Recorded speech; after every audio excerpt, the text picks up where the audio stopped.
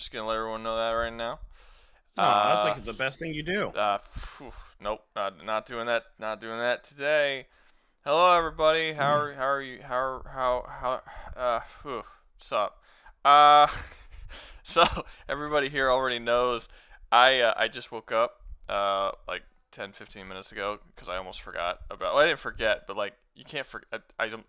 You sleep and then you think things and then you stop thinking things when you sleep. So I was sleeping and I stopped thinking things and I wasn't aware and then I woke up and then I had to do this. Does that make sense? Yeah. Okay, cool. So this is a debate stream. We gotta do debates. That's a lot of words. Yeah, it's fine. Whatever. It's cool.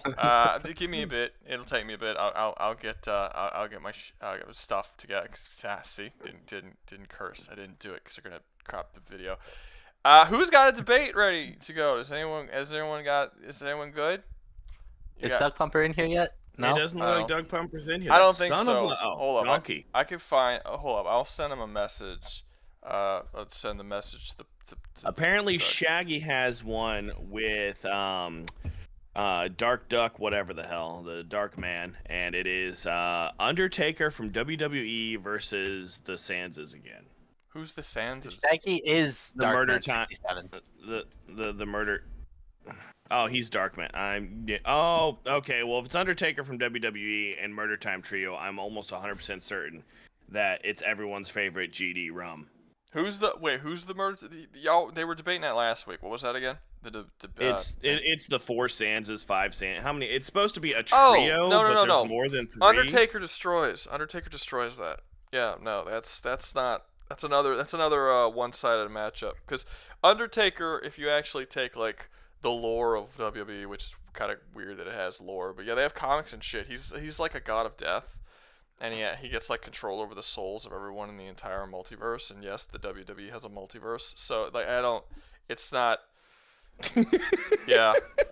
Like Yes, WWE has a multiverse. Yeah, you wouldn't. That's a sentence I never thought I'd hear. Yeah, you wouldn't expect it to hear from it, but no, they have comic books and stuff. They actually go over it, and like the Undertaker is a character in the comic books, and like I don't know if you wanted to just say like the wrestler, if we're talking about just like the actual WWE, which I think would probably be a wash in the other direction, but if you're talking about just like the Undertaker across the board, all of his stuff, yeah, no, he's basically a death god. So it's that would be another immediate wash. I don't even know that much about it, and I would tell you that would be a fucking wash. That's not fair. Does anybody have a thing prepared? Where the fuck is Doug? Yeah, why is he late? This is the only time I think this man has ever been late to these things. I would also like to say that I always say like you guys need to come up with these debates before the actual stream starts. I say that every week, and then this week. I ended up giving people like a 3 or 4 hour head start because I made a post on the Discord telling everybody, hey, get your debates going because we're going to stream tonight. And the moment I said that, the debate preparation forum that exists for the sole purpose of finding like people just started blowing up. And people just started, I'm like, so you guys waited until the last minute again and didn't do anything for the last week to try and get these debates set up. You still waited till like the 3 hour point when you had just a couple little, time. Okay, whatever. Anyway, somebody in the comments tell me since we're waiting for Doug, does anybody have anything ready to go? Darth Gator and Dracula's Crimson Fuck on Jin Woo and Jackie Estacado. Oh, I remember people talking about that one. Who were they? Hey, the first swear word all day. who are they? We got that's Darkman and who else? Darth Gator and Dracula's Crimson Fuck. Darth Gator. Sorry. Okay, Darth Gator. They both have their hands up. I'll just invite them to speak. And then somebody else. Yeah, do that. Testing. Right, well, Gator's mic seems fine. Coming through Hello, good. hello. Hey,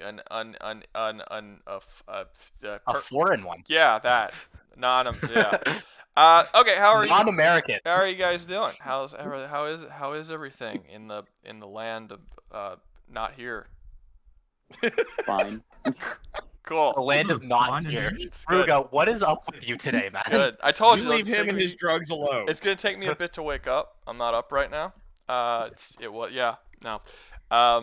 Yeah. So, do you guys want partners and buddies and 2v2, more than one? Numbers? Yeah. Let's find out. Does anybody in the stream Discord? You got not stream Discord. There's a Discord in the stream. The stream chat or the Discord, either one. Is there anyone who knows the Jin Woo from Solo Leveling or Jackie Estacado from The Darkness? I know Jackie Estacado from The Darkness, but I don't know if anyone wants me as a teammate at the moment. So does anybody else know these characters that wants to jump up and assist with assistance? I know Jin Woo. You know Jin Woo, like you read all of the novels. Yes, I've read all of Solo Leveling, and I know his powers inside and out. All right, that's cool. Luke Young. Wait, I can answer this. Any thoughts on the newest Doom, the Dark Ages trailer?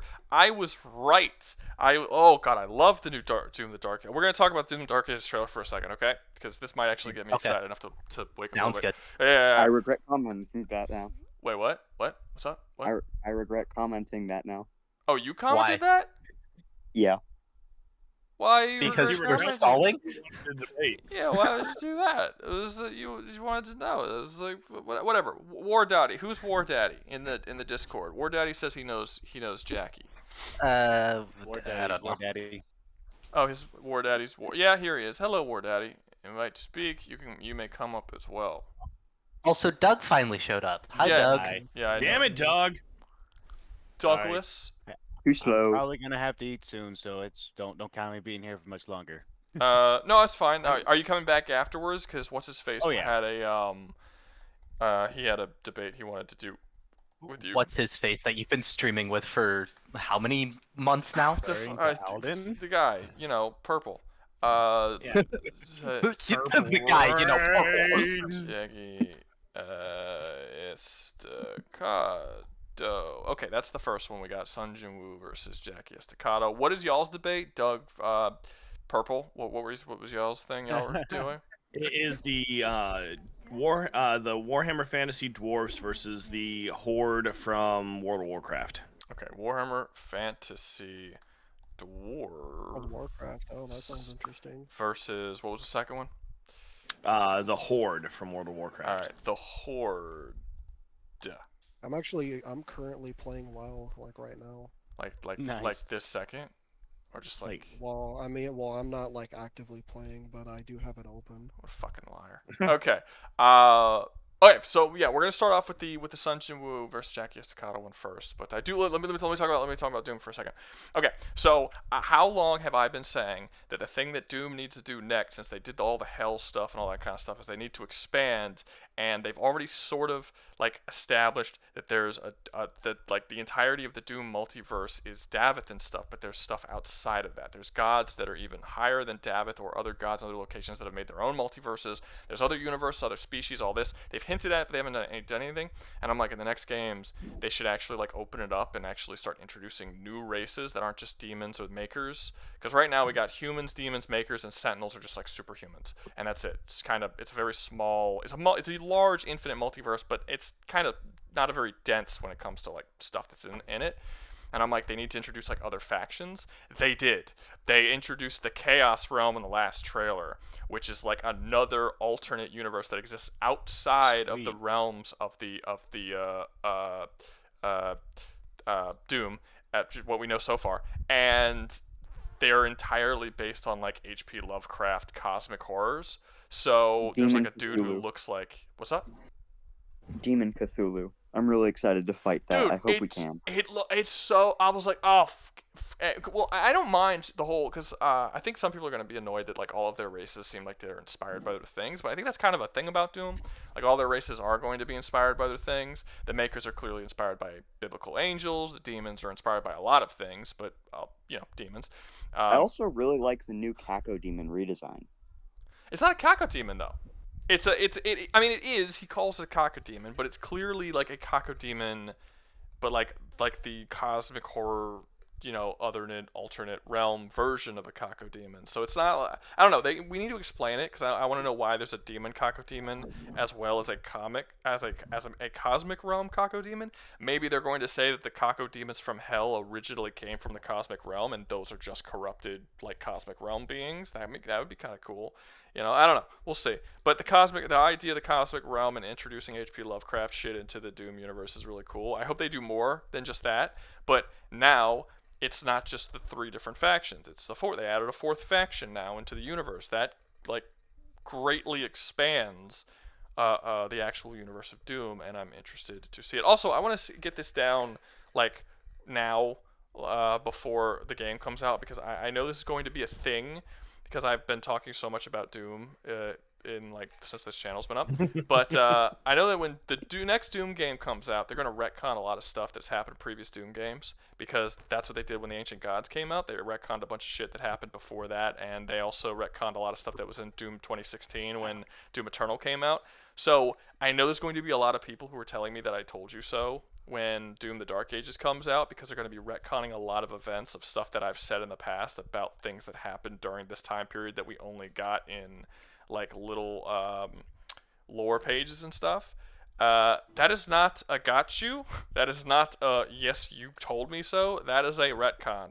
And I just want to put that out there. I am expecting retcons, which is why I'm kind of expecting that when Doom the Dark Ages comes out, all of my previous Doom videos are going to essentially be what's the word, Dan? You're good with words. Useless.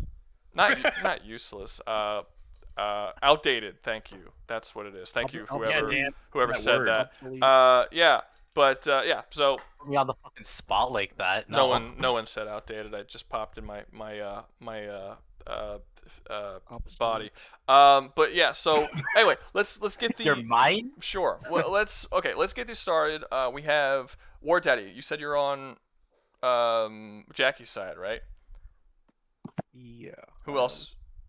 Wait, can you speak again? Because you were super low just now. Yeah, I am. I'm a Okay, let me turn you up. Jackie's side. Let me turn you up a Ruga's little heavily bit. into the sound off like you got a pair variety of chatting. No, just talk like you're not a bitch is all. But okay, so Ward, who else is on Jackie's Sound off side? like you got a pair. Talk like you're not a bitch. Is it? I hear no difference. Is it? No, it's very different. So who else is with Jackie? Darth or Dracula? Hey, that'd be me. Okay, so we got Dracula and War Daddy versus Darth and Dan. You guys can take Darth it. Dan. Darth Dan and Dracula Daddy, or Warfuck. No, change my name, but I understand it. I like Warfuck. We're gonna go with Warfuck versus Darth Dan. That's what we're gonna go with. That's great. Okay. Daddy's All right, Blade. I'm gonna pause my game here. Yeah. If I'm gonna be part of this. I would Good appreciate it. thought. Well, I mean, if just because you're here a lot, Dan, is there anybody else who wants to be on the solo leveling side as Reddit? If not, I mean, we'll give someone else a chance because I feel like you're probably gonna be here. Well, no, you're leaving early, aren't you, Dan? I'm leaving early, and also I haven't been here nearly as often lately. That's true. Yeah, no, you can stay. You can stay. Oh, there you go. Yeah. So yeah, take it away. Do whatever you want to do. The stuff and things, right? Begin. Start. Okay. Up and Round away. 1, fight. How do we want to do this? Do we want to split into parts like army, realm, then the main boss, The or 2v1? Oh damn! I didn't know this was I- a 2v1. No, it's Oh, I'm 2v2. an asshole now. is it 2v2? Oh, it's 2v2. Okay. Yeah, that's where the sick nicknames came from. Warfuck and Darth Dan. All right, go Alright, guys. Come so on, get the debate started. Let's go. Estacado. How about So you go Jackie has first? to. Sure, go ahead. Okay. What's going on? Somebody Guys, talk. I was Dan, about to say okay. something. don't tell people to talk and then you start talking. It's a debate. You guys War- it's a Okay. it's a battle of fucking attrition. It's like y'all all standing around waiting for the other person to throw the punch. Just go, somebody. I don't care. Do Jackie Estacado information, please. So, Um, Jackie Estacado is, I believe, what is he, part of Top Cow Comics? He Yes, Top Cow was, Comics.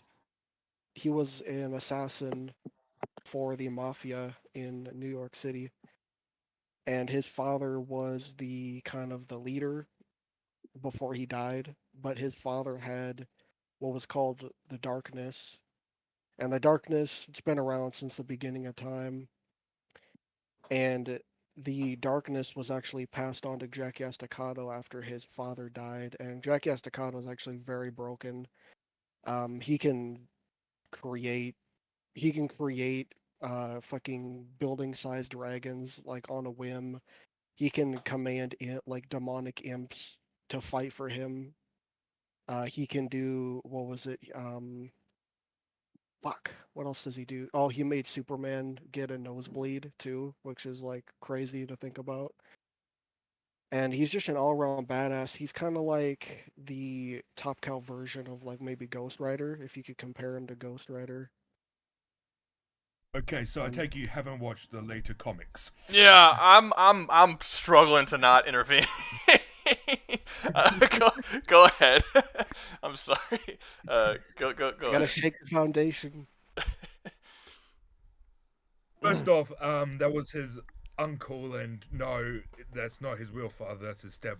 Or It's his, very confusing. okay, yeah. Well, His well, uncle his is His not uncle. his father father. Okay, technically good to got know. shot to death after he fucked a chick.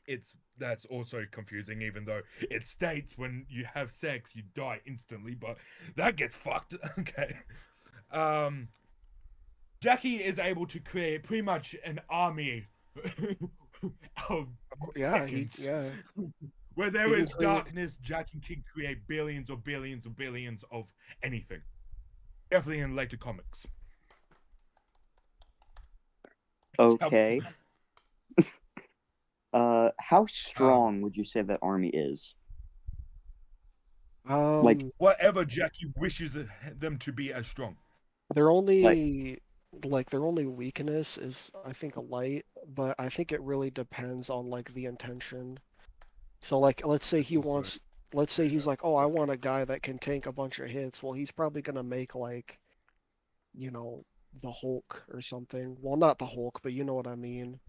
I think it really depends on the intention. I don't know No, if he he can. I mean, no, if he wants to make the Hulk, he technically can. He once made a massive. I mean, in the fight against Superman, which you talked about, he made a dragon, like a massive Yeah. dragon, to fight against Superman, and the dragon did pretty well, actually. Like it was doing relatively well against Superman. yeah, but um can And he the most make Go bullshit ahead. like part is that's when he was beginning his fucking thing. Yeah, it was That's very, like very early mid-tier. on in the series. Yeah, I think it was like within the first like. I don't want maybe not 50 issue. No, maybe 50, 50. not only Yeah, so Ruga, you said you know about Estacado. Can I he do. so since the darkness has been around since the beginning of time, can Estacado use like the knowledge of the darkness, or is that not a thing? What do you mean the Yes, he knowledge can. of the darkness? Well, you All have to he define Like what you mean by the knowledge of the darkness.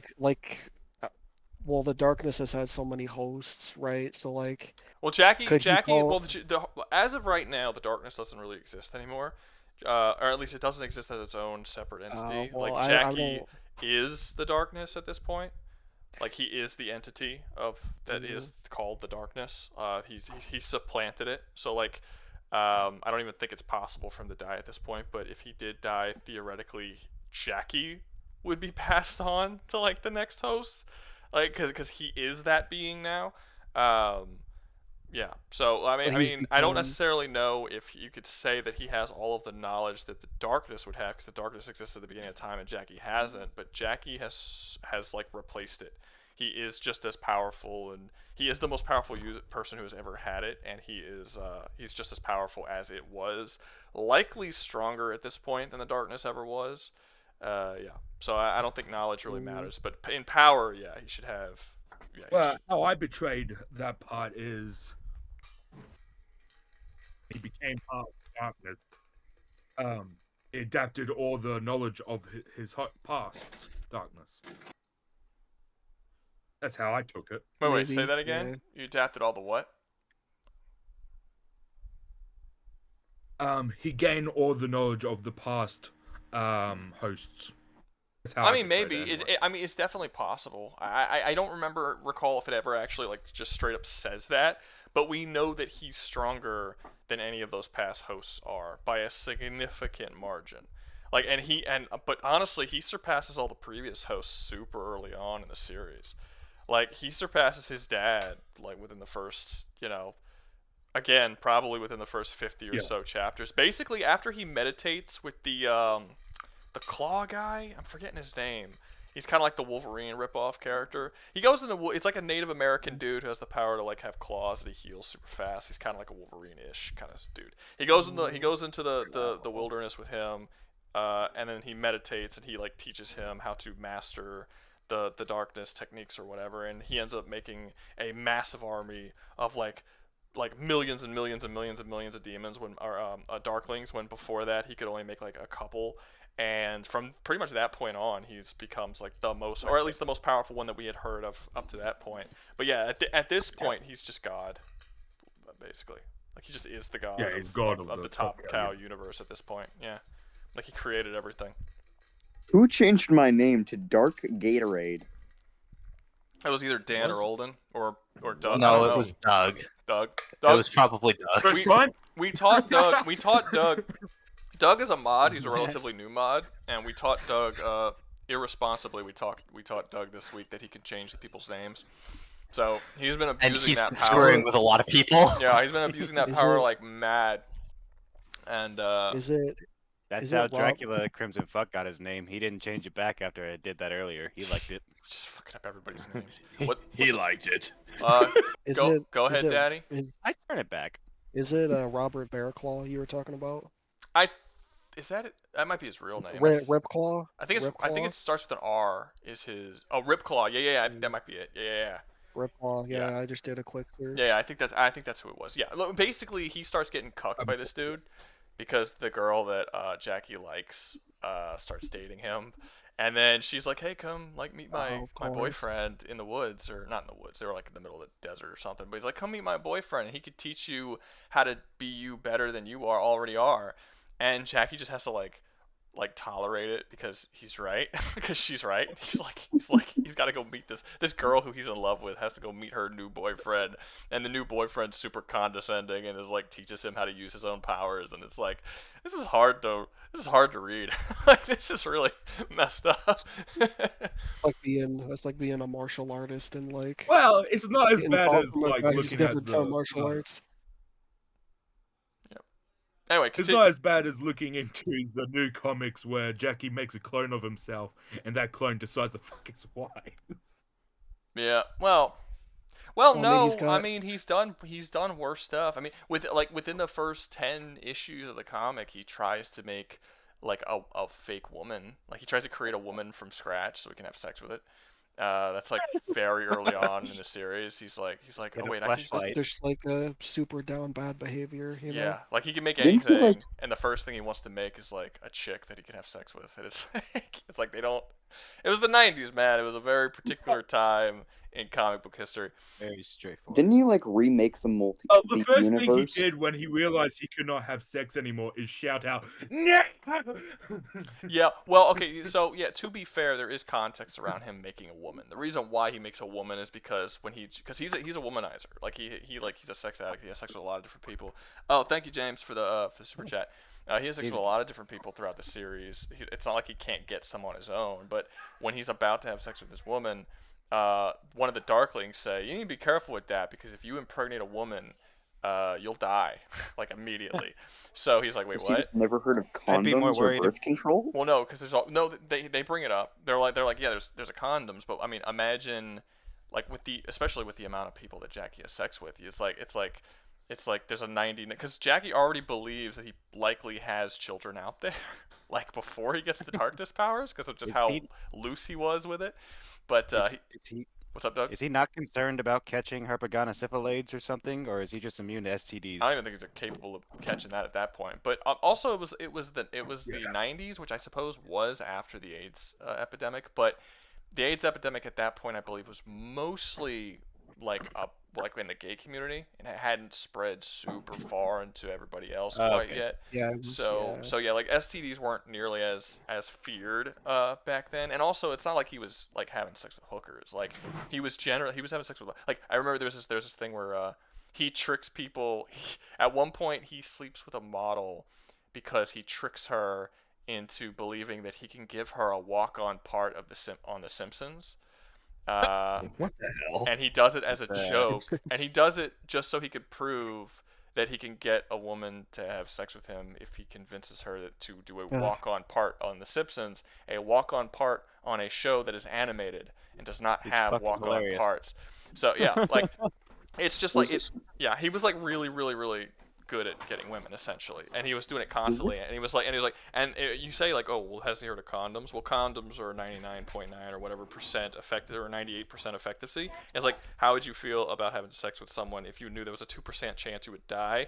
So it's like, it was like, how would you even, like, I think there might even, I might be misremembering this, but I think there actually was a part where he actually does like go with it even though he might die, and he can't even get it up because the whole time he's thinking about his possible death. So it's like, so like, Too psyched out. so it's like he just like, I'm like, I might die. It's like, it's really hard. So the definition of overthinking it. I don't think that's overthinking it. I think he's thinking about it the exact right amount. But shouldn't Wait, you so get what's, more like- hard in that moment? No, Wait, why? what's Because that's how survival instincts work. You gotta start the next generation before your time's up, and then it's time But to it's die. starting the next generation is the thing that's gonna kill him. So that's like a. That's Also, like, he's functionally immortal unless he has a kid. So like, yeah. Interesting. I don't think Not anymore. at the time. Wait. At the time that he found this out, this early in the series, that wasn't the case. But I do believe at some point he becomes immortal. Dracula, you said not anymore. Does he lose that at some point in the comics? I'm not remembering. Because I believe he does become immortal. Well, he was able to fuck Sarah's. No, I yeah, forgot he her doesn't name. die The Witch anymore. Blade. Yeah, no. Witch Well, that was some iffy stuff because he didn't do that. Like the darkness No, possessed they had his sex body. again. Oh, after that? Okay. In the FNAF comics, they had sex again. Well, it was very strange, being their daughter was kidnapped. Okay, yeah. All right. Yeah, because I remember the first time that they had sex, it was because he was possessed by the darkness, and it was to create a child. But there was a loophole where they created a daughter, which isn't even supposed to be possible. Like the darkness can only be passed on to a male. So he had a daughter by having sex with the Witchblade while she was in a coma. By the way. Like there was this really weirdness about it because she was in a coma. He gets possessed by the darkness, and then the darkness forces him to go and rape her while she's in a coma. And then he pulled a Homelander. he didn't want to. Like it had nothing to do with him. And like she looked at him like he had raped her, but they both kind of understood that it wasn't his fault. And I mean, Jackie has done so many horrible things up to this point that it's like it was kind of hard to be like, no, this one horrible thing I actually didn't do. Like, this was something else. But it was. He pulled Yeah. the desire from the Sandman.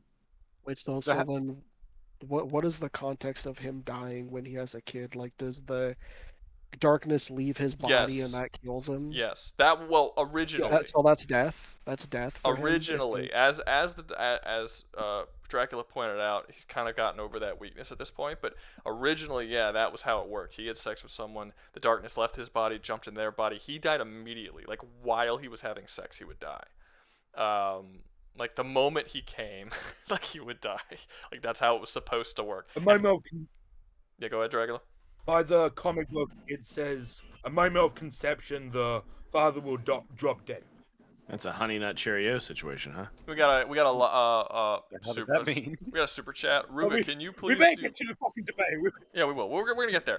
We got a super chat. Ruga, can you please do a tier list of fictional weapons or tools next? I've actually thought about it before, doing a sci-fi weapons or whatever. I've thought about it. Maybe. I don't know. I'm not even You sure. could if the probably next put the live stream- Witchblade on there.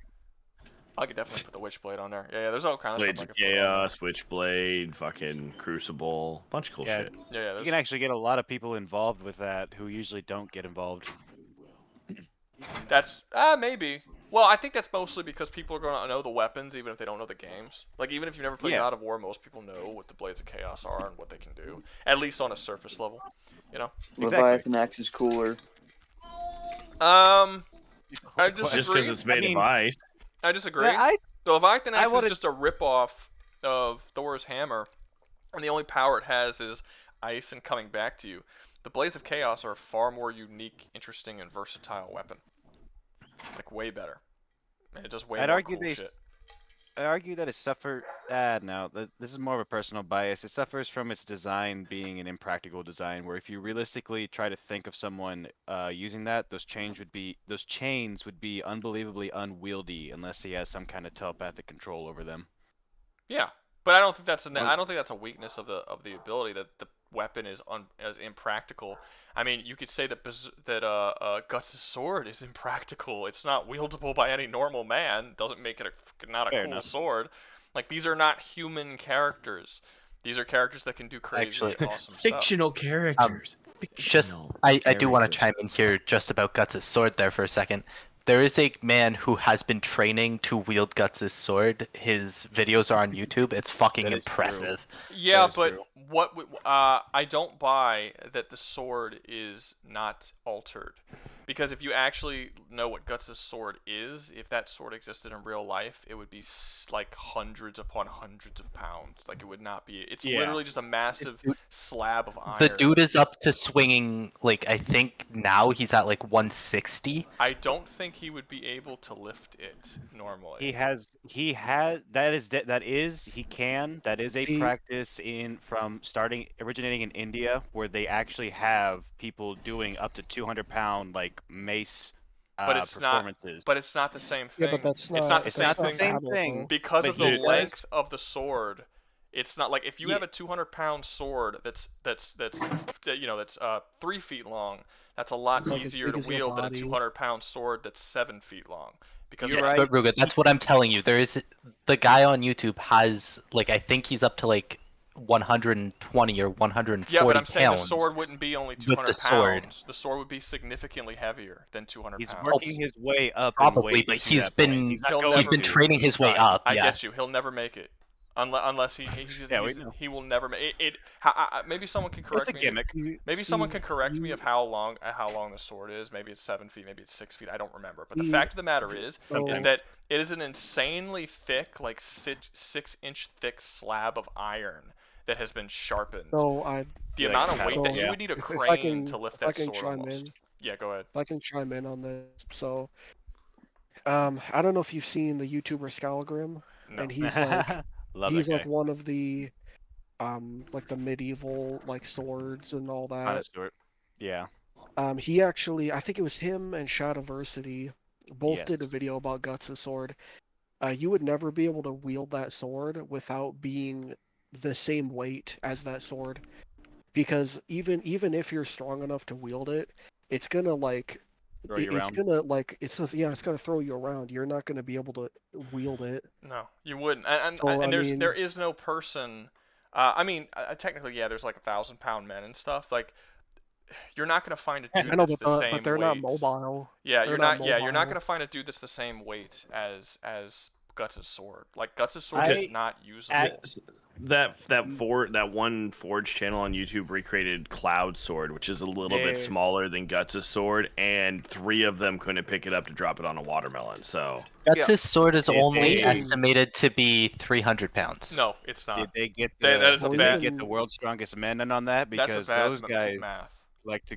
I know it's bad math, but it's Well, I still mean- they still do a lot of No, I'm talking crazy about. things. I'm talking about that's not actually Dan. impossible. I'm talking about Dan saying it's 300 Oh. pounds. That's not. Well, that's well, not. Because that's not accurate. Because just again, it's about 6 inches thick. It's a solid slab of iron. And it's about 7 feet long. So Like, it's James almost. gave you a so- super chat. It's like a piece So- of a so beam, think of- like a steel beam. That's not. And again, it's made of So- iron. Iron's heavier than steel or was normally made for metal. This is like. I mean, So imagine. think of- Give me a second, Dad. Yeah. Give me a second, Daddy. Oh, It's weird calling you Daddy, but whatever.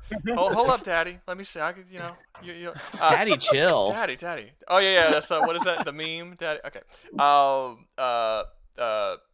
What was I saying? Right. We No, broke him. I'm saying something. I don't remember what I was saying. Dan. Yeah.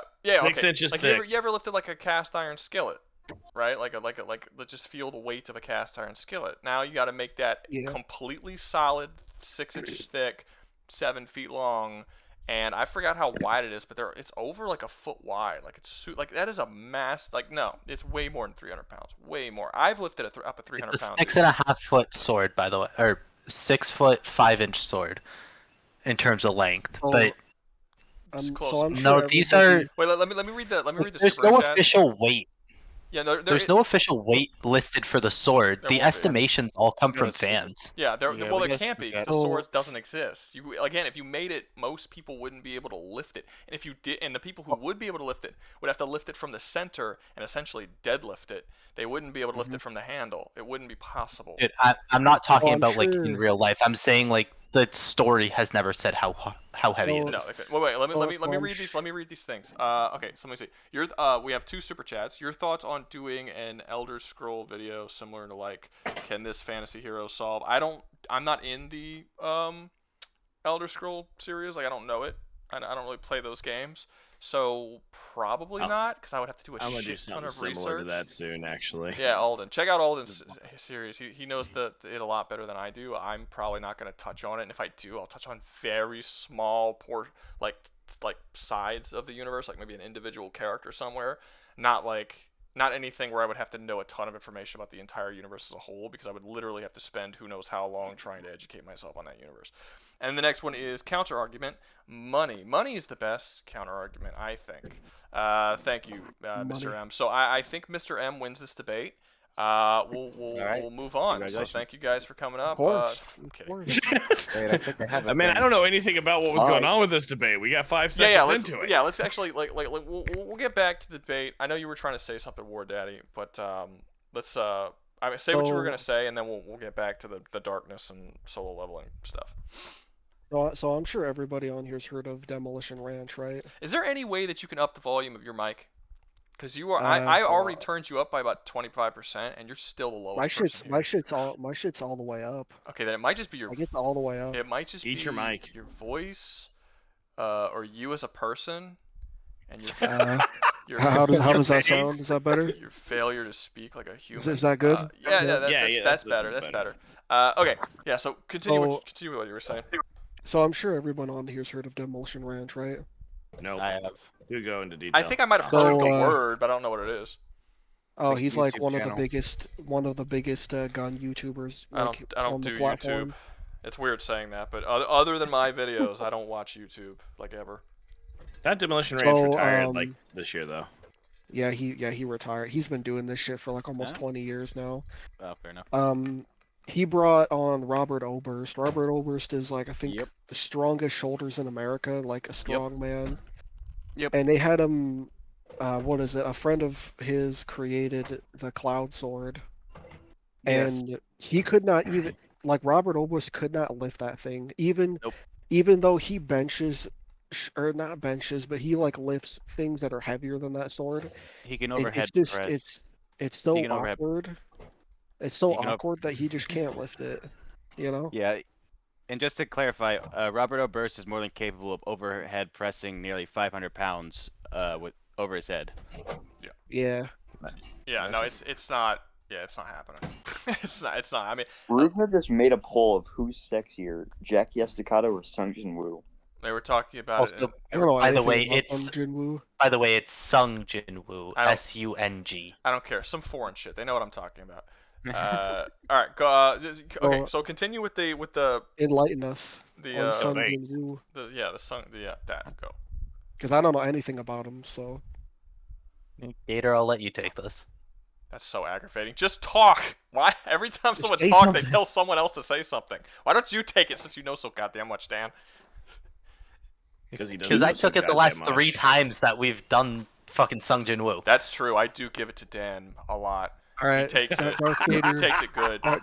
Darth Gator, tell us what you know. It's From the Darth's look- time to take it. Darth Gator, come on.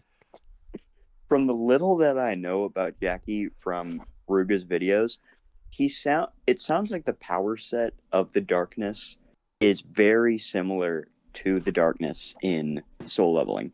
How the darkness works is a long time ago, there was this guy called the Absolute Being. He's God, and he was kind of bored, so he made reality. And but he was also bored of that, so he made two kinds of beings to fight: rulers and monarchs. Monarchs were born from the primordial darkness of infinite creation, and the rulers were born from the light of eternal creation.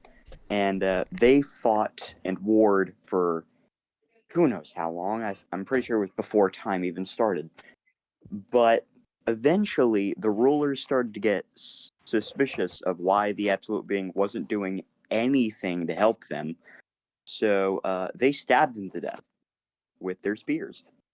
But there was one ruler who defended the absolute being. His name was Ashbourne.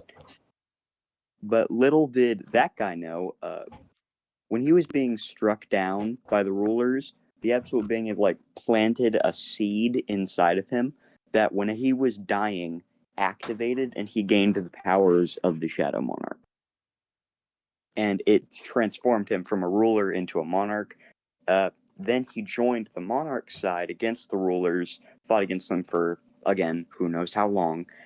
But he was then betrayed by the Monarch of Destruction, who, side note, there's a lot of discord of who is stronger between the two of them. I think it's the Monarch of Destruction. Anyway, he was betrayed by them, and so he went into hiding so that he could hopefully pass on his powers. And to do that, he teamed up with this dude called the Architect, who we know basically nothing about, which is really disappointing because he was the coolest villain. And that's how Jin Woo managed to end up with the powers. At the end of the series, he basically does what Jackie Estacado does by becoming one with darkness. He becomes one with darkness and death and everything up with that. So, do you need any more information? You took that really well, Darth. I mean, you took that like a champ. But I will say, y'all are having a versus debate battle, and y'all won't stop talking to us about the history of the characters. You said neither of you actually. I said anything about what these characters can actually do in a fight. Thank God, I thought it was just me who didn't. So hear it. I would say we need way more What do you mean? information than that because you didn't tell us anything. Nothing. What can they? Yeah, I have How no can idea they what this kill each character other? does, what he can do. In terms of combat capabilities, Jin Woo is capable of summoning entire armies at a whim. He has limitless source of mana, which is basically how he does everything he does.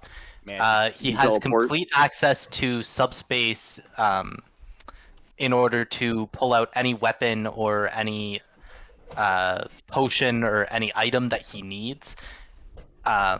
He can teleport by just moving to different shadows. He can also make portals to other dimensions. He can make portals to other dimensions, and he is functionally unkillable, seeing as he has literally 2 hearts and the ability to resurrect. And you would have to kill the concept of death and darkness in order to permanently defeat him. Considering he is the embodiment of both. So he's like a fucking Darkest Night type of deal. Damn. Sort of. Go ahead. So, I was just saying, sort of. I don't know much about the Darkest Night. I don't really read DC that much. You bastards. So when it comes to the powers of the darkness, you have the typical superhuman strength, superhuman speed, and reflexes. Like I said before, he can create basically anything he wants, whatever. Like, he's limited by his imagination. He can shapeshift and mimic. He can fly. Honestly, you could just say wings. that. I mean, that is what it is. The darkness can do whatever it can imagine. If it imagines it, it's capable of doing it. It's it's a force of chaos and creation. It could just do whatever it comes to its mind. But also he's very proficient when it comes to combat. Like, he's a martial artist. He is really good with guns because that's what he did for so many years. He's like John Wick, kinda. You know, he's an assassin. He can heal. He can resurrect. He can heal others too if he wants. Again, I think we're just coming into he can do anything that pops. All of this is a part of his imagination. Like, if he can imagine it. Well, aside from like Hey, the martial how does Jin Woo kill that?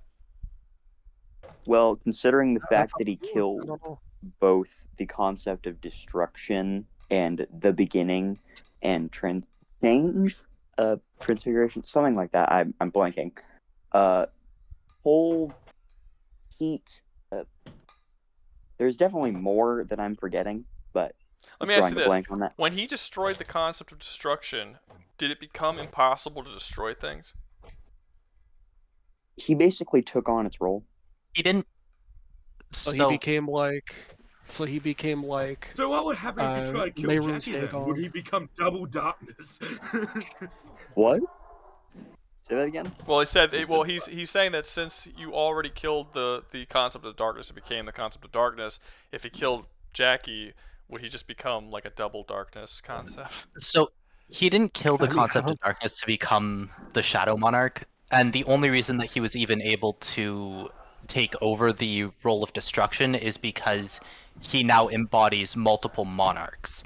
So Like, are it these means things that- actually concepts? title. Because I haven't read the book. Maybe you guys are right, but I notice a lot of times people will say that something is a concept of something, and they have very little. They're like the embodiment of it, or like there's a statement that says like, "Oh yeah, I'm destruction." Like, "Oh, he's a concept of destruction," and they kind of really go a little far with it. Like the darkness is his darkness. Like, we have tons and tons and tons and tons of evidence showing that like he literally is like irreplaceable with the dark itself. Like, Jackie exists wherever And there is not darkness. That just darkness that, is he also him. has And there is also multiple evidence that Sung is death. He is darkness. He is the void. He is the afterlife. He is that thing. I mean, and it is in presumable that it is the same case with the other monarchs. Like, if And I he- pinch the Well, I mean, afterlife, like if I go up to a tree in the afterlife and pinch it, well, someone would be like, "Oh, stop it! Ow, that hurts." Better yet, It does definitely Sun wouldn't Jin Woo hurt him, but he would receive feel the it. dead? Does Sun Jin Woo, I mean, yeah, whatever the fuck his name is, receive the dead after they die? Does he receive their souls? Yes. Yes. He does. So Yes. So he he's like- is the embodiment of darkness, shadow, and in his universe that includes death and now destruction as well, because Again, he took the over the role of embodiment another of monarch. something does not mean Ruga, or if the you would let me concept. fucking finish. Well, no, I already initially asked the question, and so, like, what is the proof that he is the concept of that thing, and not just, again, the embodiment or some other flowery language that kind of sounds like he's the concept, but no actual proof that he is the concept. It is So I was stated getting to multiple that. times that he is that thing. Yeah, but how does that I am behave in the universe of the series? Yeah, Like, but that how could do be we how see like that normal dude. manifested in the actual story? Because remember, Batman states several times he is the darkness. That's So, true. I It's mean, said that's- all yeah, the time. He Like, is the it's, knight. it's not like, yeah, like there's you a know, lot like, of characters and things who say that they are. Punisher. Okay. It's ahead. You metaphor. know, So Let Dan Judge talk. Dredd So says on in the solo wall. leveling, the monarchs are shown to literally possess the ability to create and destroy based on their title. So in terms of Sung Jin Woo being the Shadow Monarch, he is now able to create and destroy shadow, or darkness and light. He is able to completely fight against the rulers who are supposed to be on par with any monarch. The Destruction Monarch is able to completely negate something's destruction. So if something was destroyed due to the flow of time, he can rewind it and restore it, or he can destroy it even more. That's not being the concept of. That's having control over it. I mean, there's not the same people thing. like just They because have like complete if- control over the concept Yes, and are the that's not the same embodiments thing. of said concept. Okay, They are that's not embodied- conceptual beings in it of themselves. okay. I Then can it's not embody the same concept thing. of death by going around just murdering people carelessly. That wouldn't make me the Yeah, like- power like of all technically- death. That does not So if I make you can- embody the concept of That death. doesn't- That that just makes you a doesn't make you- murderer that just makes you and a a crazy murderer. person. Yeah. Okay. Like, for instance, So we have someone in the chat right now. It says not really Sung is the embodiment of it, not the concept of it. It's why when he kills the monarchs, their concepts don't erase, and why his son becomes the embodiment of destruction. So it's like it's Well, his something. son only became the embodiment of destruction because Sung Jin Woo couldn't hold two titles. the monarchs didn't like it.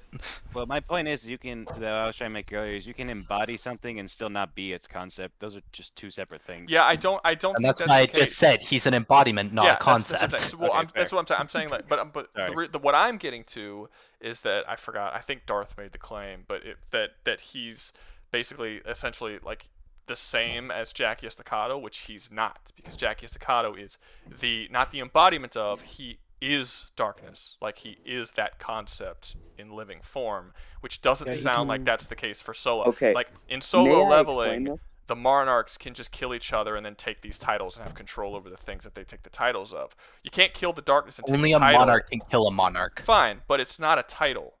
Like, if you killed Jackie, you wouldn't steal the title. Like Only a the monarch darkness. can You would just Can I have to fuck explain? him and get pregnant. No, you would no, because the darkness is a being, and when the host of the darkness dies, the darkness transfers over, but that you're not like it's like the power is moving over. The darkness is a living thing.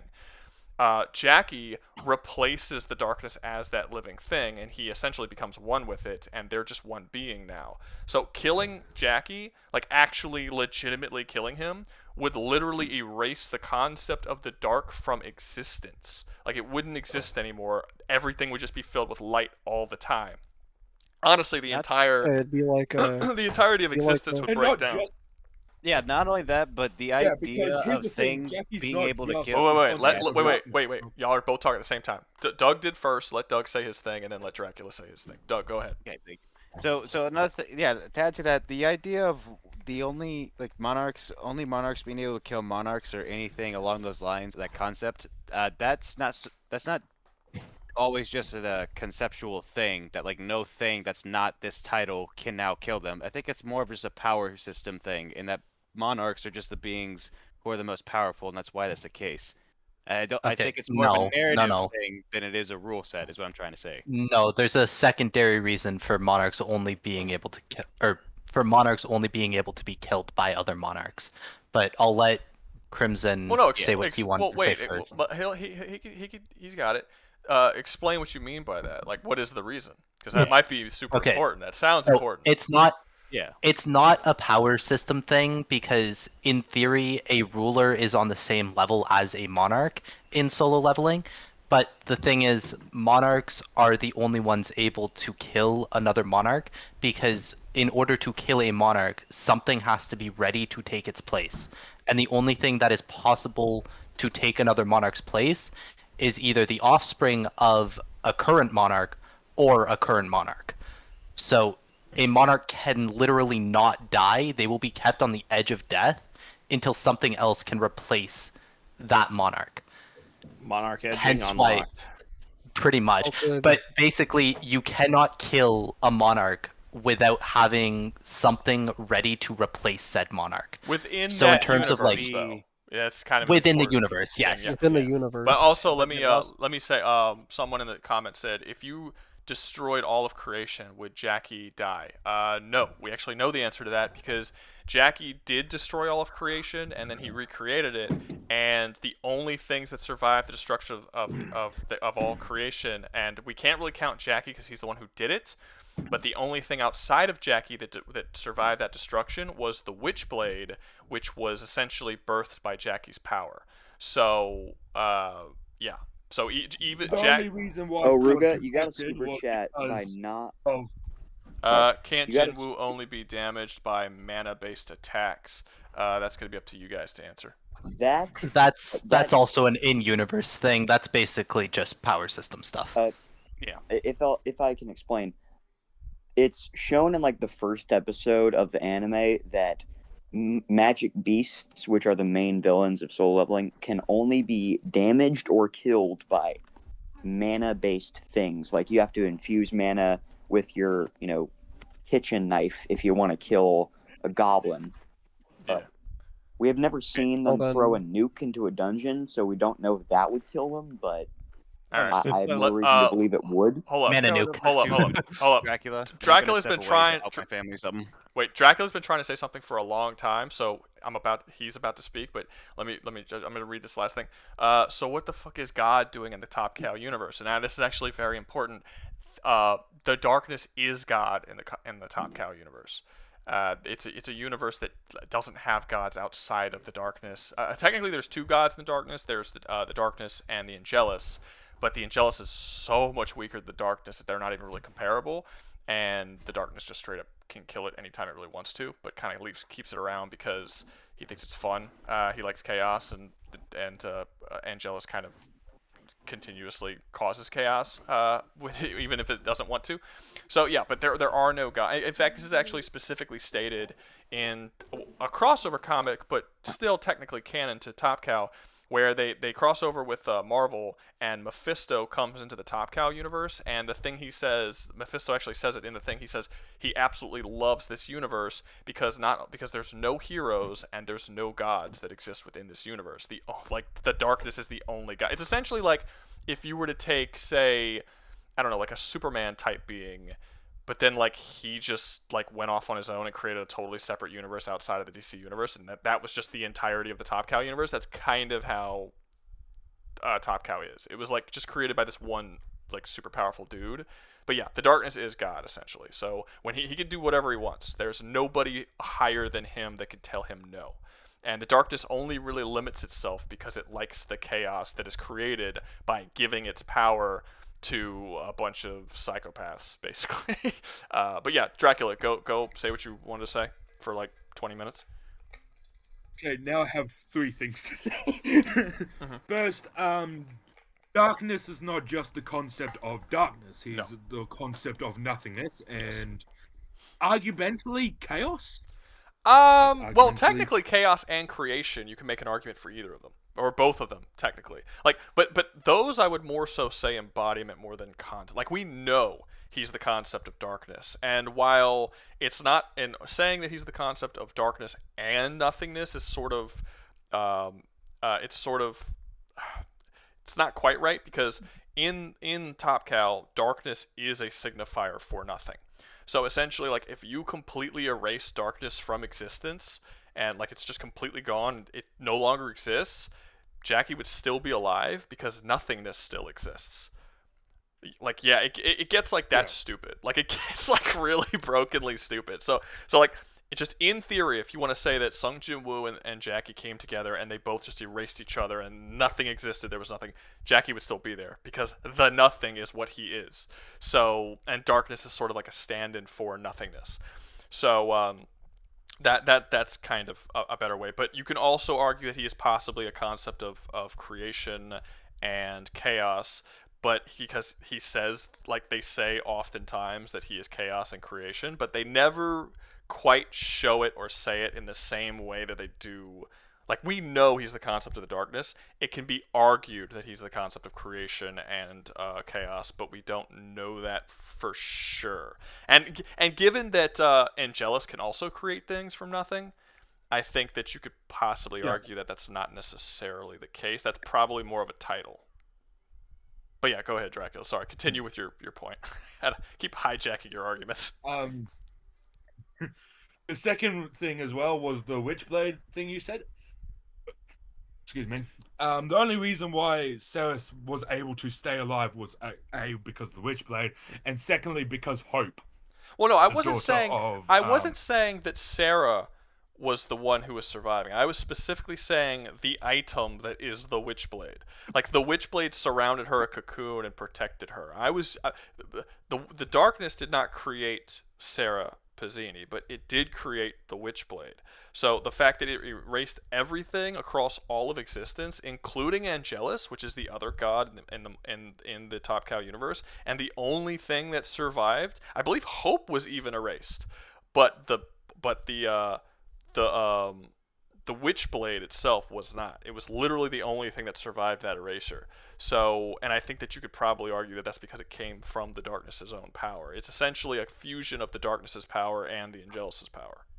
Because for people who don't know, the Witchblade came into it's their child technically. It came into creation because the darkness, not Jackie, but the actual embodiment of the darkness, or the concept, the darkness, and the Angelus, the concept, they had like angry hate sex one day, and then they created the Witchblade, which is an item, but also technically male and attaches itself to hot women because it's male and it thinks it's gay to attach itself to men.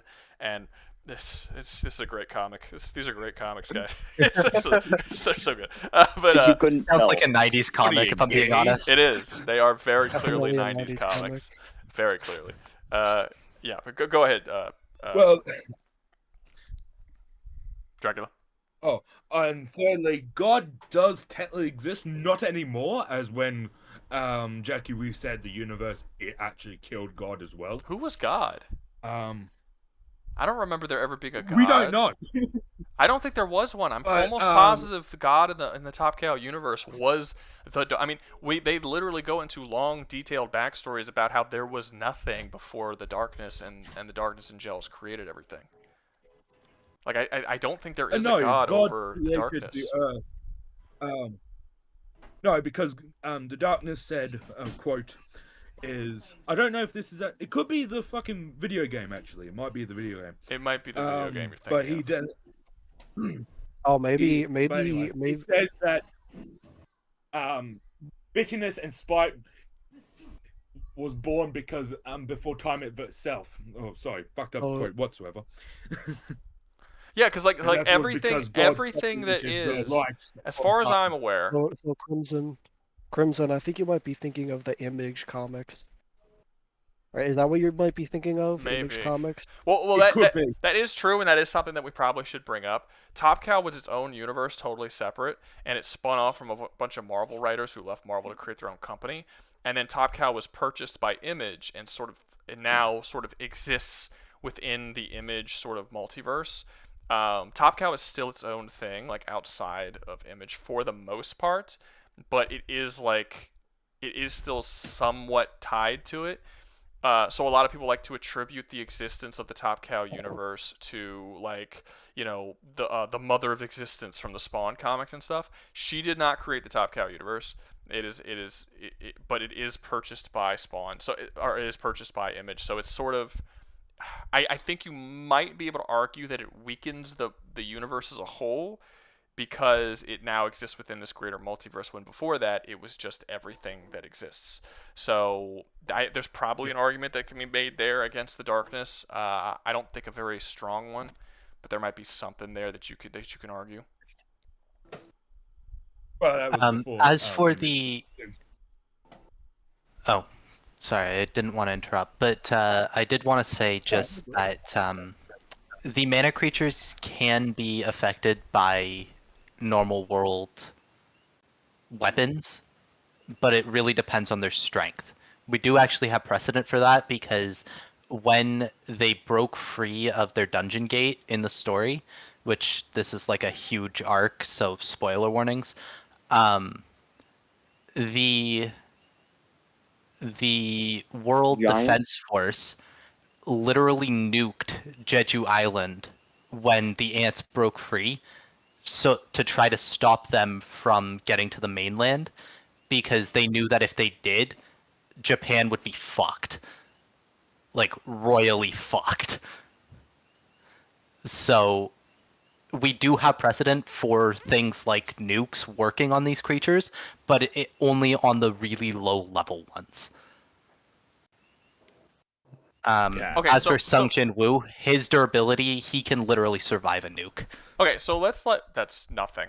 I know it's That's nothing. Not really Like, anything. The dude would literally walk through it like it was nothing. Like, I mean, that's don't cool, know but that's like, that- yeah, that wouldn't be a fraction of a fraction of a fraction of a fraction of what we're talking about. What Yeah. can Sung Jin Woo? For one, can Sung Jin Woo survive all of the concepts that exist within his universe being completely erased from existence, including the monarchs and everything else, just being completely eradicated with a thought, which is something that Jackie can do. And that's something Jackie can do in his universe. And to use your own argument here, there is no proof Jackie could do that outside of his universe, No, but- because he would not have the same level of ability if Why he would he was not moved have- into why- a wait, neutral wait. zone or into Sung Jin Woo's universe. Yes, he does, because he's been in the DC universe, he's been in the Marvel universe, and he's been in the Image universe. He doesn't lose his powers. There's plenty of evidence. he doesn't lose his powers, but he can't just outright erase everything in the DC or the Marvel universe There's because no the one reason above why all, wouldn't the he? one below all, would fuck with him if Well, he tried that in the Marvel Well, universe. no, he's never tried that in the Marvel or DC universe, but we Then see you that. have no precedent to say that he could. Yes, I do, because he has all of his same other powers. You have no reason to assume that he would have most of his powers, all of his powers intact, not be weakened in any way, but for some reason this one thing he wouldn't be able to do. You would have to prove that he's in some way weakened when he goes to other universes, which there's no evidence of. So I somehow have to prove that he gets weaker when he goes to another universe, but you just get to take him at full strength? No, I You never have to said you prove had the to prove negative. that. I never said you had to prove that he gets weaker or stronger. I said that you would have to prove that how the Monarch's powers work, which you do. But like I have proof of what Jackie's powers do and how they do it, but I don't think that you do for the Monarchs. Well, the thing is, you're saying Jackie can literally wipe his entire universe. Okay, good for him. He can wipe his universe. He can wipe all of the concepts that he knows of in his universe. If he were transported into a different universe, there is no proof that he would be able to wipe a concept he has no clue about. Why would you? He wouldn't know anything about the Monarchs. That is in he his. He wouldn't know how that power system that works. That is in his. It doesn't matter. That is in his power. That is in his power system to do, and we already see that his power system does transfer to other universes, as we see that he's been able to do it in Marvel, DC, Image, and several other universes. Again, why would all of his normal darkness powers work? And they work the exact same way. He could still be part of the dark. He could still appear wherever darkness is. All the same stuff. But yet this one thing of erasing shit, just suddenly he loses that. There's no evidence that he loses that when he goes to other places. I'm not saying that would be the only thing he loses. No, I'm not making a leap in logic. I'm not saying that would even be the only thing he loses. My point is that he is going into a completely new power system. How the fuck does he mesh with that? He's not going into a new power system. He's going to a new universe. His powers will still be the same, and their power system will still be the same. It will just only be able to be utilized by them. If I may interject here. Go ahead. If I may interject. Sorry. If Jackie just like flopped in March Mammal Madness style, would he be able to manipulate the darkness of solo leveling? Like, I'm not saying they're fighting in the solo leveling universe. I'm saying that, just for an example, if he popped into the solo leveling universe, would he be able to manipulate the darkness there the same way he could that? Yes, because he's done it. Yes, because he's done it in Marvel, DC, Image, and a bunch of other universes. We've seen him do it in. And it should be noted as well, when you talk about Marvel, the Marvel comics, anytime you have a crossover comic, those are generally speaking not canon and happen in alternate realities, and there's like a crossover universe in Marvel. Top Cow doesn't have that. Every single crossover that Top Cow has is canon. There's only one version of Jackie in the Darkness. They don't have a multiverse. It's just Jackie. And all of the different universes that exist within the Top Cow and outside of it, it's all the same. Like, for instance, when Jackie had a crossover with Batman, which happened, during that crossover is when he decided that he was going to go up against Uncle Paulie, and he had to go to war with his uncle and take out, or Uncle Frankie, I might be forgetting the name. He had to go up against his uncle and take over the mob. He makes that decision in the Batman comics, and then after that, when he goes back in his own comics, he references that storyline continues. He references Batman existing. He references remembering going to Gotham. It's all one timeline. They don't have this alternate thing. So you can't even make the argument like you would with Marvel, where it's like all of these crossovers aren't canon. This is all canon. We have seen him go into other multiverses where the rules are completely different, and his power system stays the same. It's not like his power system will change. The universe and the power system of the people who within that universe will change, but Jackie's powers were going to be Jackie's powers. If he can control darkness in his universe, he can control darkness in yours. There's no reason. Okay, there's still no precedent for him just going into Marvel or DC or Image, for that matter, and just erasing everything. I've already explained. He has no proof that he can do that. I've already explained the precedent. You want me to explain one particular power because he hasn't used that one? Okay, he made a dragon, right? He used a creation power to make a dragon in the DC universe. He's never done that in his own universe. He's never done that in Marvel universe. He's never done that in Image universe, so I guess he can't make a dragon. You're just like nitpicking individual powers because he hasn't used it in a specific thing. But why? Like, we know that his powers work. My issue is specifically with this power of deletion that you're saying is his trump card. Because I didn't say it was his trump card. I said it's something he could do. But the thing is Okay, that but you're even trying to so- disqualify one single power that he has, despite the fact that I have evidence that all of his powers work across all of these universes. Why are you taking out this one? The only reason why you're taking out this one and not like the dragon power, for instance, is because this is the one that fucks you. Like, there's no other reason. No, dragon power is super easy to deal with. Sung Jin Woo can create dragons too. Yes, which is why you're not arguing that he can't make dragons in the Sung Jin Woo universe. You're arguing about the erasure because that's the one that you can't get over. But like, there's a ton of powers that Jackie has only been shown using in his own universe just because more of his storylines are in his own universe. But we see his powers work just fine in every other universe. You're just nitpicking this one because this one would completely destroy your side. No, it wouldn't. We can get around to that anyway. Then but give me my that problem argument. with it, my problem with it is that if he were to go into something like Marvel or something like DC and try to erase everything, he'd be met with the God of Creation, the same way he would in Sung Jin Woo's universe. well, If he yeah, tried of to course erase he would. everything, he would just be met with Yeah, literal see- creation see- itself. But that's not And an how the argument. fuck does he get over an ultimate being? That's not an argument that he Listen. can't use the power. That's an argument that there's someone there there that will try to stop him from doing it. So you're completely swapping what your argument is because you were arguing that he can't do it. That's a different argument. See, If you're he right. stopped like, from if doing he- it and hold his on, ability hold is on, sealed, hold on. it's the same Hold on, thing. hold on. No, it's not. say You this. were wait, Daddy. Let me- I'll give you a second. Let's finish this little thing that we're going down. No, because you initially argued that there's no proof that he can use that power in another universe. That's what your argument was from the very beginning. You're changing it. Now you're saying, well, if he tries to, he'll be stopped by someone more powerful. That's a different argument. That's not the same argument. Go ahead, Daddy. See, here's the thing. Obviously, if he pulls up into the Marvel universe and tries to erase it, obviously one above all is going to do something about it. Like, we're not arguing that there's not No. going to be any kind of rebuttal. I any wouldn't kind argue of, that you like- can't defend it anyway. I'm just but your argument initially was that he couldn't do it. Not that there was anything. Sure, there might be someone who can defend that, but you have to bring up why. You can't just say he can't use it. So he probably still would be able to, but Of course like, he would. There's no reason obviously he would. he's going to be obviously I he's going may. to be met with resistance. Obviously, Yeah, go ahead, Darth. Like I was saying earlier, if Jackie were to pop in to the soul leveling universe and he tried to manipulate, say, a shadow under a tree, that shadow is Sung Jin Woo. Would Jackie be able to manipulate that shadow when there's someone already? Well, according You to know, you guys, you he's just- not. That shadow is not Well, Sun Jin didn't- Woo. That's he is. didn't you Okay. just say That's that just he's something just that he an has the power embodiment over. and he's not a Well, concept? let me explain that, because I don't think that Dan did it in the way that that you need to understand. They're turning on each other. The actual Civil the War. actual person of Sung Jin Woo is the embodiment of the person that Sung Jin Woo has become. Like, he manifests himself as a regular human person, as a cop, so that he can be with his wife and his child. But that person is just the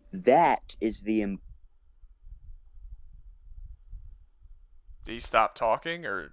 Did Your mic- Did he cut cut your out mic for cut out? just me or everybody else? No, he cut out for me too. I don't know.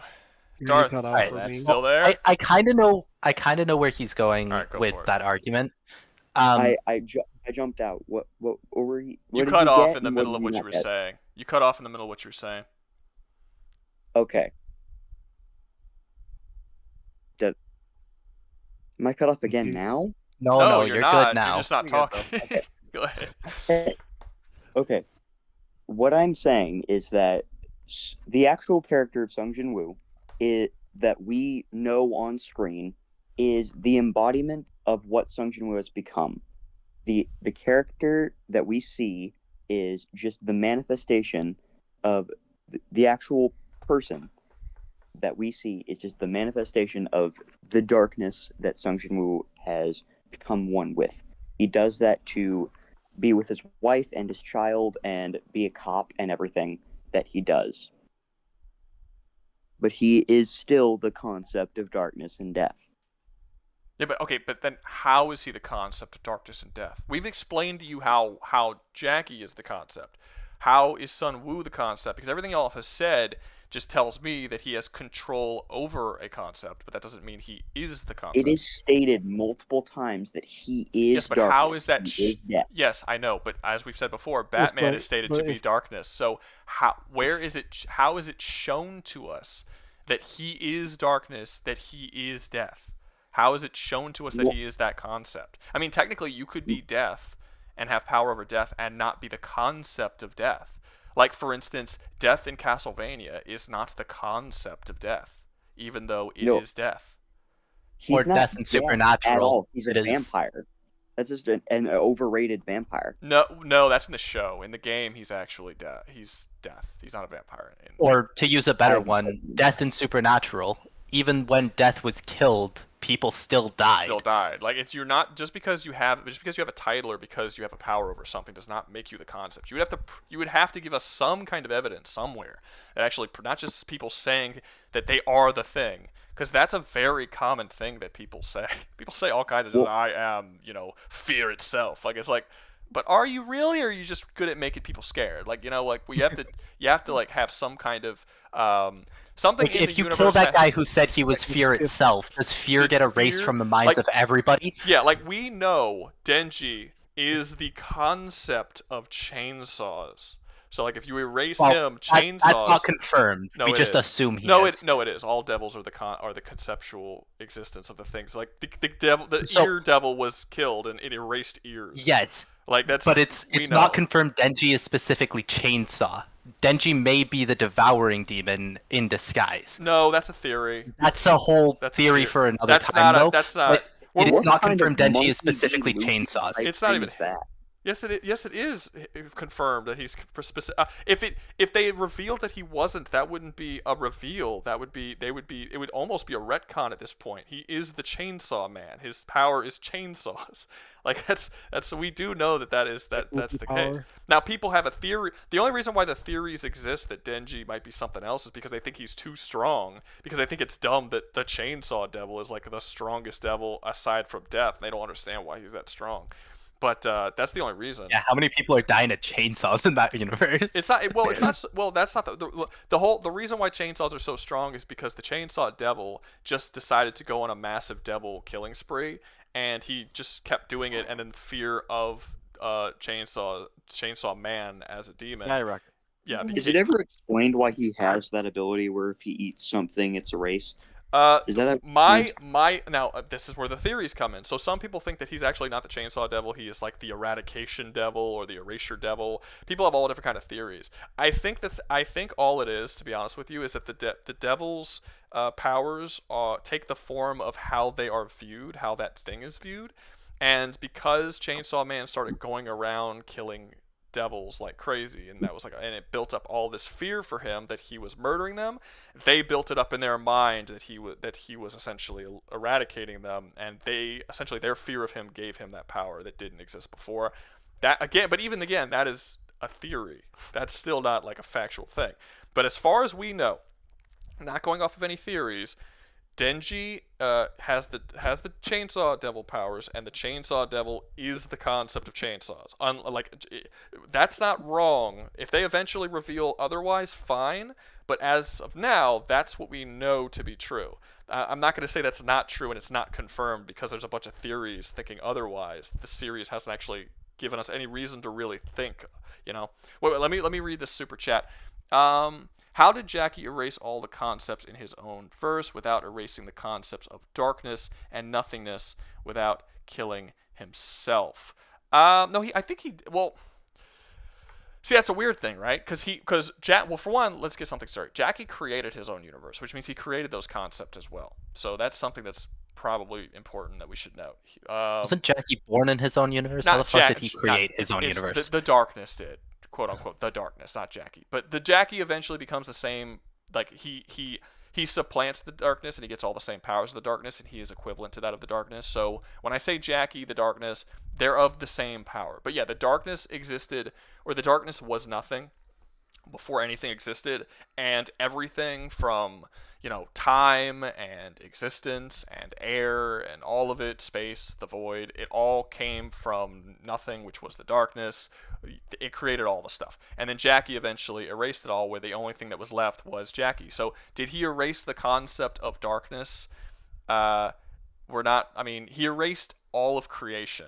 So it's like I guess short answer, I have no idea how to answer that question, because the comic doesn't go into detail of like what concepts he kept around so that he could still be alive, or if any concepts were kept around so that he could still be alive. It doesn't like specifically state what he did. We just know he erased everything and then he recreated everything. And I also believe, no, never mind, I'm not gonna say that. But yeah, it's yeah. So short answer, we don't 100% know. Some of it's up to interpretation. Let me see. Mr. M. What a lame-ass power. Chainsaw is great. Can't wait for the episode he has to replace the teeth because he forgot to check if the teeth were still good. I am very confused. He's talking about Chainsaw Man. The teeth of the He's chainsaw? talking about Yes. changing the blade. The blade of the chainsaw. Can those be broken? Yeah. Yes. Yes. You have to replace any tool. Yeah, you that's have to worn. replace. No, I them. mean like Chainsaw Man's chainsaw. Oh, not can they be not broken? I Chainsaw don't Man. know. I don't know anything about Mr. M was Chainsaw just Man, making so a I have no joke. idea. Yeah, he's just making a joke about it, about the concept of chainsaws. Well, it's not necessarily. Well, it's not lame in the Chainsaw Man universe, because chainsaws are inherently scary tools.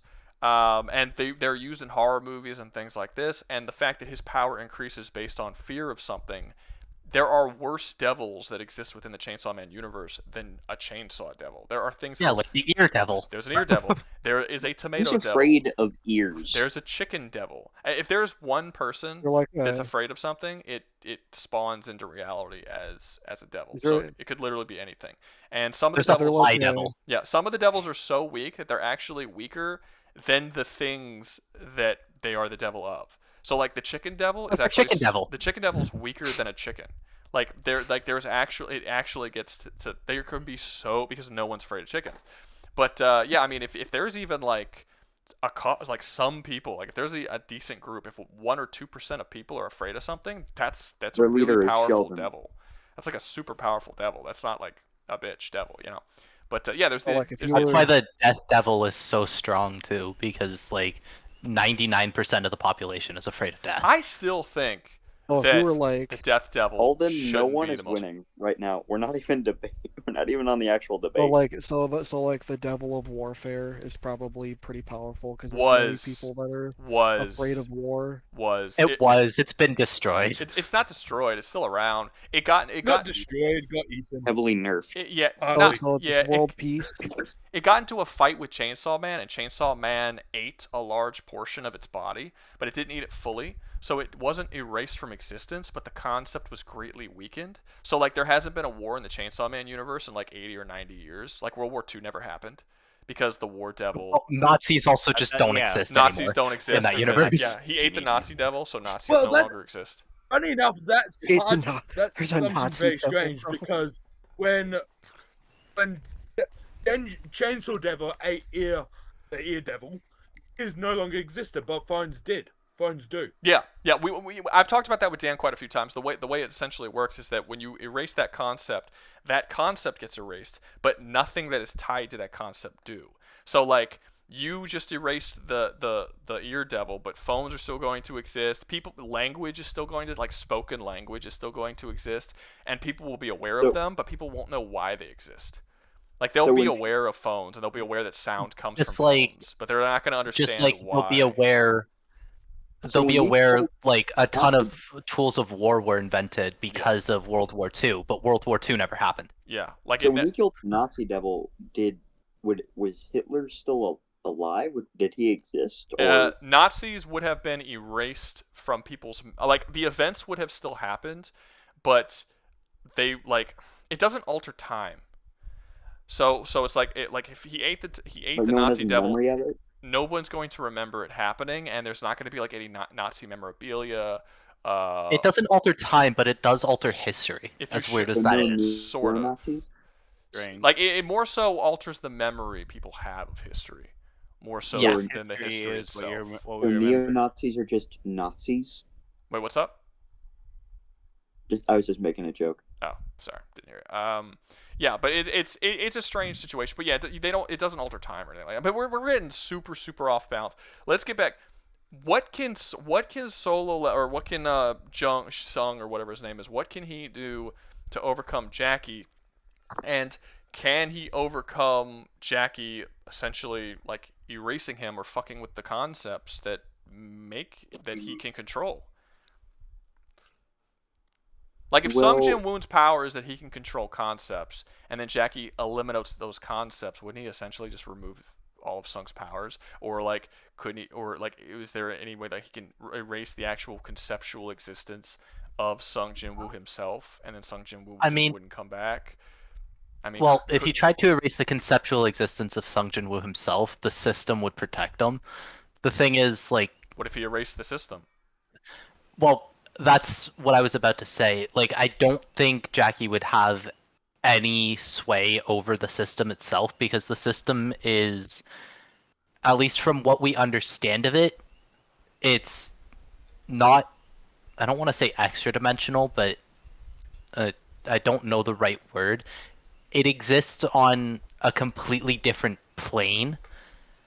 And is basically just a direct link to God in the Solo level. I don't think that matters because I don't think that matters because, as I said, Jackie and even characters significantly weaker than Jackie have been able to go to different universes and different planes. I mean, technically, the darkness realm that is Jackie's realm is a higher dimensional plane than the rest than the normal Top Cow universe. I mean, this is traveling between these realms is pretty normal.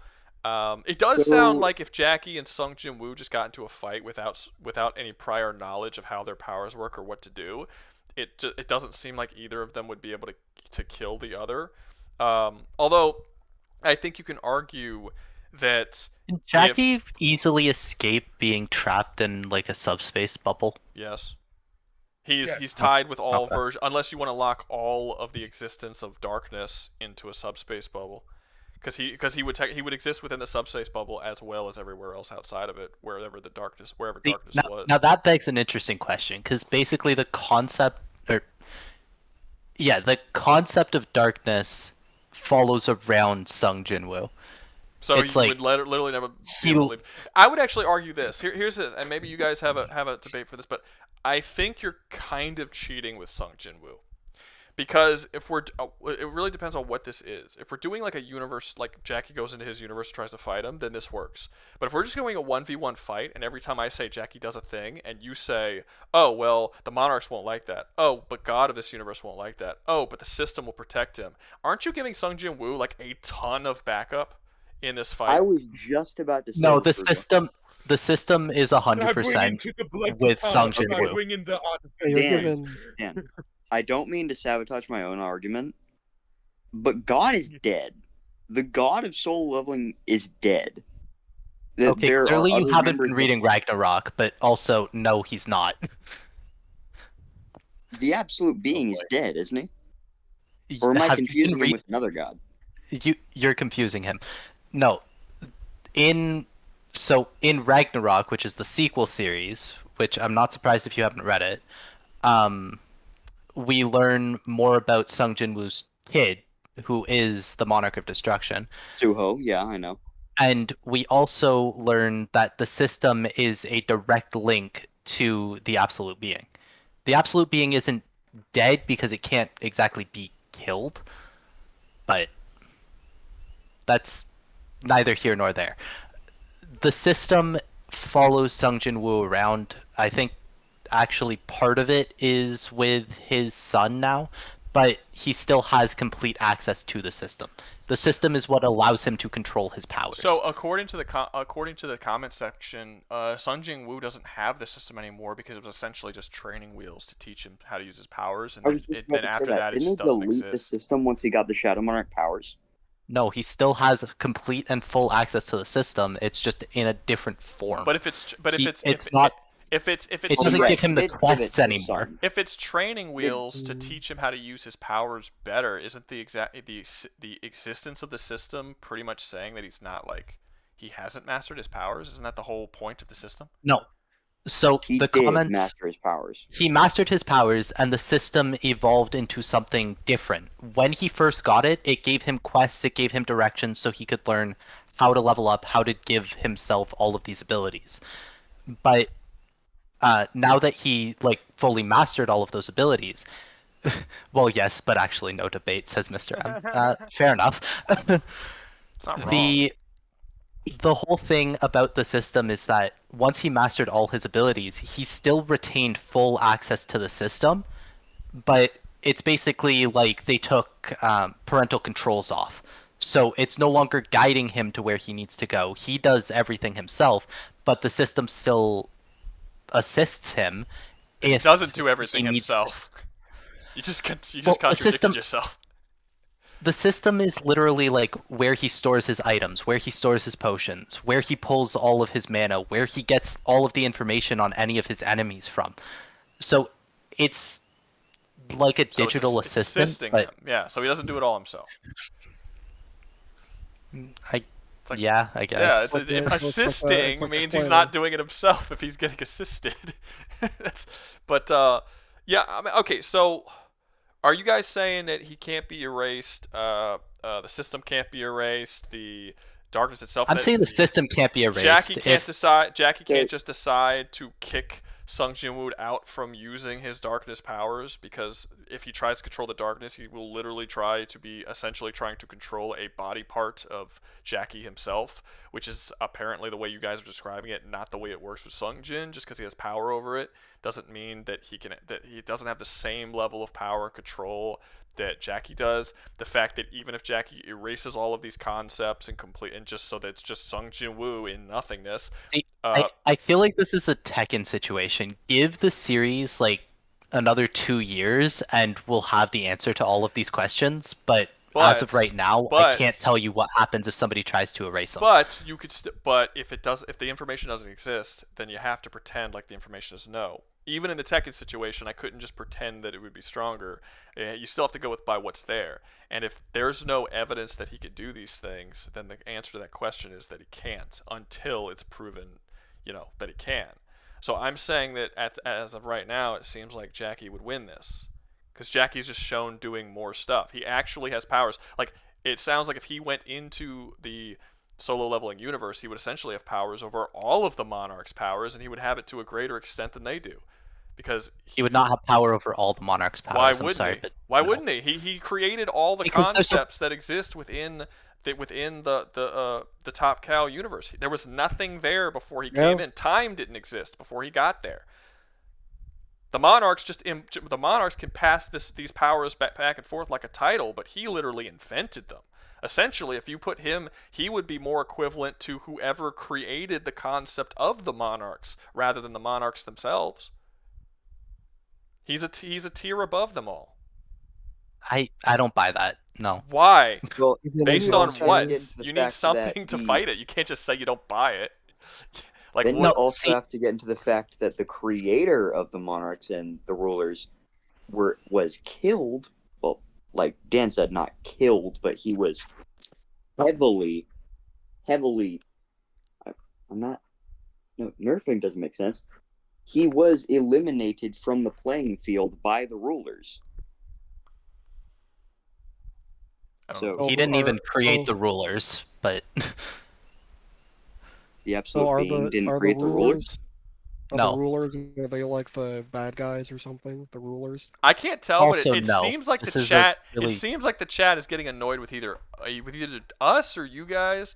There's a couple of people who are saying that you're not describing it right. I'm assuming they're talking about the solo leveling guys, because Yes, they are. I know shit, so I know I'm just. I'm kidding, sort of, but yeah, I don't. But I don't like, other than I don't buy that.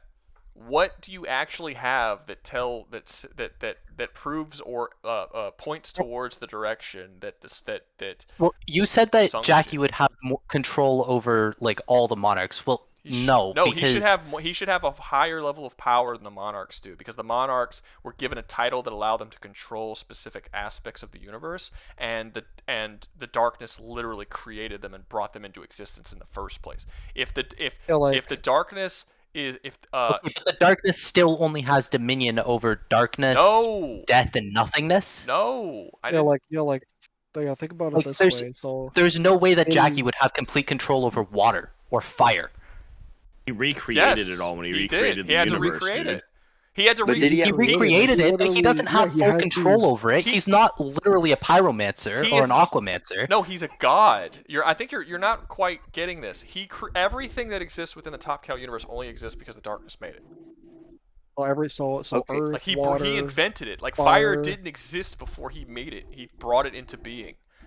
Okay, did he? Using your own logic, like there is no proof that he would have complete control over these things in another universe Why because does he in didn't another create universe? those. No, that's not. I've never. When have I ever used that logic that him being in another universe just means a good? No, you're taking something that's similar to what I said, but you're twisting it. That's not what I No, said. he did not create I- all of the solo I leveling never universe. said- He created his universe, So? and he has complete control in his universe. I never That said doesn't make him all powerful if I- he leaves that universe. I never said that Sung Jin Woo would lose his powers if he went to another universe, but that is the argument that you were using against the darkness. When did I ever make that argument? That's not what I ever said, because I don't believe that for a second, that Sung Jin Woo's powers don't work. The only thing I've ever said is when you say that the monarchs can't be killed or can only be killed by other monarchs, that only applies to within the rules of your universe, because I can always put a character who's more powerful than them into there who would probably bypass that power. That's what I said. I never said the powers wouldn't work in another universe. I never said that. You're twisting my argument. Yes, if Jackie went into any universe he wants to go into, he would still have all the same powers because we've seen him go into other universes and have all the same powers. He doesn't lose them when he goes in other universes. We've already established that. Lost Soul said, "Uh-oh, mom and dad are fighting." Who's mom? That's that. Clearly, you were Liam Legacy actually asked Okay, that exact it's very question. Who's straight. mom and dad? That's- Who's mom and who's dad? I feel like This has become the debate. that's Who's more mom, who's- important than this darkness shit. We gotta No, talk man, about this who's reminds mom. me. This reminds me of like the two drunk uncles at the get into an argument at the family barbecue. I would be very confused if I went to a family barbecue and this is what they were arguing. I'm like, Uncle, you know solo leveling? It's like, okay, that's weird. You can see what I'm getting from this whole argument. Essentially, it boils down to like fucking Sun Jin. He doesn't have as much control over Shadow as the other dude. And you're kind of bouncing around proving that he can, because your biggest argument, your main argument when I told you what Jackie, all of your arguments against what Jackie can do is that, well, he probably can't do them. So you're not even arguing that Sung Jin Woo can deal with it. Your main argument is trying to argue that Jackie is just not capable of using his powers, which is like, what? Like that's a bad argument. Also, why are we automatically assuming, if that even is your argument, why would we automatically assume that we're going to put Jackie in the solo leveling universe? Why don't we put solo leveling why don't we put Sung Jin Woo in this universe? Like this is a very strange line of arguments that you're going down. You're assuming that you have the home field advantage, and you're making Even a massive if we put them in assumption. a completely neutral space, my Doesn't point work either that way. I'm trying to make still stands. No, it How does doesn't. Jackie have full dominion over something he never created? Because He created his universe. I've already He said did not this. create You're every universe. You're repeating yourself. You're repeating yourself, and you're going to make me repeat myself. I already explained this to you. He is shown having all his powers when he goes into other multiverses that he didn't create. You're ignoring this. You haven't contradicted it at all. You're just ignoring it and continuing the same thing that you keep repeating over and over again. I've explained it. He uses those exact powers. Sure, he doesn't use erasure because he's only done that one time in his own universe, but all of his other powers work no matter what universe he goes in. So why would you suddenly take the ones that will work on Sung Jin Woo and just pretend like those wouldn't work and only those? That doesn't, like, it's I feel like you've already lost this. Like I don't see, like, all your arguments are about trying to weaken our side to like make your character survive instead of arguing that your side is strong enough to survive it. When people start doing that, it means they've lost. You don't have a defense. Well, I think we've woken Rouga up. Yeah, as I told you, it was good. It just took a couple minutes. How long has this been going on? Dude, Hour and a half. Talking about Estacado, he's fucking It's up been going on and for an running. hour. Let's It go, took me let's an go. hour and a half. I'm up now. Hey Ruga, would you be able to participate in a Doom versus Ben? I'm sorry, Jim, dude. I'm so done with debating Doom guy. Like I'm so done. Doom versus who?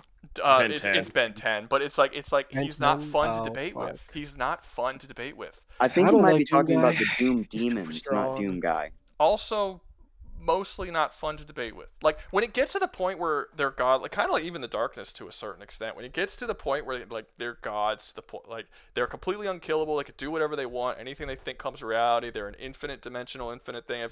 It's just not fun. Like can we Dude, like? the Ben, Can I we can do see it? why they would want to do the Ben 10 thing, because the Omnitrix will make them the best of whatever he scans, and technically the demons and Doom are technically just an alien species, so that could I mean, that could be see, interesting. that conversation Oh, of Dan just whether left. I think the conversation. Wait, who left? Dan. Oh, come on, Dan. I'm going to assume that he had something to do, because otherwise that's a sore loser. No, I don't think he's a sore loser. I think Yeah, he probably had something that came up. This debate got a little bit too heated for what I was expecting. I didn't think it was I don't think this was heated. It was just. I didn't a get debate. heated. It It's was not at all. It was very, heated. I'm very, not very angry. Dan, passionate. Dan's not angry. No. No, you're mistaking getting heated with passion. I'm a It's I'm a boisterous dude. It's very I will very say this passionate. about the Ben 10 debate. I will say it could be interesting to have a conversation about whether or not Ben 10 and the Omnitrix and what effects it would have to try and copy the demons. That would be a cool conversation that I would be willing to I have. wonder if the corruption would affect the alien DNA in the Omnitrix. Well, I and that don't way we want to would get, steal. like, corrupted aliens. I don't want to steal. If we end up talking about this, I don't want to steal it from him, because he's the one that brought it up and wanted to have it. So I don't want to like jack his argument. But as for like Doom Guy versus Ben 10 or like the demons versus Well, Ben 10, I'll be honest with you, I have zero interest in having that conversation, because it's just There was they're just too high a there's power level another for it to be one. fun. Go ahead. there was another one of the Chaos Demons from 40K versus the Doom Demons. Oh, we already had that conversation multiple times. The Chaos Demons get fucking wrecked. Like Also, we've already had the debate so many times before. well, I probably Just I go probably back and wasn't watch here some for old that. debate ones. There's a lot. I mean, we've established that Davith is considerably more powerful than Korn and could essentially solo the entire universe by himself. We've established that the demons are there are demons like below Davith that are universe destroyers and can warp reality on a universal scale. They sent one demon to Sentinel Prime, and he took on the entire planet by himself, just one single demon. There's like really nobody in Warhammer that is capable of doing that except for the Chaos Gods. There aren't like characters who could just take on like whole solar systems or sections of the galaxy by themselves, like casually. There's a lot of demons that could do that. The fact that the demons are infinite in number, I mean, so that it doesn't matter how many there are of the population. I know the population of Warhammer is very large, but there's literally an infinite number of demons, like literally an infinite number. So it's just there's just nothing that they can do. You're talking about that. There's. So I mean, so let me say this. So, I mean, you say there's an infinite number of demons for Doom. Well, it's the same with Warhammer. It's not. They're Every not time infinite. There's a large number, but it's not they get infinite. resurrected. But they That's get not resurrected infinite. every time they die. But that's not infinite, especially Well, considering. technically it is. one. That's That's unending. That's which is not that's the not same as infinite. infinite. The demons have It's unending. The demons also resurrect, but they have an infinite number. So you can literally take the whole army of demons from Warhammer and chuck them at the Doom demons, and they will not be a fraction of a fraction of a fraction of the number that Doom demons have, because there is literally an infinite number. So full army against full army, they'd be completely wiped out in literally seconds, because of just the sheer number that the Doom demons have over them. You can keep resurrecting, but they also have ways around resurrection. They're capable of corrupting the souls of beings and turning them onto their side. The corruption in the Doom universe is significantly stronger than any kind of corruption that exists within Warhammer, like to a significant degree. You could send a couple of demons into a universe and completely corrupt it in like very short amount of time, in seconds sometimes. Like the icon of sin, when it woke up, the moment it woke up, it corrupted the entire planet of Urdak, which was filled with godlike beings, and it just corrupted the entire thing instantly, which like the corruption in Warhammer has been trying to corrupt one universe forever, and it has not been able to do it. In Doom, they have Yeah, corrupted. well, do you know why? Because Doesn't matter. you're talking about a universe that's full of like zealots, It doesn't right? matter. The Doom has corrupted an I infinite think it number of matters a universes. lot. It doesn't, because the Doom universe has there is an infinite number of infinite timelines of things, and the Doom corruption continuously, just like every second that passes, are dominating more and more infinite numbers of multiverses, just constantly. It just keeps happening. Well, I mean, there's not really a multiverse in Warhammer 40k, so I I mean, know it's not as that's powerful. not really a thing. It can't exactly, because it's nowhere near as powerful. It can't be. There are characters in Doom that can erase infinite timelines and infinite multiverses. There's no one in Warhammer that can even come close to that, because they don't have a multiverse. Like it's a much smaller They scale don't have a series. multiverse, yeah. It's a smaller scale series with smaller scale powers and smaller scale abilities. They're like that. It just is what it is. If you got rid of conflict in Warhammer, Khorne would die. Like, Khorne and all of the Chaos Gods are based on certain emotions and stuff that exist. So if Davith showed up in Warhammer and just decided to erase all living creatures, even if he didn't erase the Chaos Gods, which he can, and he just erased all living creatures, the Chaos Gods would just cease to exist, period, and he would automatically win. And there is no mortal creature that can stand up against Davith or even the top 10 million demons, because again, there are demons who can wipe out whole solar systems and galaxies and stuff without too much trouble. They haven't even introduced the demon lords yet, who are more powerful than the strongest of titans. And we haven't even seen the strongest titan yet. The titans that we have seen that have been able to reality warp on a universal scale and take on whole planets of beings by themselves are the weaker, not the weaker titans. They're definitely stronger titans, but they're not the strongest. Like, there's really no, like, I mean, when Davith woke up, he was going to erase everything. An infinite number of universes, an infinite number of timelines, all of the fractals of the different timelines that go in infinite directions. He was going to erase all of it, and he said if Doomguy could beat him in a fight, he wouldn't do it. So him and Doomguy got into a fight, and Doomguy won, and because Doomguy won, Davith died, and that was that.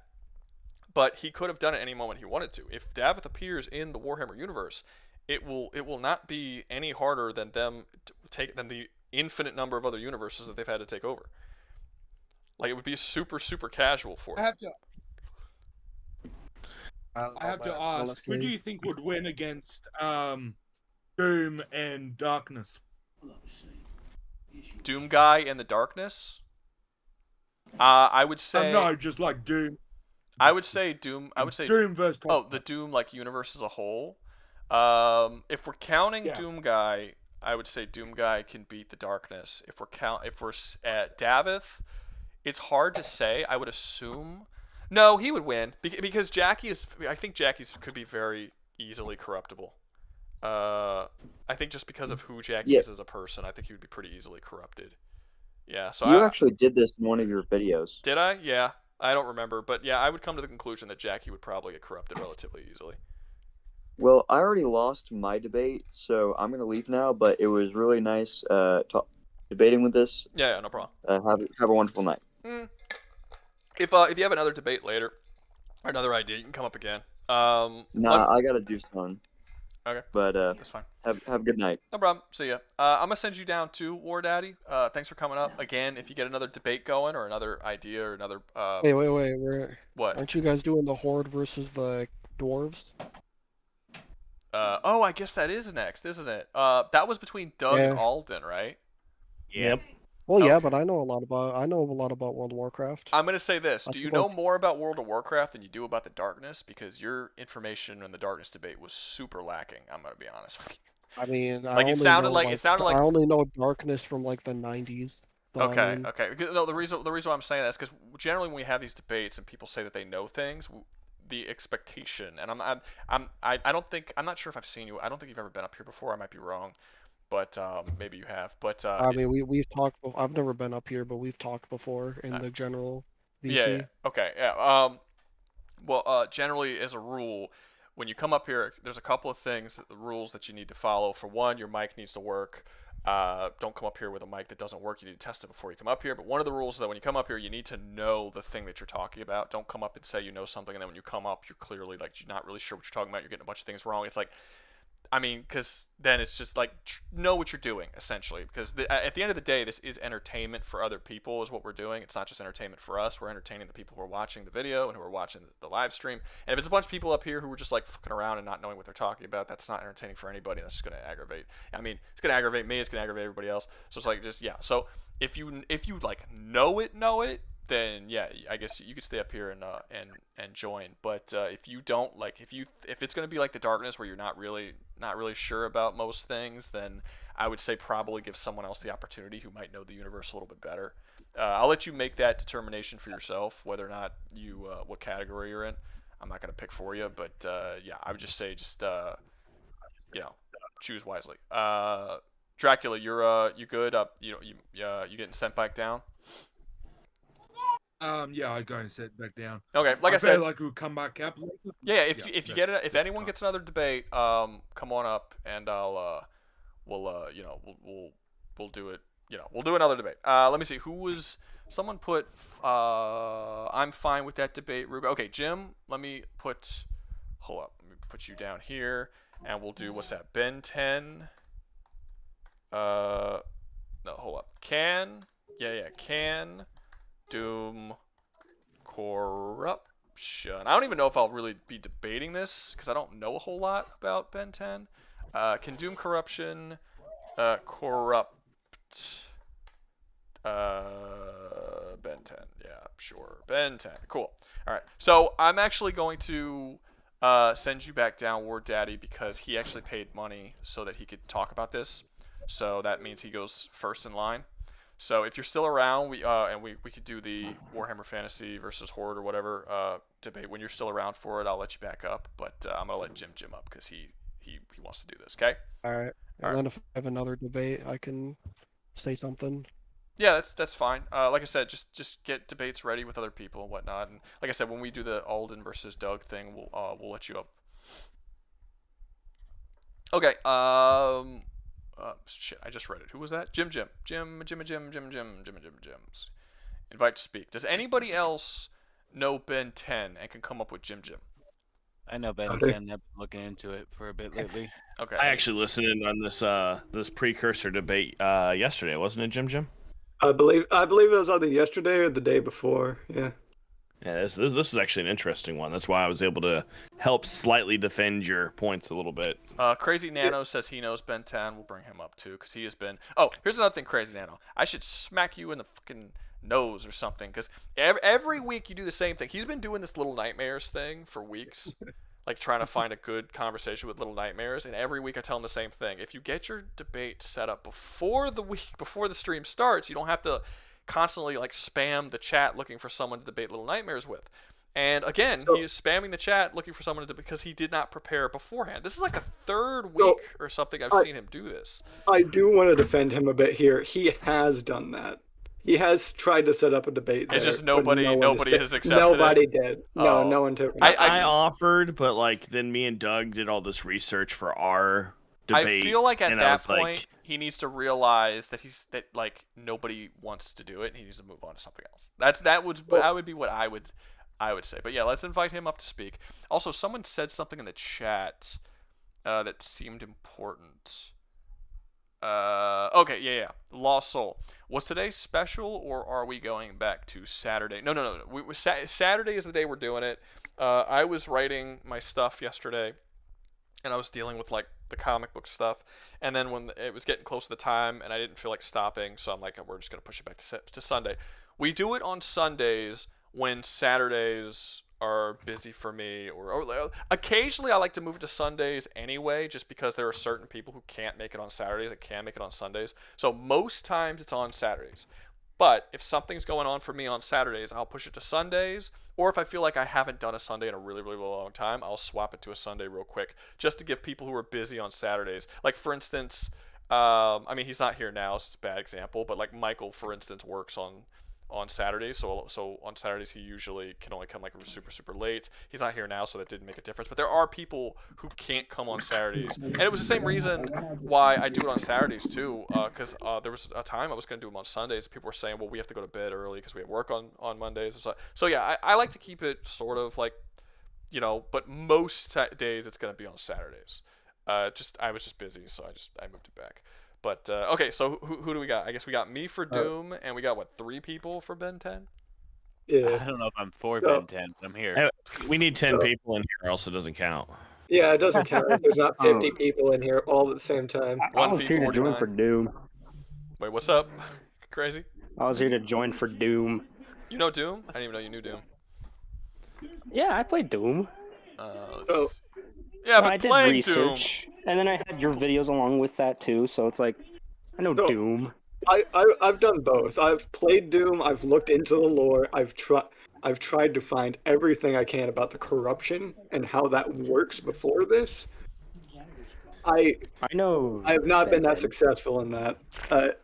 I have barely been able to find anything on the corruption aside from the fact that it is energy rating off Argent energy, and it comes from hell. So and Lazarus waves is the major thing that to make it easier for people to sort of do research, if that's something that they want to do, I would say just play the game and read the lore and read the lore stuff that's in the game. But if you have already done that, I wouldn't. If you've never played Doom, don't bother. I think it's weird to like study up on lore for shit that you haven't played. Like I've never made a video about a game or a movie or a show that I haven't experienced to some capacity at least. So no, I've played Doom. I did the main campaign recently. Did you play the I have not played the Ancient Gods yet. So no. the Ancient Gods, and I know that has a lot of lore in there. That's where most of the shit that's gonna matter is, because that's where they actually explore like the cosmic part and the gods and the history and all that kind of stuff. That's where they really go into a little more detail about it. But another one is the art book, and people they kind of skip over the art book because it's an art book. But if you actually go to the art book and you read through the art book, there is a ton of stuff in the art book about like. I do want to mention this real quick. The art book is available online through the Internet Archive, and that is easily available. Yeah, it is. So it's super easily available. The art book's great. It's for one, the art's like gorgeous, but like the existence of the demon lords that are under Davith, that's only in the art book. You wouldn't even know of their existence or what they like. The demon lords basically being gods that existed before like Jakad, like they were up there with Davith, but Davith was able to corrupt them into becoming demon lords, so they're literally gods. And it's like just information like that you don't know if you just play the game and read the codexes and stuff in the game. I would actually say the most information is in the codexes in the game, but the second most information is absolutely that lore book. It would be like there's a lot of shit in there that's like completely, and it doesn't. When you read the codex, you're like, oh, cool, like the character's like multiversal, and okay, I got that. But then when you read the art book, you're like, oh no, this is way more like it puts it on a totally different level. Some of the shit that's on there.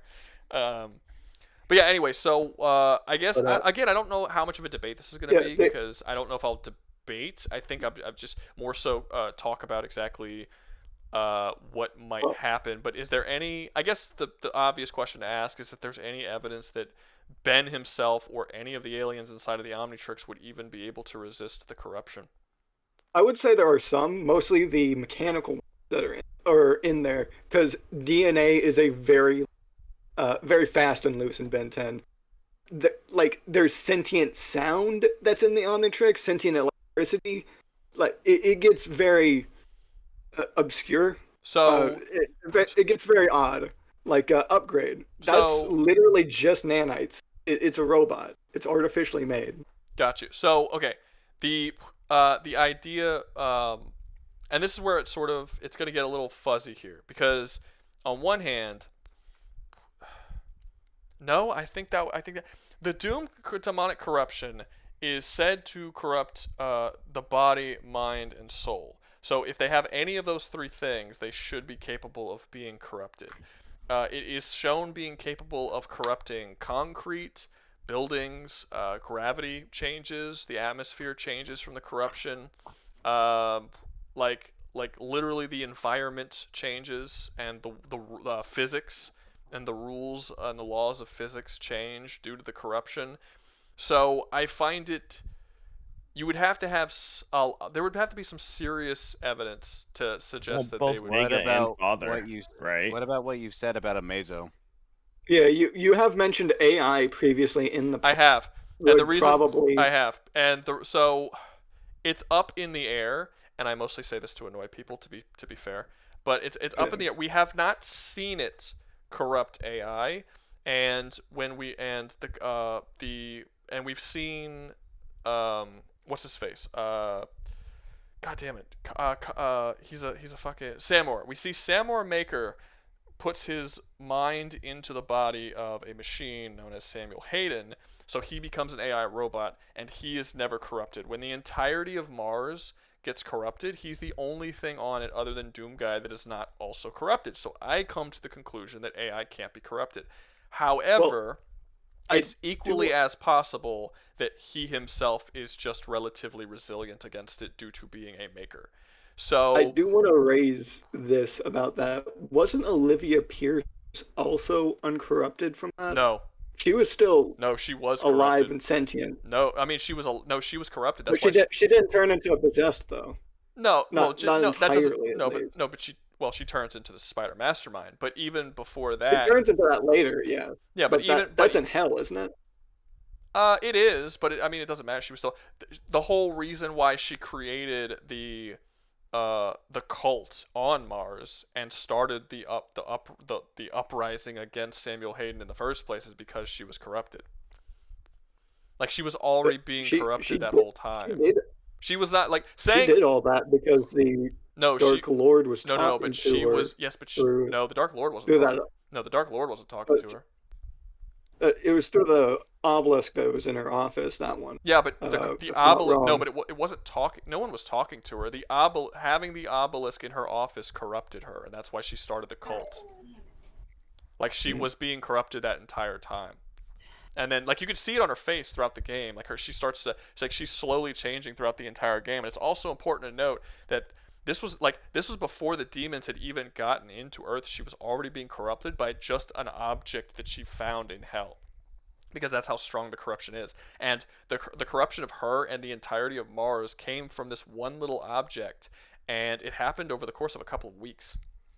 Like once actual portals to hell opened, they had like 70% of Earth was either corrupted or dead, like very shortly after the portals actually opened. Yeah. Like once they actually come in, it was but no, she was it would be, you would have to give something that says that she wasn't being corrupted, because I don't remember if they actually ever directly state like yes she's corrupted, no she's not corrupted, but I think through just like going through the story, it's very clear that she's corrupted. I mean, she goes from being a well-respected, good doctor who's like, one of the most, I forgot what field she's in, but she's like a leader of her field and all this, to being in charge of an insane cult that wants to summon demons to the world. And like her eyes and her skin starts to change, and she starts to get deformed and shit throughout the game. And then by the end, she turns into the Spider Mastermind. She's very clearly corrupted. Well, actually, I looked into this like right before. While you guys were talking in the last debate with the whole Olivia thing, the main reason why she was doing all that was I don't know if this is either the Dark Lord talking, if it was just insanity from the corruption. Are you cutting yourself off, or is the thing cutting you off? There, there's just like little pauses every couple of seconds. I had the noise suppression thing on Discord, and that sometimes cuts me off because I talk really quiet. Anyhow, the pretty much it was either the corruption through like hallucinations, being auditory, were promising her that she'd be able to regain the functions of her body and give her like great power. Yes, but that's part of the corruption. Like the fact that she was seeing hallucinations in the first place was evidence of her being corrupted. She was never a great person, by the way. Like I didn't say she was a great person. I mean, if you're a worse person, or I not necessarily. If you have stronger desires for something, you're more susceptible to being corrupted. However, there are multiple statements that the corruption is inevitable, and regardless of who you are, you should be corruptible, with the exception of Doomguy. However, there are other characters like the Betrayer, whose name I'm forgetting at the moment, Commander something, who actually lived in hell for years, and he wasn't corrupted. But so like wasn't there, what's up? I have wasn't there? I have a Wasn't completely there? off basis question real quick though. What? Did you intentionally say Master Shepard in that last video of yours instead of Commander Shepard again? I didn't intentionally say it, but I intentionally left it in. If that makes sense. Gotcha. Okay. So I know Because I was like, son of a bitch, he did it again. I noticed I said it, and then I was gonna. I actually, as a joke, if you look in the description, I didn't end up doing it.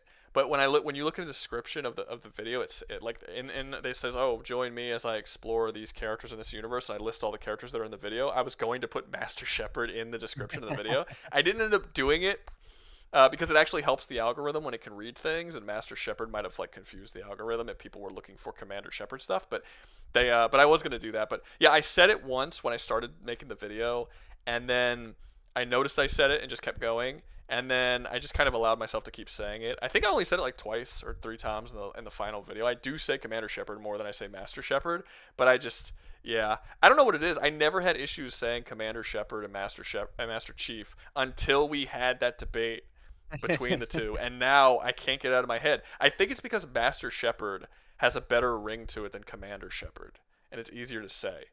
Like, I don't know why. I think it's. I noticed it and it threw me off. I was like, "Son of a, you gotta be." I'll Yeah. ask him later. No, I said it on accident, but I kept it in on purpose. I did not correct myself on purpose, and I didn't like repeat the line or anything. I just kind of kept going. I was like, "Fuck it, I'm leaving it in," and So, answer your question. What were we saying, Jim? I wanted to ask about something else. The wraiths. The wraiths that gave Sentinel energy to the Sentinels, Yep. allowing them able to fight the demons. Weren't they sent down by another primeval, if I'm not wrong? We don't know. So there's a lot of stuff within it that we don't like. The race for a long time were worshipped as gods by the Sentinels before the COD makers came up and basically supplanted them. But we don't know what Wraith energy is. We don't know where it comes from. We don't know what universe it comes from. I would actually think it would be really cool if at some point in the Doom games we actually get to see another universe outside of the Cosmic Realm that we're going to get, because I want to see the Cosmic Realm in the next game. But we get another universe or another like multiverse, and like the Wraiths come from this totally different realm of like, I think it would be cool, but we don't know enough about the Wraiths to really say. But I think did Davith create the Wraiths? We don't. They never say. I don't believe he did. Don't say. We don't know. It's possible. I don't know why he would even. Well, he created everything. He creates things passively. He doesn't. He created everything except the stuff he didn't create, which were other primevals that may or may not exist. Again, up in the air. No, they exist. That part's not up in the air. We know that there's other primevals that exist. That there are primevals that are arguably more powerful than him that aren't in the story, and there's lower primevals. Most of the Titans are lower, not primevals, but I think they are. I think some of them are, not all of them. I think some of the stronger Titans are actually lower primevals that he was able to corrupt. What we do know about Davith is he was creating for countless years, more than we can count. He was just creating universes by existing, not actually like taking the reins of their creation. They were just coming into existence because him existing just creates shit around him. And it's very possible the Wraiths come from that. One of those universes, that's right. We know he's not Jakadian, which that's actually a universe that he created on purpose and like crafted himself. But short answer, we don't know. They haven't gone into the Wraiths.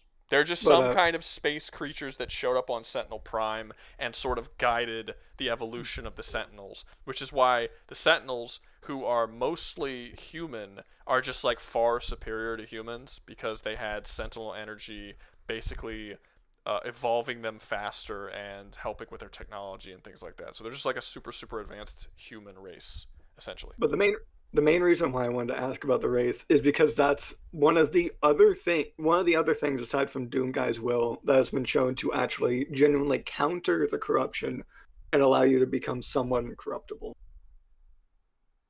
What? The Wraith energy, the Sentinel energy. Is it ever? Unless I you don't have think it's ever stated in the game that the Wraith energy helps you not be corruptible. I think you can. Well, the only times we've seen any of the Sentinel Knights get corrupted is if they were put through the Divinity Machine. No. Which, no, if I'm not wrong. No, that's not true. Half of Sentinel Prime gets corrupted when the demons show up. It actually causes a civil war.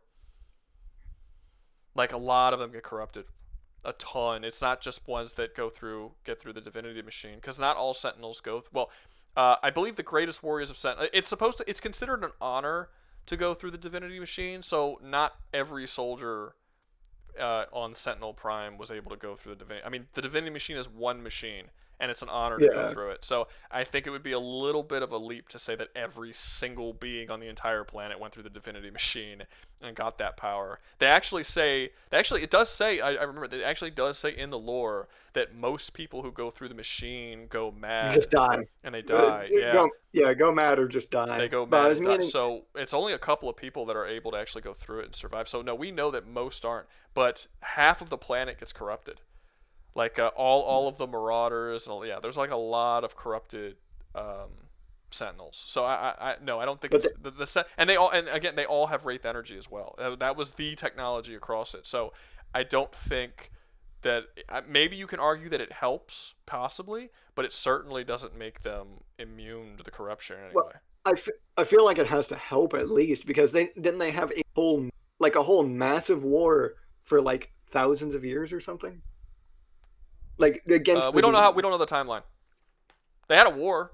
The Sentinels, they had a war. I know. The Sentinels fought against the demon for a while, and then the Sentinels half of them got corrupted, and then it became a civil war after a little bit, and then there was like half of them sided with the Con Maker, and the other half were like, no, we're not doing this shit, and then like it started this thing. But I mean, yeah, I suppose you can argue. Is it necessarily that the Sentinels are harder to corrupt because of the no, because the Sentinel world it fell. Like, they did fail, and the world was corrupted. So I mean, again, maybe it gives them some form of resistance, but the corruption is stated to be specifically like unstoppable and inevitable. So it's like it will happen. What's up? Didn't they fall due to a civil war amongst themselves between the faction that was corrupted by the Dark Lord? No, they were beaten when the demons. They were backed by the. They were beaten when the demons. Makers. No, they were beaten when the demons came in. But I'm sure. I mean, having half of their people turn on them didn't help at all. But they did. When it came in, actually. Hugo Martin has directly stated in one of the interviews, I don't remember which one because he did like 30 of them bitches, that all of the Sentinels showing up at the end of the Ancient Gods Part 2 is technically a plot hole, because he doesn't even know where those Sentinels came from, because all the way up until that point, like, the Sentinels should have been mostly either corrupted or dead. And at the end of Ancient Gods Part 2, all the Sentinels show up through portals, kind of like this Avengers Endgame sort of situation, where there's a whole line of Sentinels, and they go just fight a whole army of demons. And you have like one of those giant mech robots fighting a Titan in the background, and all that. Yeah, and they actually asked Hugo Martin what was up with that, and Hugo Martin just straight up said, he's like, I thought it'd be cool to happen, but he has no explanation for where they came from. He's like, that's just a plot hole. He has no idea how they were able to show up.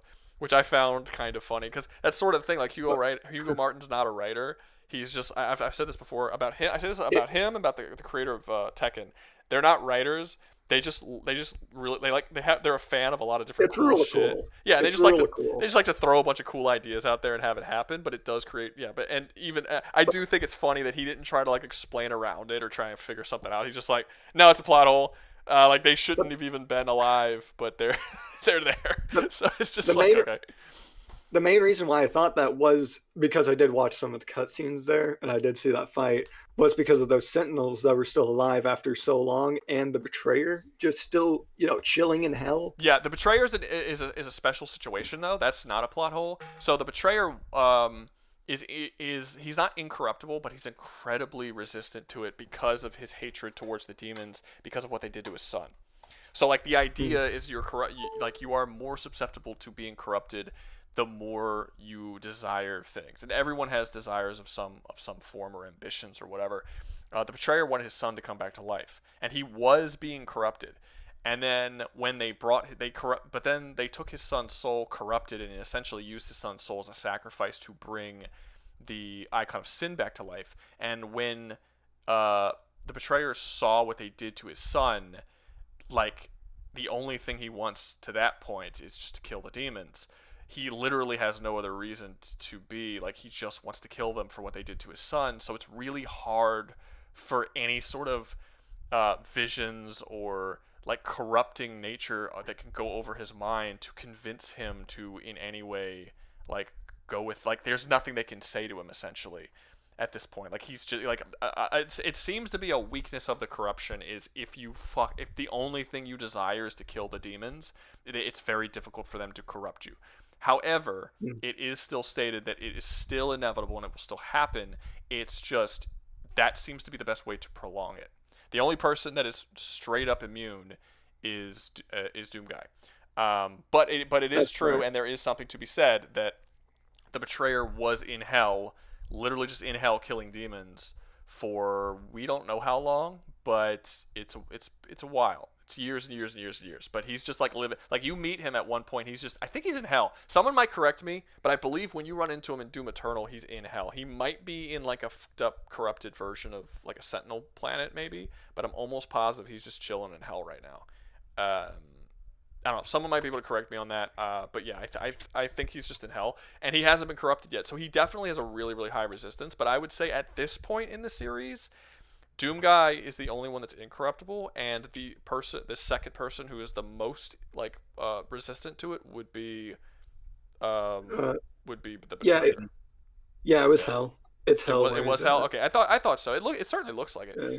But yeah, so yeah, he's sort of a special situation. That's not normal. But even he will be corrupted at some point if he doesn't defeat Davith, which they did. They defeated Davith, so he's good now. But yeah. He was essentially just fighting demons in hell, waiting until the end, and he would inevitably become one. Basically, is what was happening with the betrayer. Also, if you could see his name on there too, because it's Commander something. I think it starts with a V. It's not. I'm calling him the betrayer. Valen. Yes, thank you, Commander Valen. Yeah. Cool dude. I'm excited to see like his character in Doom the Dark Ages, because it's going to be interesting. Because when we see him, he's just like a broken dude. Just chilling in hell. We just see him sad. But like we're going to see him when he betrays everyone in Doom the Dark Ages and actually like causes all of it. And I'm like, okay, let's see like a version of Valen who I just fucking hate. Just like this weaselly little shit, knowing who he will eventually become.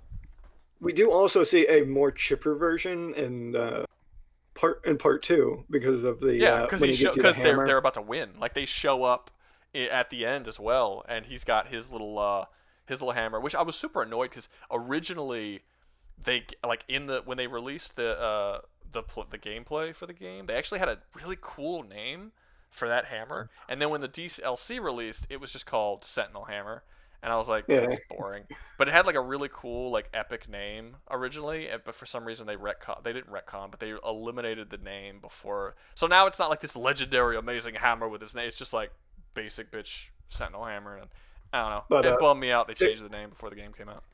To get back to the actual topic and not just talk about Doom the entire time, the main reason why I wanted to actually have that discussion is I know the Omnitrix probably would have been able, if he got to the Divinity Machine, he probably would have been able to scan Davith's energy that was left in there and probably transform into a better version of Davith, because that's how the Omnitrix works. It's always the best version that doesn't even exist. But I don't see that happening unless Ben is capable of becoming a primeval, which is not the same thing as becoming an alien or a creature or a robot. It's. I mean, again, DNA is. He does become an omniversal like god at one point. Yeah, but he doesn't become a primeval. Well, Alien X, I think, would be able to at least get there. He's able to travel dimensions, pretty much rewrite reality, give himself new powers. I would say the way the primevals are, they're not scientific. They're not even really magical. They are just beings birthed from the universe, to fulfill a specific purpose that the universe needs them to fulfill, and they will do that purpose. And that's just like they're not even like, they're not beings with DNA, and I'm not sure how you would be able to steal. I know that you steal like this DNA of a sound wave or whatever, fine. But DNA is very subjective and sure, Ben 10. Sure, but again, you'd still have to show some sort of equivalent or something that's at least close to an equivalent of stealing essentially like, it's not exactly what I would call a concept. Yeah, kind of. Yeah, Alien X. That is probably the closest thing. Yeah, but what Alien is X is literally the practical. What? Not the same. Not the Alien. I mean, they go on. Alien X is something you should bring up, but it's not the same as Primeval. Alien X was pretty much. It is the strongest creatures in the the strongest creature in the Omnitrix that Ben has access to. They're cosmic beings outside of the universe, able to alter the entire multiverse. Hex Mode down in the comments has said that the Omnitrix can't accept magical creatures. That one. How does that explain the sapiens that can warp reality? How does that make it any different from magic? That is a really dumb rule. I'm pretty sure not make sense. Wait, does it say the reason why? Does it say in Ben 10 that is it stated to be a weakness, or does he try? He just never does it. He just never does it, and I think the reason why is his cousin is one of those magical creatures that he's talking about, and they just didn't want to write her out of the show and make her feel useless, so they just never had him absorb that. It's the same thing for Kevin, who has pretty much just a human mutation of being able to take on any material. He'd technically be able to scan that and just become a version of that, but they didn't want to write him out of the show. So they never ask the question of can the Omnitrix actually do this, and it's never questioned. Sorry. Lost Soul is asking, what does warping reality have to do with being magical? Because warping reality is not something you can do in real life. That has to be magic of some kind. I get where you're coming from, Doug, but not necessarily. I mean, it would depend. If you want to have a universe where you set up a reality warping ability as if it was scientific, I suppose you can do that, and reality warping can also be magical, but I think magical is a very specific thing. I do think, though, if you're a godlike being who can create reality and do all this stuff, I wouldn't compare the ability of God to magic. I think those are two different things. Right. So I wouldn't say that reality warping is magic always. But I also wouldn't necessarily say that it was it's not necessarily science. It could be either. I mean, you would have to know what the source of the reality warping is coming from. But here's the thing: in the Ben 10 world, it is stated that celestial sapiens can practically do anything. It's just the fact that they have the weakness of pretty much having two consciousnesses in their head that bicker eternally. So making any decision. Do they have concepts? And is Ben 10 or the Alien X or whatever ever shown erasing a concept from existence, entirely? He's resisted conceptual erasure before, which was not him being erased. Or I'm saying a concept. You erased air, so now air literally doesn't exist anywhere. Is a concept ever completely gotten away with?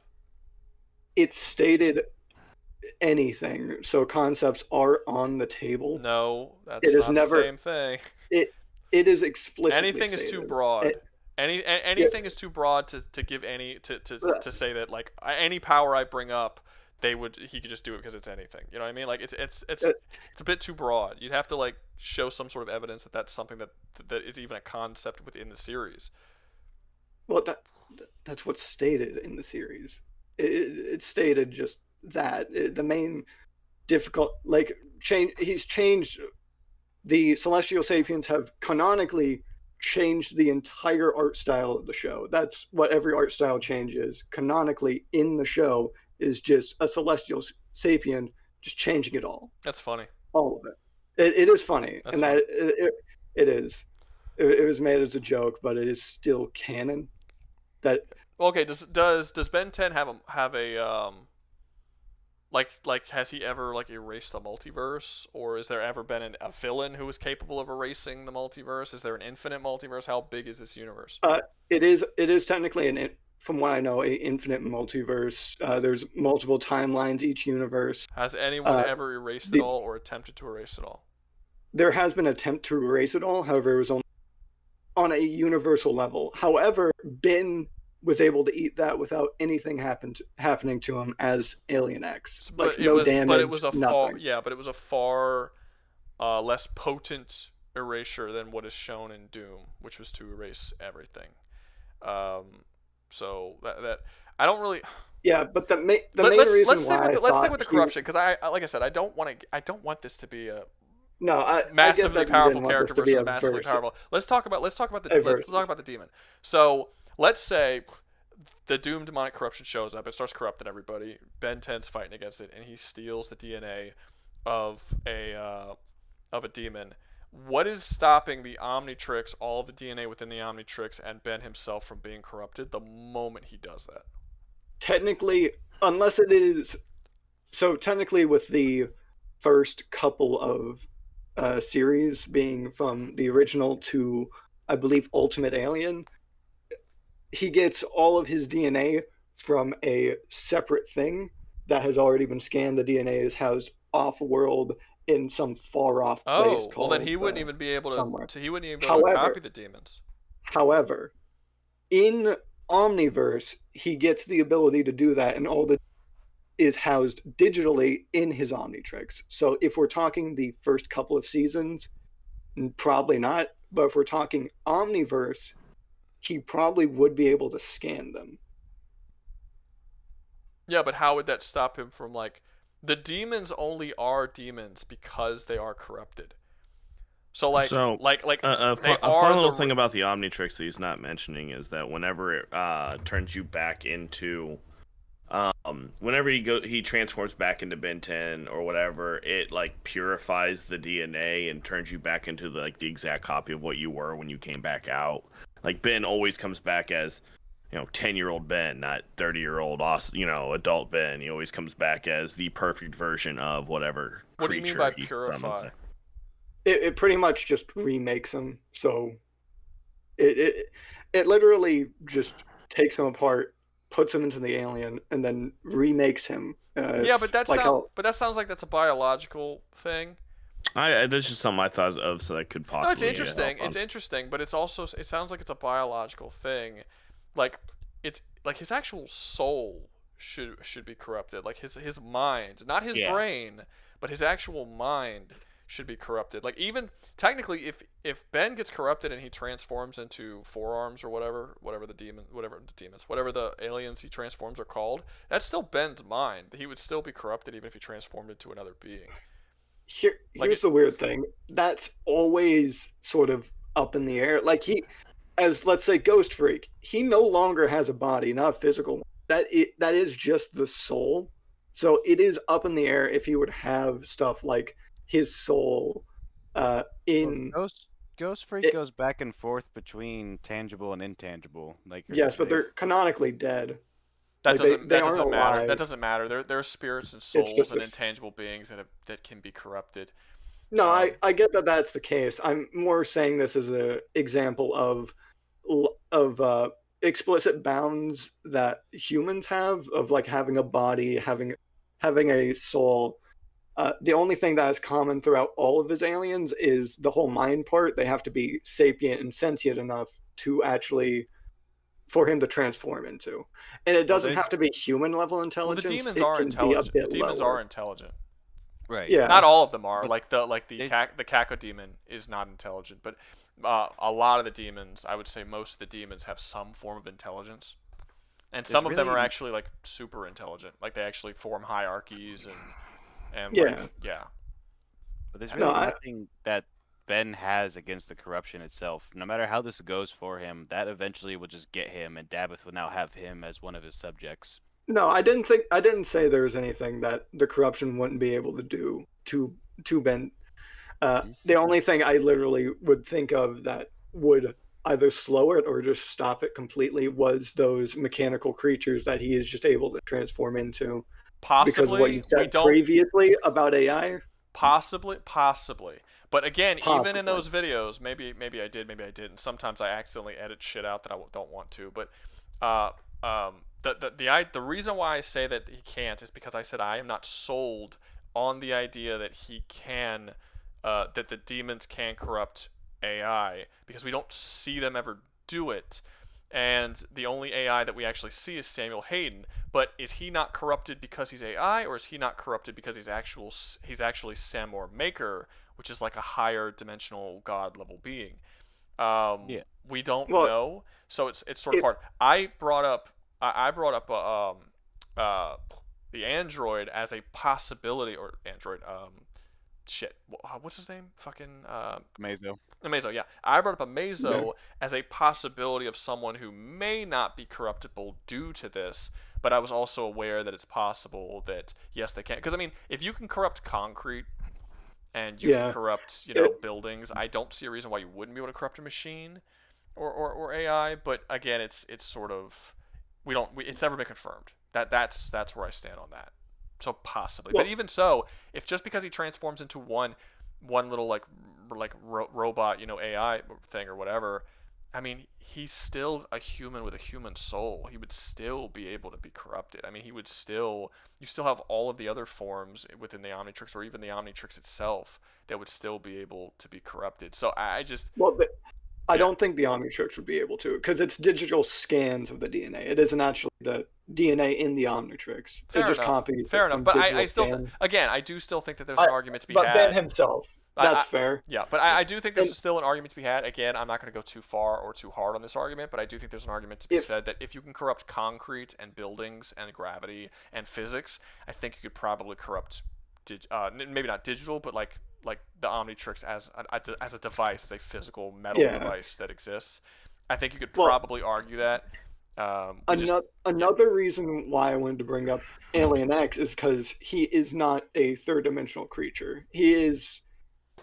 I got a soul. You don't want to get into that with me.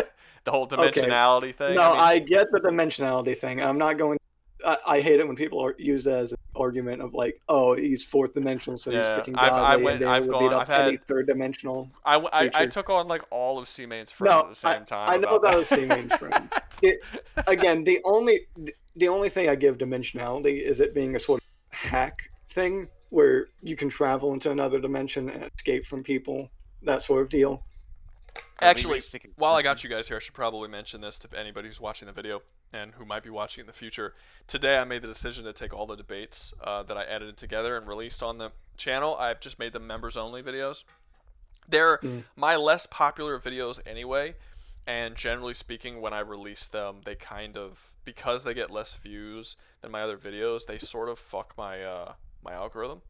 And like if I'll release like 3 or 4 videos in a row that get 15 to 20,000 views pretty quickly, and then I'll release a debate video that'll only get like 8,000 views, and the next 3 or 4 videos I release after that, now those are getting like 10,000 views because that one video fucked the algorithm up. So it's like, okay, so I just took all of those videos that are messing up the algorithm of my whole channel, and I just made them all members only, and I will probably still take some of these debates and edit them together and release them, but from this point on, they're really just going to be members only videos, and that's going to be something that if you're a member, you can watch. But outside of memberships, you're not going to be able to see those videos anymore because it kind of screws with me. So if you want to watch them, join the membership. I forgot how much it is. It's like $3 or something a month. It's super cheap. But yeah, I think there's like 12 or 13 videos in the membership, and I'm probably going to add more every once in a while. I'll add another one. Basically, anytime I do anything that's not a survival challenge, I'll probably make it a members video. I was actually thinking, because a lot of people were asking me to do a reaction video or a reaction/response video to the death battle. I haven't seen it yet. The Doom guy versus Master Chief death battle that just came out today. Yep. People have been asking me Yeah. to react or respond to that. I might do that, but again, because that's not something that my channel normally focuses on, I might just make it a members only, or I'll release it for like a day or two, maybe 2 or 3 days, and then make it a members only. I don't know. But maybe that'll be something, a nice little bonus for people who actually join the memberships. Because right now, if you join the membership, you get my videos 1 day before everybody else does, which is a nice little bonus. But I feel like that's not enough. So now you might also get some of these other videos as well. Just putting that out there. I really should announce this to more people because I think there's like 50 people in the stream right now. But yeah, before I forgot, I figured I'd let you guys know. Anyway, what were you saying, Jim? Go ahead. But the main reason why I was asking that is because you weren't sure that Samuel Hayden was quote unquote immune due to him being an AI or a robot, or if it's because he was a maker and a higher dimensional creature. But Alien X is the same way, being another higher dimensional creature. No. It wasn't because he was a higher dimensional creature. It's because specifically he was a maker. Like the makers created Argent. Like the Argent is a combination of Hell Essence and maker technology. Like that's where it comes from.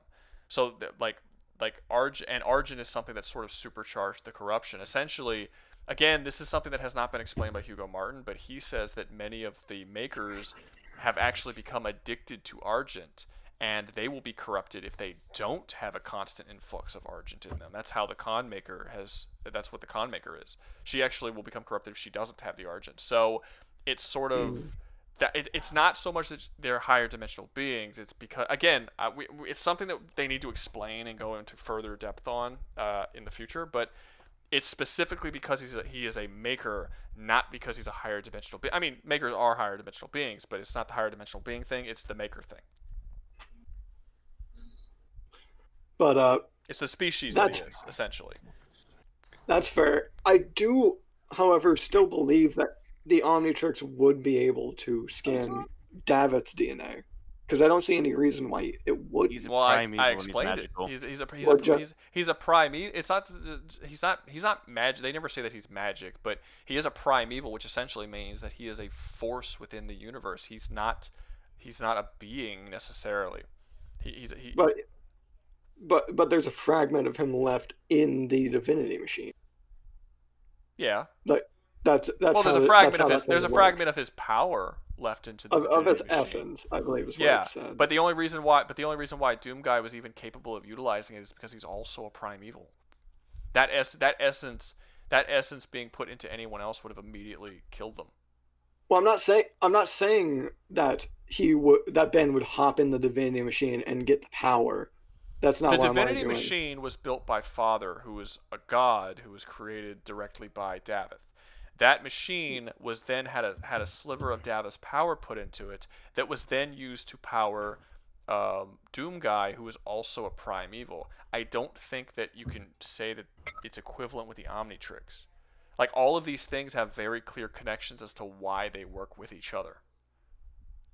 I mean, I wouldn't see a reason why the Omnitrix wouldn't. Because it's never done it before. It's never been able to. It's never been able to steal the DNA of a force within the universe. Like, has it ever stole the concept of gravity and then given that power to no? It's like it's still taking living beings and putting them in there.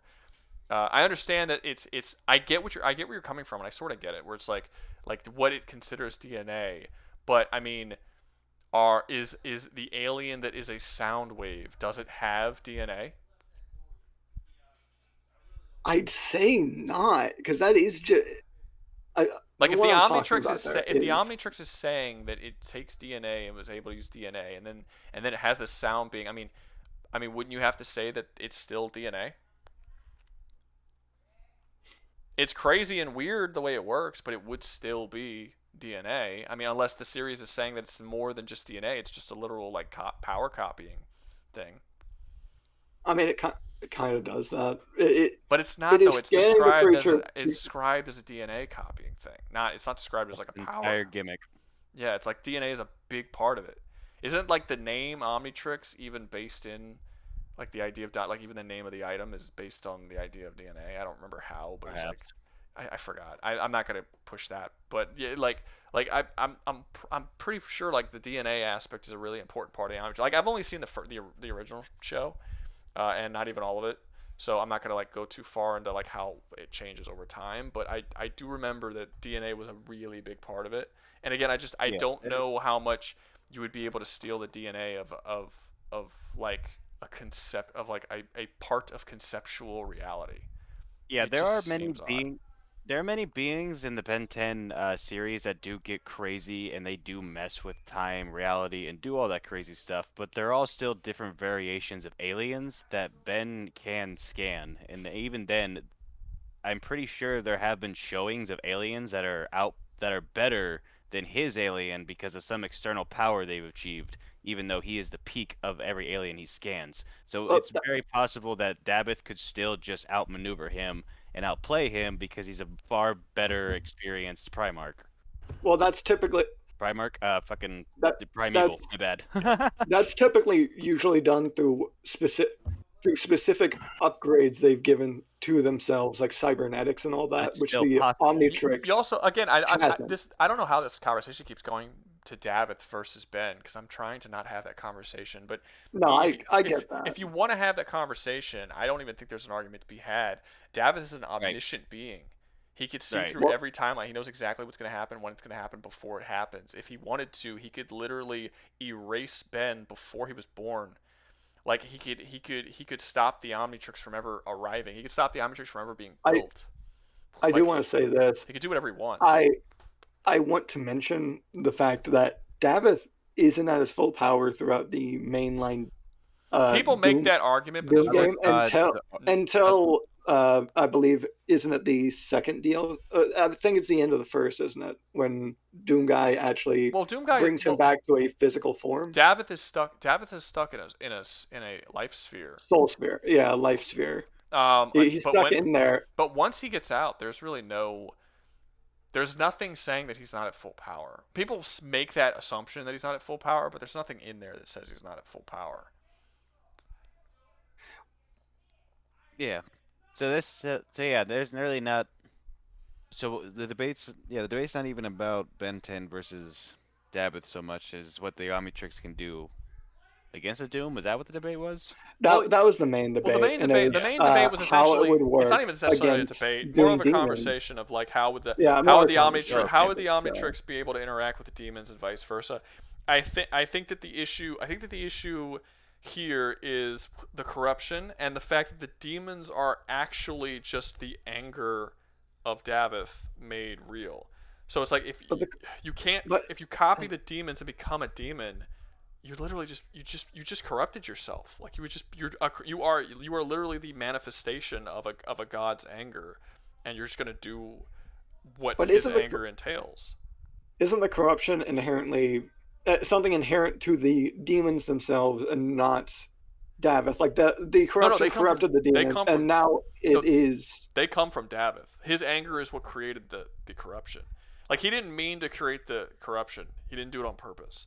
He just got he got pissed when father betraying him. Father betrayed him. And then his anger just manifested in the form of corruption, and then corruption took over all of Jakad and then started spreading across the entire multiverse, and that's what created the demons. And this is something that we don't know yet. I'm still waiting to find out. We won't know until a sequel to the game comes out. But now that Davith is dead, does that mean the corruption's gone, or does the corruption outlive the life of Davith? That's another thing that we don't know. So we'll have to find that out. But that will also make a big difference on how well someone would be able to do in this universe. You know, like even if you could somehow get over and kill Davith, would you still be corrupted by Davith's power even after he's gone? Rouga. We don't know. What's up, Alden? I'm gonna give you the most screamed out debate over in chat before I bounce out. Doug, we'll have to do this in the next debate stream. I'm sorry. Ultra Kill versus Murder Drones. It's New Crimson and I see him. I see him. He keeps spamming the chat, like massively. Oh, I know. I just figured that this. Yeah, I don't give people more attention for trying to annoy other people. Gotcha. I'm ignoring him on purpose. I saw him the first time, and then I saw him like the other 6 times. But once it gets to like 20, it's like you're just trying to annoy people now. But yeah, I do feel like it is the problem of a lot of stuff in Doom is not that well defined, and the stuff that is defined is absurdly powerful without context. I think. Wait, I'm sorry. that's, I'm sorry. Repeat that. I was reading the chat. Repeat what you just said. I think a lot of the problem with debating Doom, especially, is a lot of the stuff isn't that entirely well defined. I agree. And the stuff I agree to an extent. is the stuff that is absurdly powerful without the remainder context. Yeah, that isn't given yet. Yeah, I'm hoping that, like as I said, as more games. Well, there's 2 things I'm hoping for. One, obviously more games. That's the main thing. But also the Doom Bible that Hugo has been talking about is supposed to come out for like 10 years. They're supposed to be doing a full, like fleshed out Doom Bible. It's going to tell you everything about the universe that you need to know of Doom. And I will be getting that book and reading through it, and that would be really cool. But as of right now, it's hard to say anything because as I said, I remember I was watching an interview and he had mentioned something about it, a sort of illustrated book where they have illustrations of it all going on about the lore, sort of like the codex entries, except I suppose a bit looks a lot better, like with the illustrations and all that.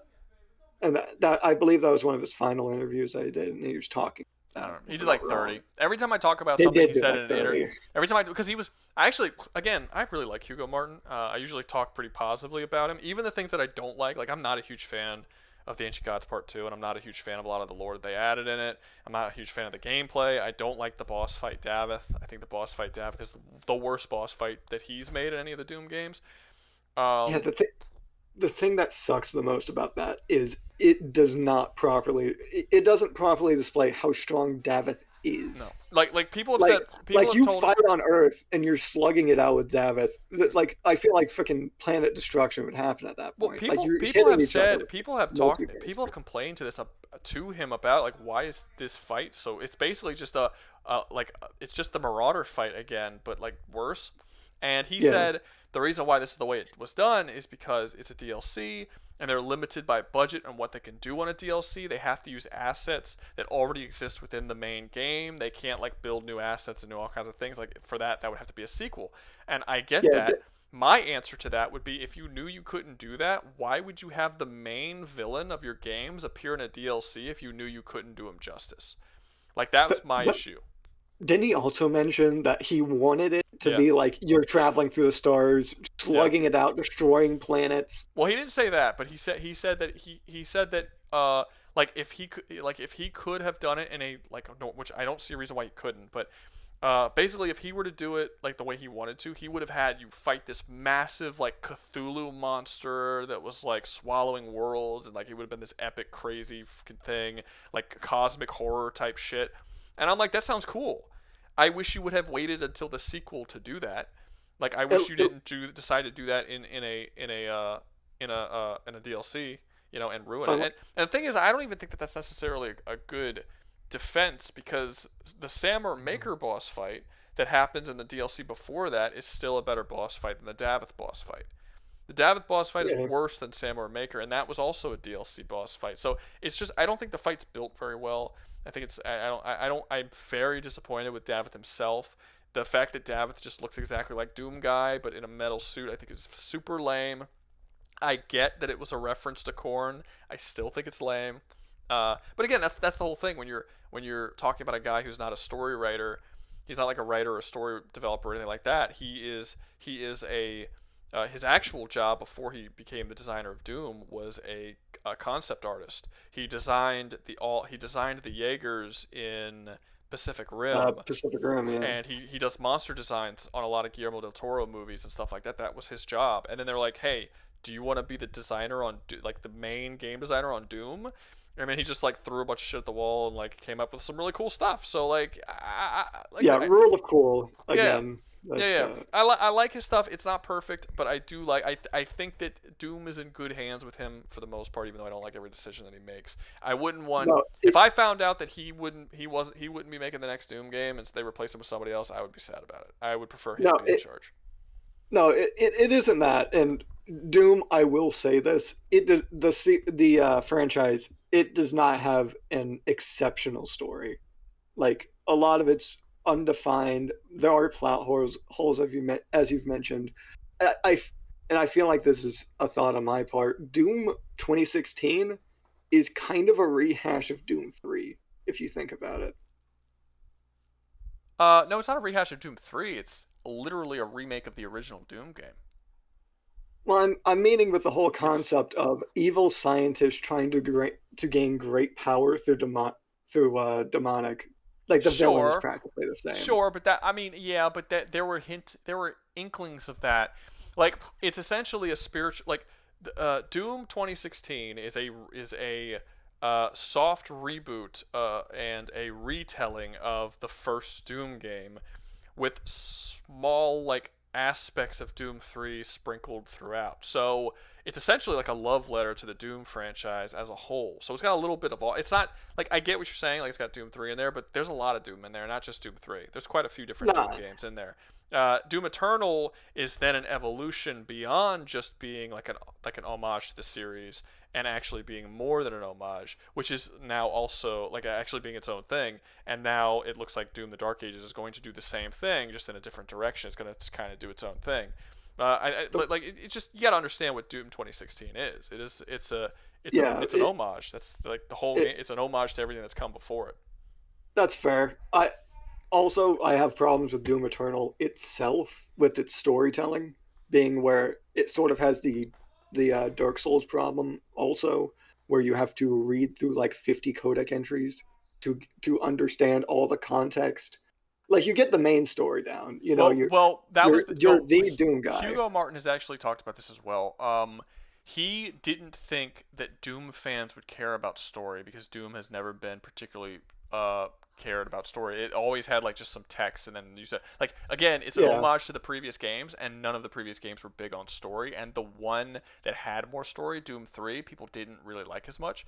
So he didn't know how much story people would want. And then after Doom 2016 came out and people played it and they really liked it and they wanted an expansion on the story, he went farther with the lore pages and stuff like that, and he even had some cutscenes. But even then, when he announced that Doom Eternal was gonna have cutscenes, people said people were like very mixed on it. Like there was a lot of people who were like, "Oh, don't make this like a thing," and he said none of the cutscenes were more than 60 seconds long. We made sure of that. And then after Doom Eternal came out, people were like, okay, we want more of the story. And now he's like, oh, okay, cool. So now I can go ahead and like do, because he's been wanting to do the story and expand the story for a while. He just had to get the fan base to the point that they would accept it by essentially proving himself as someone who can write cool lore. And he succeeded in writing cool enough lore that people wanted to see more story. But yeah, it's so I get it. Like I'm not, it's because if he just came right out the gate in 2016 and just had like this full story mode and all this kind of stuff, I think people would have got super pissed because that's just not what Doom is. But he's evolved it over time to sort of go in that direction. I feel like a lot of the hatred for something like Doom 3 was also where it sort of went in a survival horror aspect, but it didn't go all the way towards there.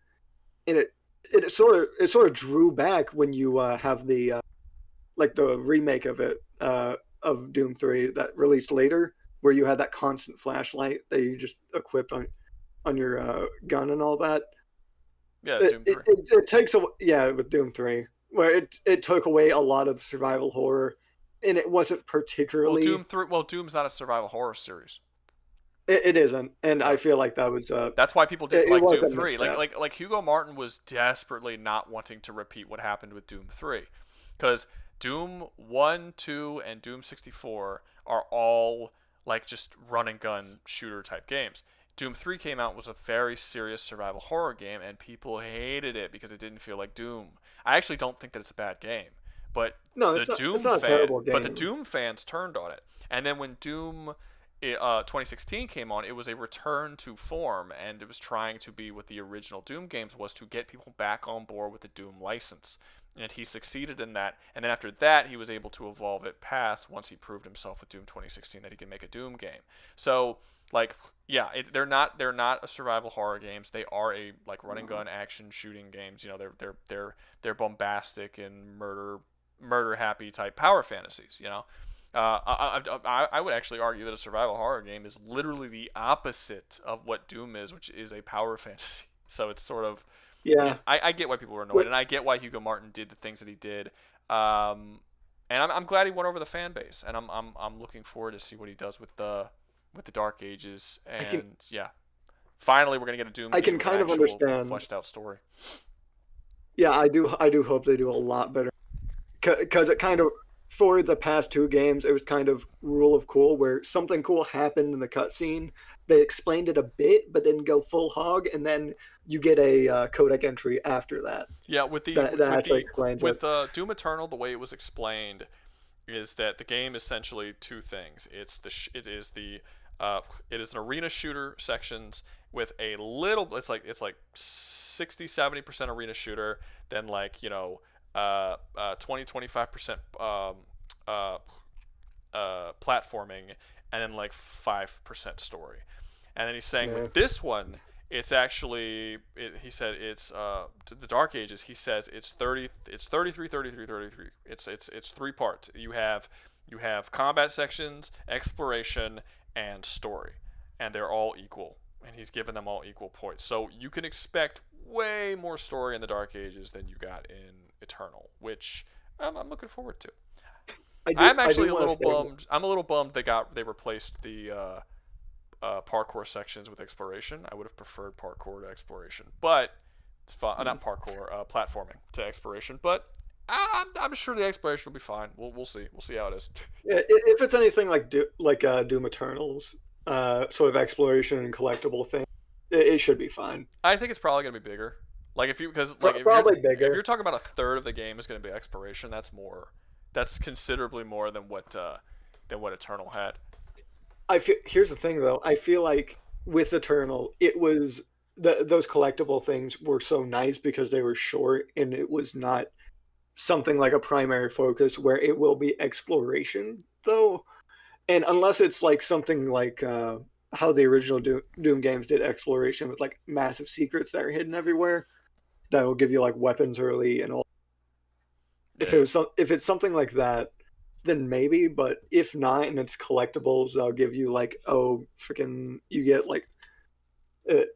a +3 to freaking attack damage or something. We'll see. We'll see. We're gonna find out when the game comes out. I mean, it doesn't come out for another little less than a month.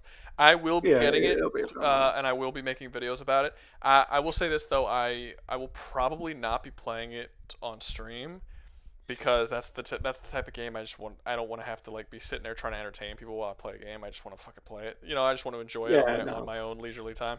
But I'm pretty sure you've mentioned that before, haven't you? I have. On set, there's certain games I have I don't actually necessarily like the idea of streaming games for the most part, because it's that's my time where I get to enjoy myself. And I know you did it once or twice before with Helldivers, and you did it on a debate stream one time. I did. Well, that's different. If it doesn't have a story and I'm not that invested in it, then I'll play. Well, I didn't play on stream for people to see me. I was just hey, would you guys rather see me playing a game during this debate than just watching these faces on the screen? And everyone was yeah. No, so I was just I was there for that, but I was mostly talking about the Helldiver streams and such that you did before. Yeah, I got it. Okay. Cool. So let me, Doug. We're done with the debate pretty much. We're just talking about Doom at this point. There is one more thing that I want to mention before being sent back to the abyss. Okay. I do feel like Doom 3's concept of a survival horror, it does fit somewhere in the Doom franchise, because the demon invasion is inherently a terrifying concept for a regular person. It is a horrific thing. Sure, but I feel like it. Sure, but it doesn't matter if that's not what people are interested in. For instance, I am not interested in anything Star Wars related if it doesn't involve Jedis or Sith. I don't care about it. I don't even care how good it's written. I have no interest in watching it. That's the entire Doom fan base when it comes to Doom. No one is interested in a Doom game without Doom Guy. No one's interested in a Doom game without the power fantasy ultimate, let's kill a bunch of demons, crazy stuff. There are survival horror games. You got that. You got your Resident Evils. You got your what's that other one where you play as the cop? Dead Space. Dead I wasn't Space. even gonna say Dead Space, but Dead Space. There's tons and tons and tons of survival horror games. There's I one think Doom. Alan Wake, if I'm not wrong. Yeah, that would count. There's one Doom, and if a Doom game is coming out and they're like, oh, it's another survival horror game, yeah, that's gonna piss people off because it's like I don't want a survival horror game. I want Doom. If I wanted a survival horror game, I would play any of the 12 franchises that are currently going on that are survival horror games. I want. Yeah, Doom. I feel like it'd have more of a place as a spin-off than anything to the main franchise. Yeah, like but Doom 3 why? was. Yeah, but why would you waste time making a spin-off when you could just be making another Doom game? Like, I still think that would annoy people. Like, it would take at least 2 years to make the game, and then after 2 years, they announce the game's coming out. Oh, new Doom's game coming out. Oh, awesome. What's going on? It's like, oh, it's a survival horror game. So we gotta wait another 2 or 3 years bare minimum before we get an actual Doom game because you were spending your time making this game that nobody cares about. It's like when But it's Blizzard made possible. it's like when Blizzard made a fucking Diablo game for mobile, and then we're surprised when people got pissed Diablo off Mobile. because nobody cared to play a mobile game. But like I said, the Doom franchise are very passionate about their Doomness. They want Doom. They don't want anything else but Doom. They want their boomer shooter where you run super super fast and blow shit up, and they want that. They don't want a survival horror game. You're literally changing the genre to an opposite genre. I do feel like if that were to ever happen, it would have to be sourced to another studio. Also, technically at this Bethesda. point, if you made your character any kind of human or sentinel or whatever, and play through, it wouldn't even make sense because the demons should slaughter you. Like you'd have to make yourself some kind of superpowered being because they've made the demons so goddamn strong. I mean, you could do a sentinel.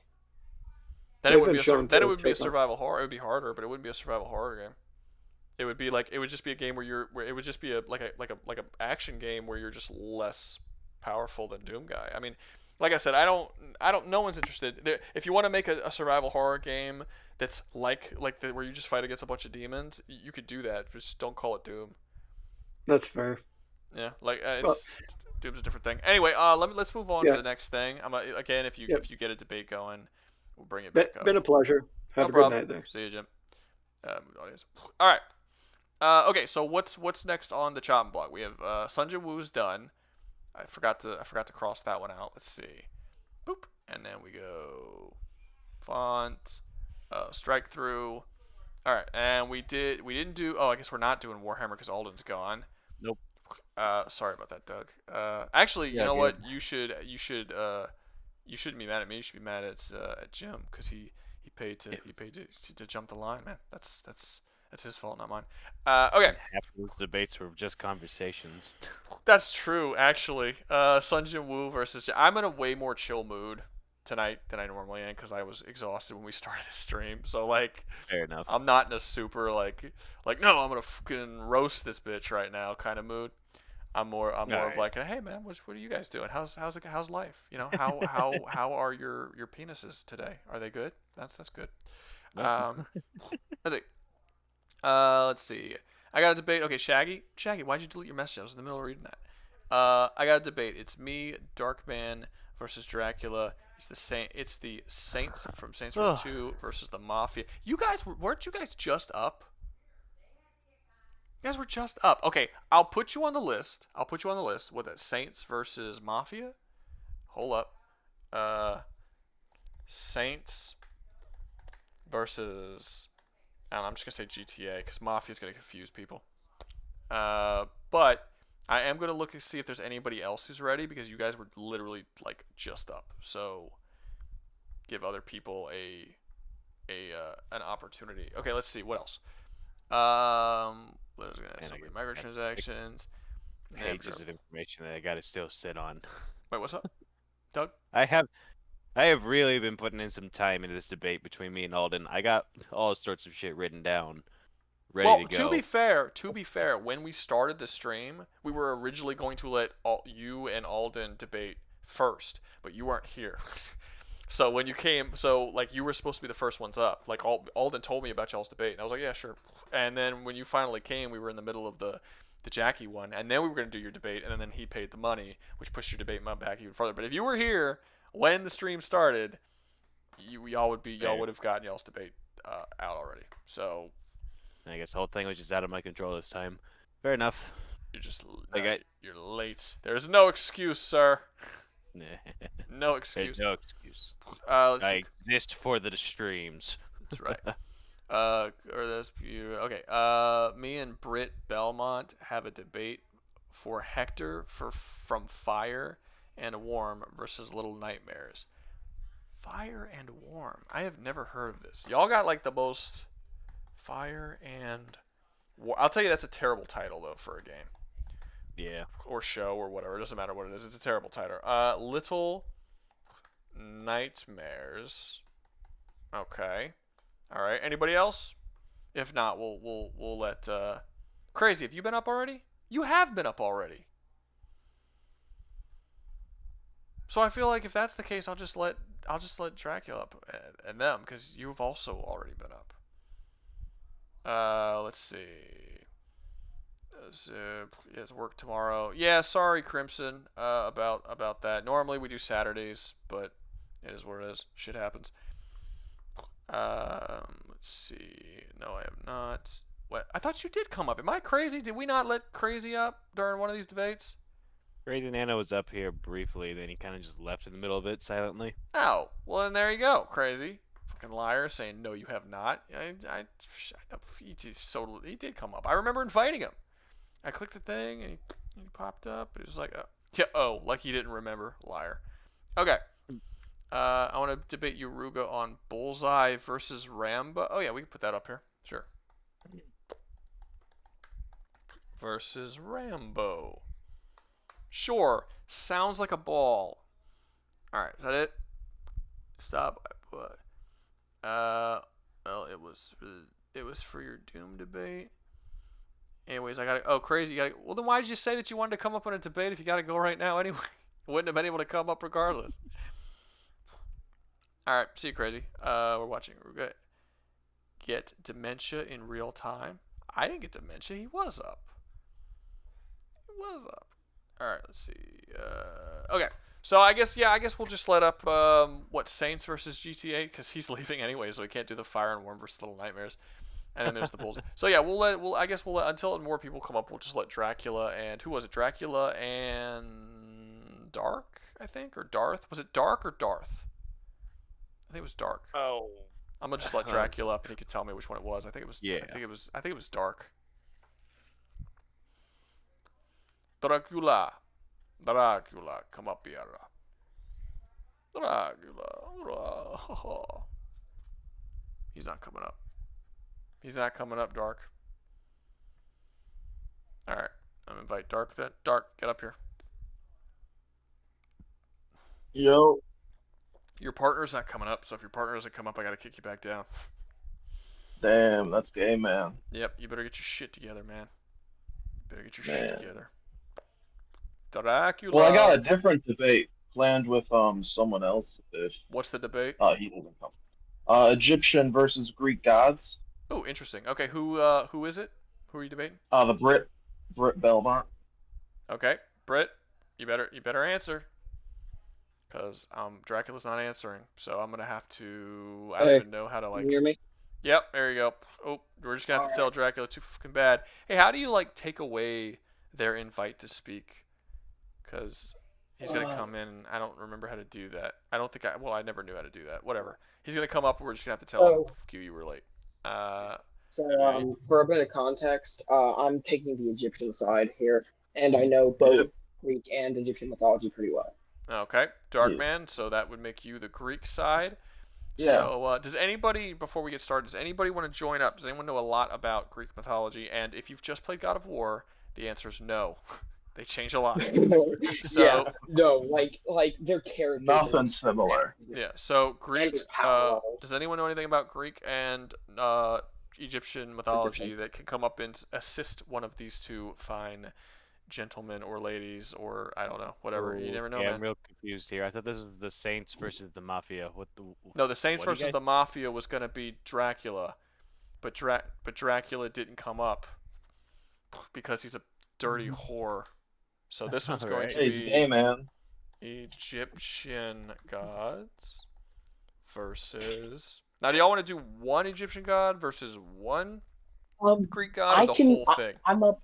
I'm up for. Well, we can't do the whole thing because there's like so many, Well, but I think- can do like the reason I why- can do like I have like 12 I can reasonably do. The whole thing about this is that when you end up doing universe versus whole universe, if you're Yeah, doing it a takes forever. versus match as opposed to just like what would happen if the two interact, you Well, end up just that's what would taking. happen. You end up just These talking guys about. would fight. You end up just talking about the two strongest characters anyway, so you might as well just. Well, we could do Zeus versus Ra. I mean, that. Well, no, because Ra actually just probably washes Zeus. Like I would have to pick someone not. I don't know about that, man.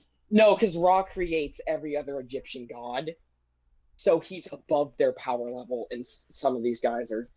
Like some of these guys could fight Zeus even on par, and if Ra is like Ra can one shot. Well, just because someone's the father of someone else, I mean, did No, he like create Ra them or can- is he the father? Ra, like There's a the lot of thing is Ra mythologies and of fathers getting like killed by Ra, their sons. how Egyptian mythology roughly works is that the more powerful beings create the lesser ones. So if you're created by Ra, that makes Hey, you wait a weaker. minute. How did Zeus Like, kill anyway, Kronos anyway, then? that's. Anyway, He's well, talking about that's- Egyptian that's mythology. Greek. He's talking about Egyptian. Yeah, I'm talking about Egyptian. Greek's a lot different.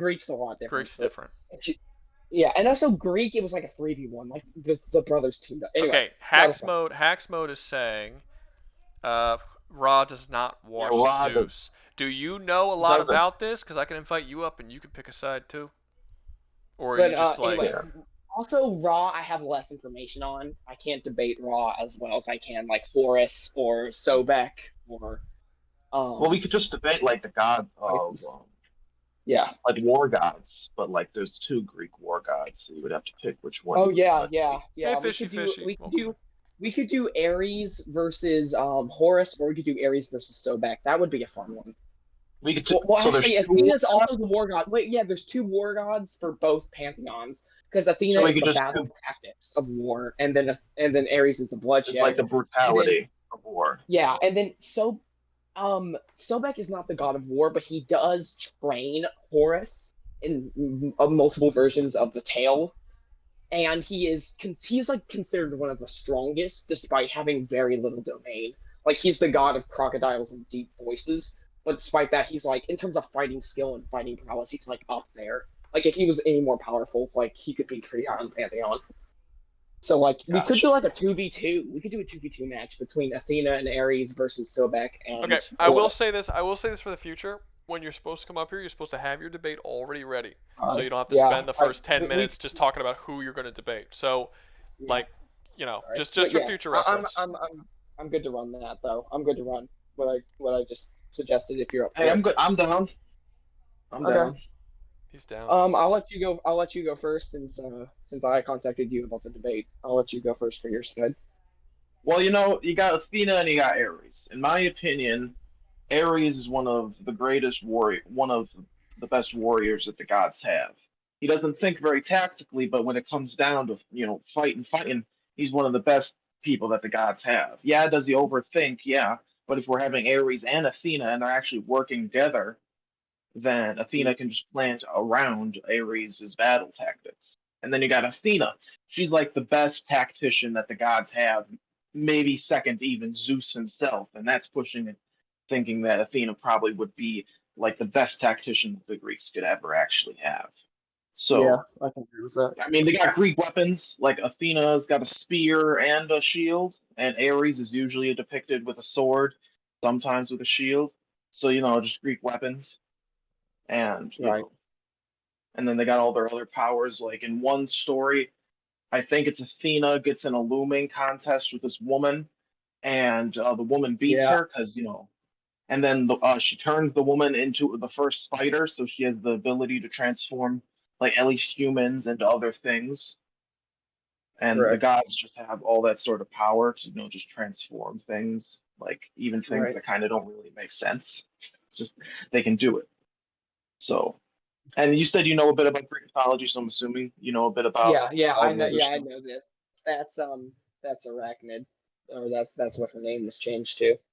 Something like And that. stuff. And yeah, then something. also, Athena's shield has Medusa's head on it, so it can turn people Oh, to yeah. The stone. turn people to stone, and even the gods feared it. Like I'm not sure if it could turn the gods to stone because we've never seen Yeah. that happen. But it would give fear to the gods and stuff. Yeah, it would. And She it does was- inspire fear as well. I don't know if I should I'm chime not in. that familiar with the Egyptian gods, so could you explain? Like, I'm not the most Yeah. familiar. I'm a little Yeah, familiar. Doug, try and keep it a 2v2 so it doesn't. I mean, sorry, 1v1 so it doesn't become a 2v1, Doug. But if you want to Fair. chime in, you can. I'm gonna go take a piss. I'll be right back. Yeah. All right, I just Yeah, wanted to I'm fine with explain that Doug. I'm fine the with you jumping in. But yeah, yeah. I was just trying to explain that Medusa, being a Gorgon, a daughter of Typhon, was probably part of why she struck Yeah. fear into the gods, because Typhon warred against them like in him by himself. Yeah, But yeah, Typhon continue.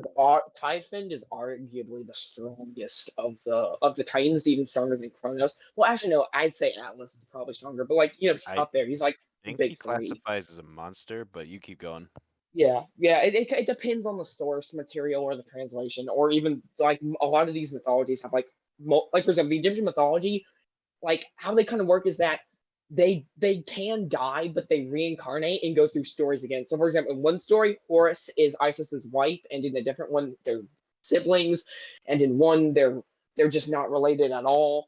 Or like in one, Set's his uncle, and then the other, Set's his father. Like it changes a lot, but they have memories and semblances of each other, of each life. So with that, the main thing, Sobek, I'm gonna go over Sobek first. Sobek, what he brings to the table.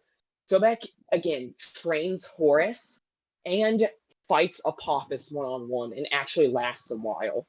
Now Apophis is literally able to destroy things. Like he is destruction incarnate. Like it's not like Set where he's like chaos. Like he's literally like he is the like when he fights something, they phase out of existence almost entirely to completely. It's he's one of the few things that can kill the Egyptian gods permanently, essentially. And Sobek not only took a bite from Apophis, but also lived to tell the tale. Now he was put out for a couple millennia, but like him surviving on a bite from Apophis is something no other god other than Ra has pulled off. That's actually I'm sorry to interrupt you, but that's a good point that someone brings up. Someone says that there are actually two Horuses in Greek mythology, the old and the young. Egyptian, yeah. Yeah. So which one are you going to be using? I'm kind of using a compound Horus because they're two different characters. It's not like it's the same character at different points in their story. Those are two completely different. Okay. You can't do that. Then I'm going to use more of old Horus. Then that's the most what I use. I think that's where most of the information comes from. It's just there's a few feats I'm not sure which Horus it goes to. That's why I'm kind of saying a compound. But like we would use the character more of the character from the old one if we need like to go into that. But yeah, essentially Sobek is a very powerful fighter. He fights and bestes Horus because he trained him. And he's able to fight on par with characters or enemies like Set. The only thing really holding him back is he doesn't really like Horus can fly and Set has control over the desert. And Sobek really doesn't have anything like that. He can summon gators or like Nile crocodiles or whatever, and like he can kind of. Those aren't really gonna. That's not gonna help in a godly fight. Well, the thing about the Greek gods is they can't. The thing about the Greek gods is you can maim them, but you can't really truly kill a Greek god, at least in most iterations. Yeah. Like with Uranus. You really. You can only like maim them or in the bits, but you can't truly kill a Greek god. Like you can injure them, but they're gonna still keep fighting. Like you can't truly kill a Greek god. The Egyptian gods, they're similar. They can die, but they will come back unless bitten by like Apophis, for example. And even then, that's gonna be a win. Well, wait, hold up. That's not true. That's not. I'm gonna get the names backwards, but that's not true because Osiris, Ra dies and Osiris takes his place, right? Am I wrong about that? Yeah, no, well, so what happens is Ra kind of stops dealing with the world and mortals after creating it, and while Osiris does get killed, he does come back and ends up becoming the ruler of the underworld after No, I know Osiris does, but I think Ra stays dead.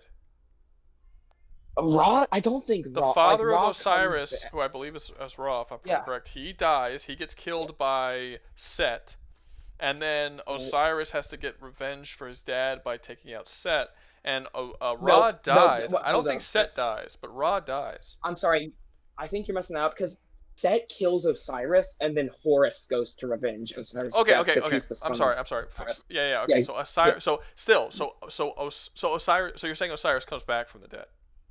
Yes, and then he ends up ruling the underworld. Like Anubis doesn't rule the underworld; he simply like Is that coming regards it back like from he's the like life the- if you're ruling the underworld?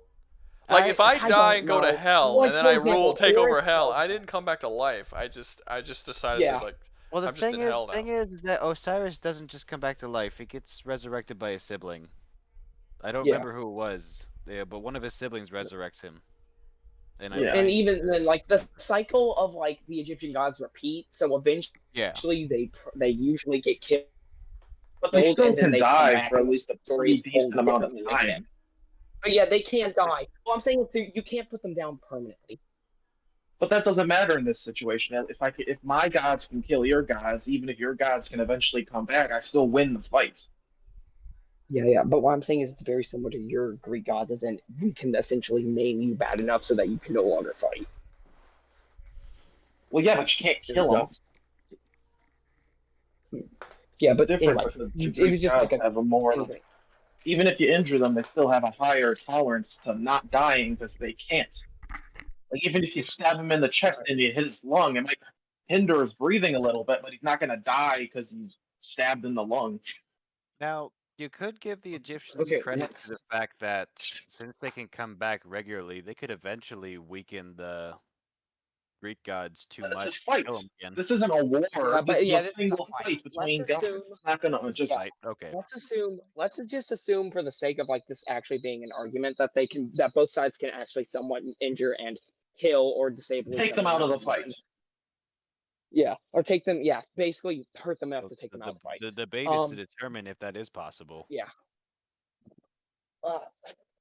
I think I would assume it's possible based on like Horus's, like the Egyptian gods' feats, and they have a very similar. For example, it's similar to Kronos, where he was like chopped up into bits and thrown to Tartarus, and eventually he could reform. Eventually, kind of similar to that, except the reforming works a bit differently.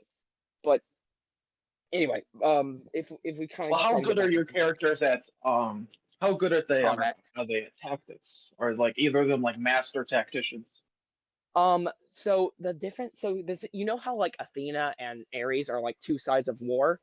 Horus is both Yeah. sides of war plus the god of justice, falcons, medicine, and like a couple other things that I'm struggling to remember. So he basically has both of Athena's tactics and the power from combat that both of them get. And also he can fly. Like I mean the others The gods be able can to fly. the gods have flying chariots, so they both Yeah, can but fly. like he actually just straight up has wings. He can like actually realistically fly. Like he doesn't need like a chariot or something like that.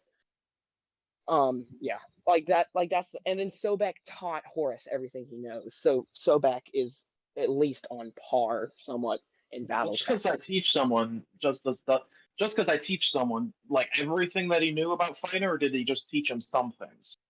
No, he basically trained him from a young child after Osiris dies in most tellings of the story. Or most of the stories. Sobek's the one who trained him after Osiris dies and he wants to kill Set. So Sobek trains What kind of weapons do Horus they from a use? child. Sobek mostly uses okay, well actually let's go over Horus. Horus basically he uses something similar to like a spear or javelin, and also uses which is you will probably recognize it as a full moon blade, which is simply an assassin's weapon.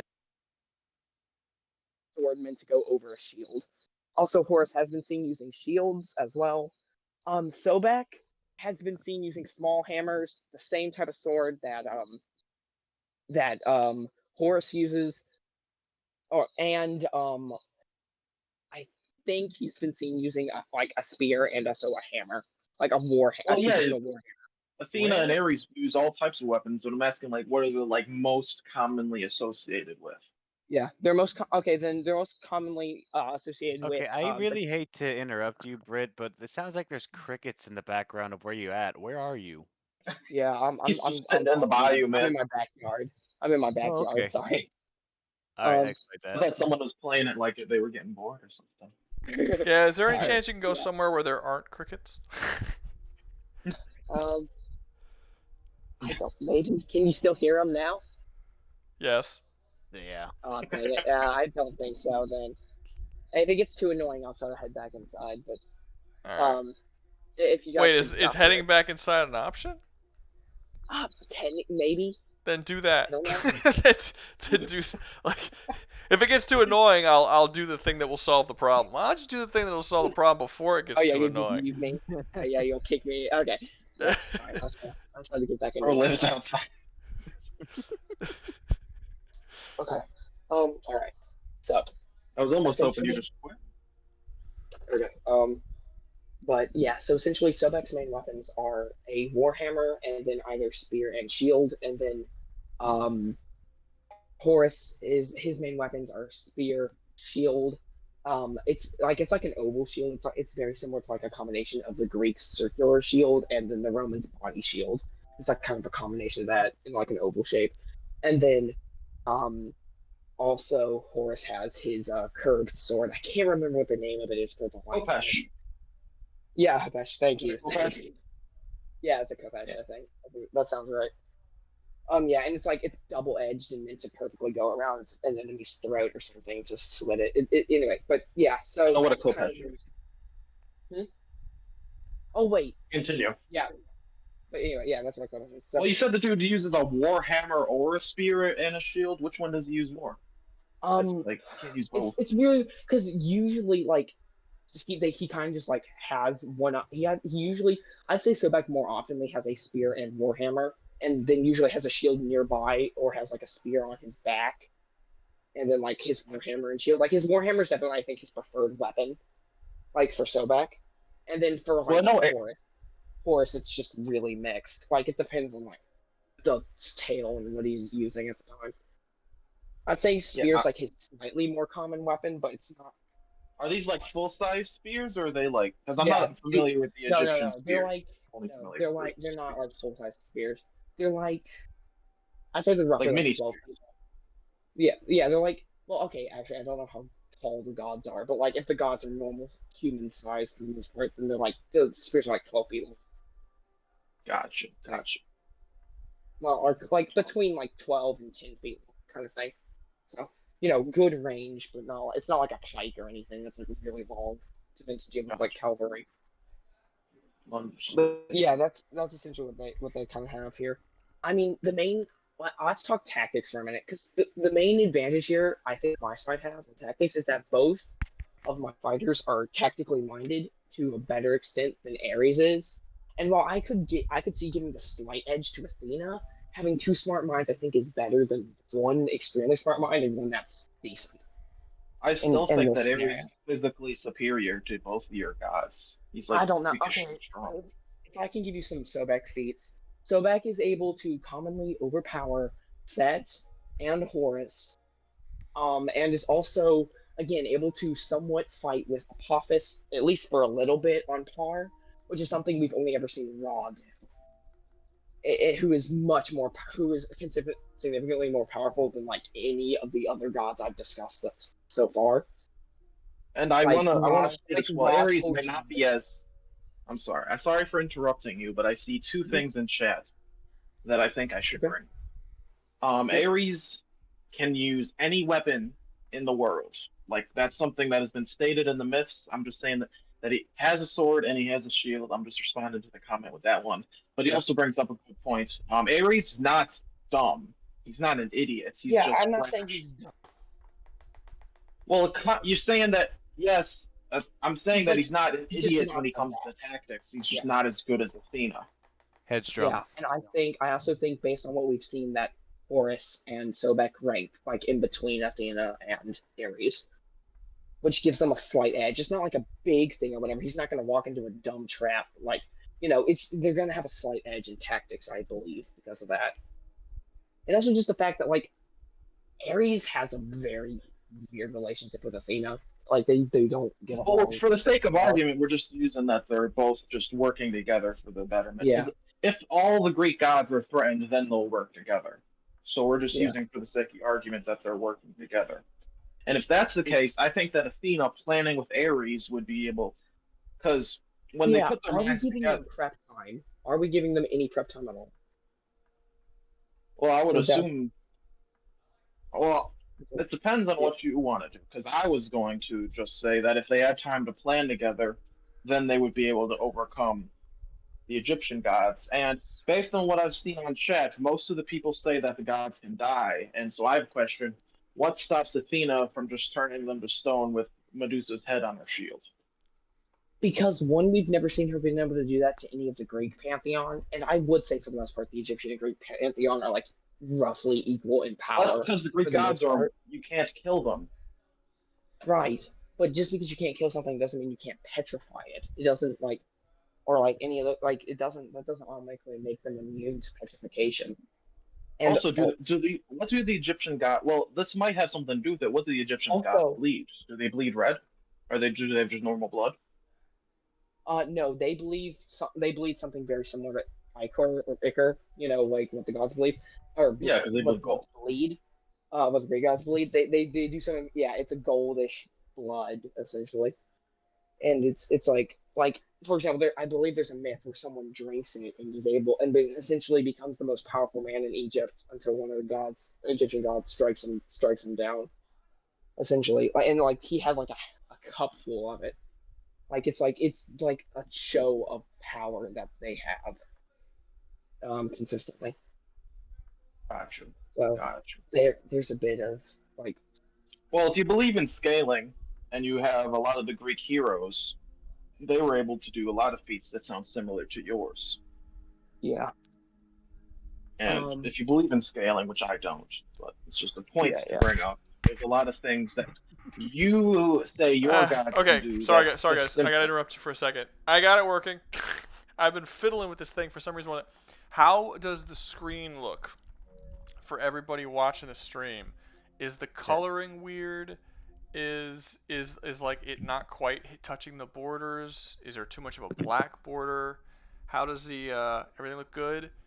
Because it looks like the color. I think it looks good. Okay, it looks like the color. It looks like the color correction looks off from what it looks like on mine. Is it too bright? I don't know. I can't tell. It might be a little bright. I don't know. Because I asked the chat and they said they wanted me to play RoboCop in the background while you guys were talking. So someone's saying it looks a little dark. Okay, we'll see once I get it running. Like you guys could just go back to okay. So you guys think it's dark or light? What do y'all? Looks okay. I think it looks bright to me. We're not racist. Stop lying to me. Let's see. Just a smidge, not bad. Just a smidge what? Just a smidge too light or just a smidge too dark? Because some people are saying dark, some people are saying light. Because I can color correct this real quick. Let's see. Or you guys tell Rouga the brightness. Adjust your own brightness first. That's true. That's true. Yeah, if it's too dark for some of you and too light for others, that's a good catch. Like I have my phone on max darkness, so like I can save battery and stuff. Like you sometimes forget you have it on. That would be annoying if someone had the fucking power saver mode on and be like, it's too dark. Yeah, I know. Like every single time someone wants to see something on my phone, they're like, I can't see a thing. I'm like, oh yeah, right. And I turn it up like halfway up. Okay, now I feel like it would be. I can't have the sound on because then you won't be able to hear them debating. So it's really just going to be like silent in the background, unless you guys are just like, no, we want to hear RoboCop. Fuck those guys. I don't know. That's going to be. Turns into a RoboCop stream, man. That's gonna be. Yeah, turn on Little Einsteins. That'll get people's attention. Little Einsteins. Okay, hold up. Make sure it's still there. Yeah, it's still there. We're good. About to do some RoboCopping. Okay, no, sound's fine. Your move. Okay, cool. All right. Sorry for interrupting you guys. I'm gonna play some RoboCop, so y'all got something more interesting to look at for people. I think most people don't actually watch these streams. I think people just listen to them on their phone from across the room. But yeah, it's what it is. If you want to look, you could see RoboCop doing RoboCop things. Yeah, I know, like this probably isn't the most popular topic in the world. Oh no, it's not. Since you guys have started talking, we've lost a sizable. We went from having over 50. Yeah, we've to now lost being 10 people. Roughly. No, we've lost more than that. We had over 50 before y'all started. 60 to 43. It's 47. Oh yeah, I guess it is 10:30 stream. I'm talking about like in Discord. We've lost 10 people. No, it's. A lot of people go to bed at 10. It's their fault. Okay, then I'll try to finish this up then for the sake of the viewers. Well, no, actually, I haven't been doing the votes. Y'all keep going. I'll just do a vote if they want you. If they want it to end, we'll end it. Yeah. But y'all yeah, continue. continue. I'm about to cook the Greek gods right here. Okay, so Oh, All right. let's all right, just get to some supposedly. major feats real quick. I do want to bring up one thing: the Egyptian curses. These curses seem to have basically no bounds. They're very similar to like how Athena can turn people to spiders, except it seems like every single god in the pantheon can do some curses to some What's extent. stop a Greek god from just taking the curse off themselves with the I godly magic? don't think that the main thing is like, have we ever seen the gods or the Greek gods like curse each other to an extent? Or Well, Zeus was able to strip Poseidon and Apollo of their divinity and basically just turn them into normal people. oh wow, really? Yeah, the Greek I'm gods got sick of Zeus being king, and so Zeus Athena, also. Hera, Poseidon, and Apollo tried to overthrow Zeus, and they failed, and Zeus took away their divinity. He gave it back to them, but he was Zeus- able just Zeus and Poseidon also, with the help of some third guy, nutted on the back of Hades as a punishment. I don't think that counts as a curse. Maybe mental trauma, but I don't think that counts. I mean, as there's a curse. forever scar there from from Zeus's seed, if you will. So So I if call we it get a curse. if we get Ares to jerk off on the Egyptian gods, he'll scar them. Is what you're I saying. don't think the the Egyptian gods really don't. I'll just jerk off Which with is them. weird. It's no longer be a versus, just be a good time. Nope. Anyway, but if we get back to it, the Egyptian gods are quite easily able to curse each other. Now, their curses work a are bit the different. Egyptian gods big on the whole gay thing like the Greek gods were? No, not really. I didn't No, think not at so. all. Brown people don't like gays. I can't even think of like a time where like we get Like I'm not that, even. like, we That's get not even anything like racist. that. Like culturally, darker people do not like gays. Just Oh like, yeah, it's Arabs. just, like don't like they're 'em. just not big. Africans aren't big on them. Middle Easterners societies aren't big on them. Yeah, they don't. Just man. generally speaking, gay is mostly a light skinned thing, outside of the United States. That is Makes you sound think. logic. I didn't expect you to say that. It's not even like it just is. I mean, if you're mad about it, be mad viewership about goes it. up. Anyway, It is what it is. Yeah, the moment we start bad yeah. mouthing brown people, the viewership goes up. Of course it is. You fucking racists. America. Or yeah. it might, well, depending on how you look at it, like, we're not bad mouthing brown people. We're complimenting them because they're Yeah. because they're less gay. It's I don't know. I guess it depends on where you are. Where do you That's fall all on I'm that? saying, depends I on guess. where you sit. Compliance with the laws, but, no political affiliation. You committed a crime. Should I issue this guy a ticket or should I issue a warning? Because he was Warning. posting political propaganda on places where he No wasn't what? allowed. Ticket. Give him a Ticket ticket. him. Fuck Give him that a- guy. Give him a ticket. What do you guys Yeah, think? take his money. Should I be a narc or should I just be like? Time for eh? the votes. I guess it would depend on the politics. No, it wouldn't depend on the politics. I'm a police officer. I have to do things It's right. plagiarism. You have to fucking. You're an officer of the law. You have to Fuck take the them. overly political. He's a None political of matters. martyr. Vandalism. He said he was a Okay. political It's martyr. vandalism. Oh, he's shut the fuck vandalized. up. Oh, it wasn't posting. It was vandalism. Okay. No, I'm glad I gave him a ticket. Fuck that guy. That's You're a that's cop. God, he looks like a fucking douche. what a Exactly. douche. So if we try to steer a little bit back I on haven't used topic, that term in years. Sorry. the Egyptian gods with their like curses, they seem to be mostly tied to varying objects. So like he could curse, for example, Athena's shield, or like for example, at one point Horus curses an Egyptian pharaoh's like essentially his main like weapons and symbols of status. That as long as he reigns, that half of Egypt will lose battles. And of course they claim that because at that point of history they lose like 32 battles straight. Like most of them were small, but like Well, the thing about that they is, can, like, Greek straight up gods curse. curse humans a lot of the time. They don't call it cursing. I think they do in modern texts, but I don't think in the original versions they call it. They just put like something on their family. But gods can just take other gods' curses off of humans. So I don't see why the Greek gods just wouldn't be able to just take a curse Right, off but of what their I'm own saying object. is like the pharaoh in Egyptian mythology is a lesser god himself, right? Like that is Egyptian mythology. Like he is supposed to be like essentially a demigod, the bridge between the Egyptian people and their Egyptian gods, and therefore is half god himself, or is elevated to god status when becoming pharaoh. But so And also, Well, I again, don't there's see how that applies because I think that the Greek gods would be able just to take their curses off. They could. There have been many stories of Greek gods putting curses on humans, and then other Greek gods Yeah. just being able to take them off. A lot of times they don't because they don't want to fight. But They when can I'm- fight each other, but they don't want to get into a godly battle over it. They're just Yeah, fine because letting their that humans do would it. shake and tremor the Beast over planet. war. But I Actually, do what's wanna stopping say- the Greek gods from cursing the Egyptian gods? That's actually what I was about to say right there. Do you think they would be able to remove curses from like if gods cursed each other?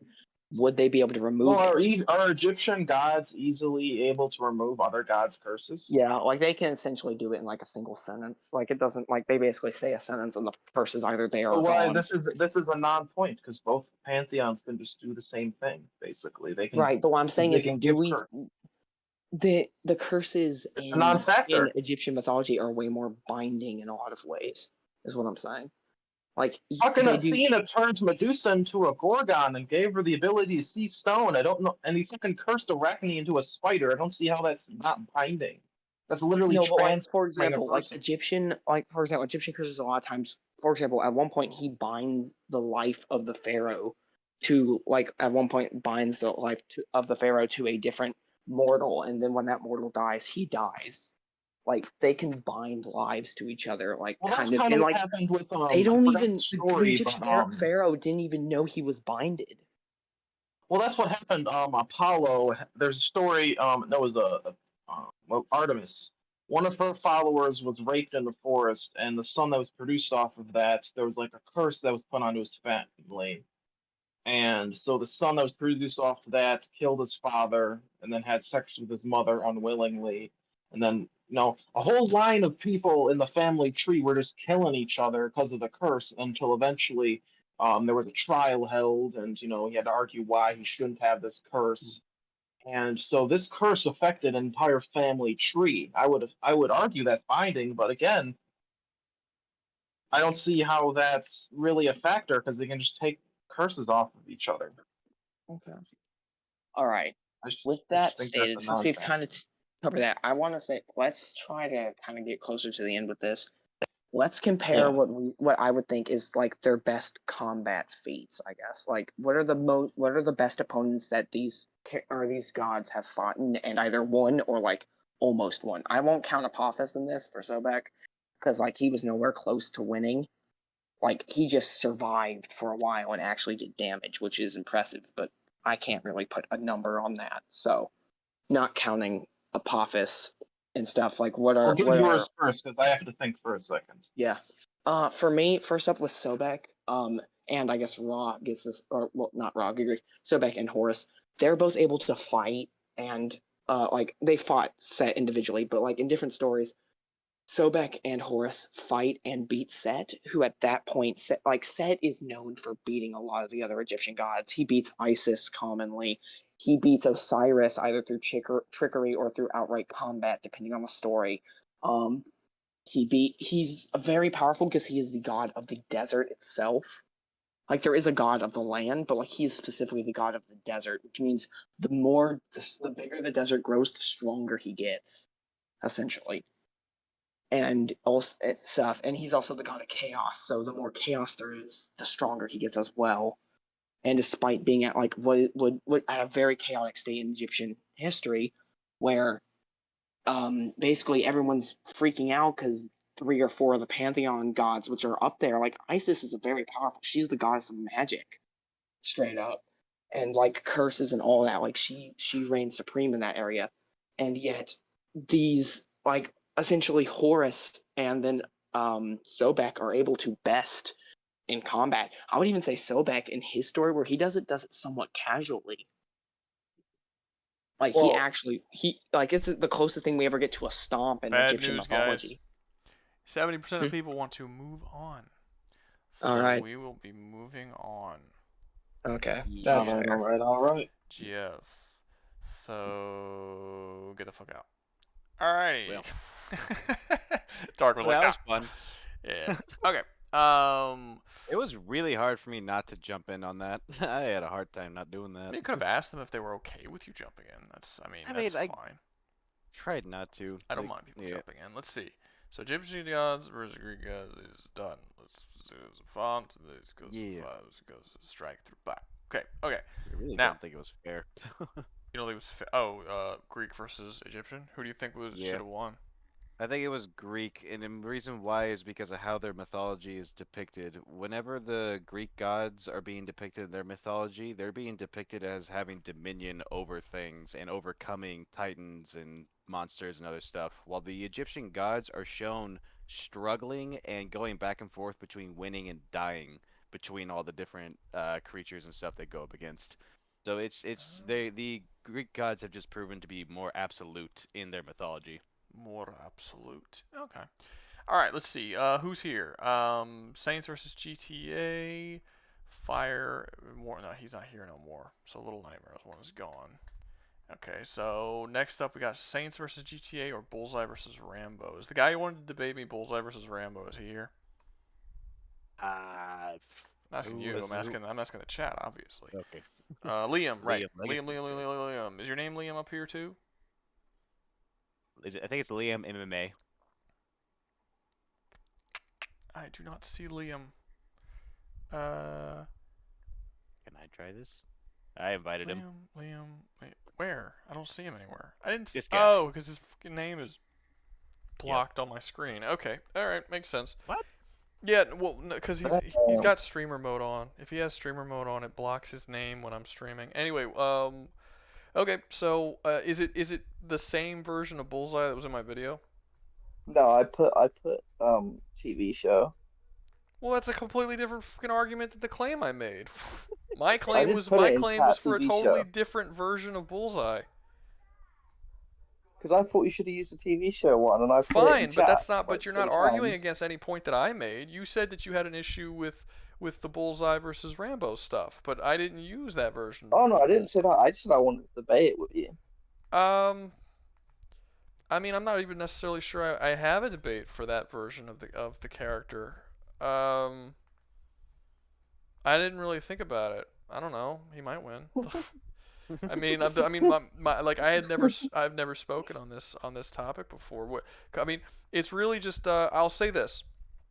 Again, I haven't seen the new season, but I have seen the original 3 seasons. So unless he does something super unique, He does not. Okay, so then based on the first 3 seasons, I would say that Rambo's faster. Rambo actually has stealth abilities, whereas Bullseye does not. He doesn't have counters to stealth abilities. Wait, what? Say that again? He doesn't have stealth abilities, but he's somehow really good at countering them. You would have to tell me at what point he counters and how. I mean, I would have to see like what the. This is gonna be really hard to play this game that has like dialogue and shit while I'm while I'm talking to you. So I might have to swap it to a different game. I don't know. What the first time they fight in the is it not in the news place? After they get into a skirmish, Daredevil starts stealthing around, and every time he tries to do it, he just gets whacked in the head around the corner. And every time he tries to sneak around him, he just gets hit. That's very vague. Is there a specific moment where it's shown that he's about to get that's a master stealth expert is about to come and he just knows that he's there, or he just figures it out? No, it's just the time we've seen someone try to use stealth against him. I would say Daredevil's the master stealth expert. Daredevil doesn't use a whole lot of stealth in the Daredevil show. He uses it against the hand. He sneaks around quite a lot. He doesn't Yeah, but he doesn't have the skill. The Hand are better stealth experts than he is, significantly so. Like that's actually made a point that he can't even hear their heartbeat, and they sneak up on him constantly, but he has trouble sneaking up on them. Yeah, until he listens to their sword or whatever it was. Yeah, he figured a way around it, but originally he couldn't even hear their heartbeat. But yeah, I don't think that Daredevil has ever been trained in stealth in the show. He's trained how to fight by stick, but he's never trained in stealth. Elektra is also better at stealth than he is. He's good at picking up other people who are stealthy, but he's not. We see him use stealth. We just never see him use sneak. We don't see him. He doesn't have stealth training, but we definitely see him sneak. but that's not really the same thing necessarily. He is not a stealth expert. So Jim, don't mean to interrupt you, but Jim has a super chat asking, would you be willing to do Rambo versus Five Nights at Freddy's? I don't know anything about Five Nights at Freddy's. I mean, look, if they're bulletproof and can't be killed by a normal dude, then there would be no point in having it. I mean, if you're just trying to trap me by getting me into to do it with a fight that he can't. I know they're robots. Like, is he even capable of damaging them? Yeah, he could definitely damage them. A bunch of them die to a building fire. Okay, I mean, we could do it, sure. I suppose we could talk about it. I mean, it's just, I just wanted to make sure that we didn't like start debating, and then all of a sudden he would be like, oh yeah, by the way, they're robots, they're bulletproof, they break through, they break through brick walls, and and I'm like, well, no, Rambo's just a dude. like it's not a fair fight. But I will say that as far as the bullseye one goes,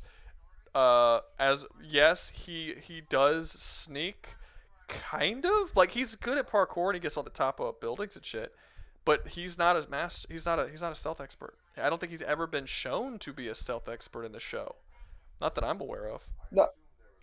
No, he's not. He's shown to be like good at it. But the difference is that Rambo is actually a stealth expert. Rambo is capable of taking out whole platoons of trained military soldiers without any of them even realizing he's there. It's a totally different level of stealth that he has that Daredevil doesn't have. He would be more comparable to the Hand in terms of stealth. I mean, he can't slow down his heartbeat, but he's definitely shit. I wasn't listening to what they were saying, so I don't know how to reply to this. Do you want to help QGP avoid? Oh. OCP, motherfucker. You never seen Rambo? Illegally obtained evidence is invalid. Police will catch the culprits. You committed an illegal act. God damn it. I don't know what to pick. Maybe she was right. I can't play this game. I'm just gonna I can't pay attention to what I have to do. How about we're gonna play Helldivers? Play it by myself. We're gonna play Helldivers because I have to focus on what people are saying and stuff in order to properly play it. All right, to continue back, what were you saying, man? Sorry for interrupting you. I was saying, my point was... Oh, no, I was saying something. You weren't saying something. I was saying something. Yeah, Rambo isn't capable of slowing down his heartbeat like they are, but outside of that, he is a stealth expert who is actually a trained stealth expert. We have several instances of him being shown going into full-on armed military bases, taking everybody out without them even realizing he's there. It's a totally different level of stealth than something that all... Daredevil does is run around the tops of buildings and look down on people, and they don't see him because he's high up.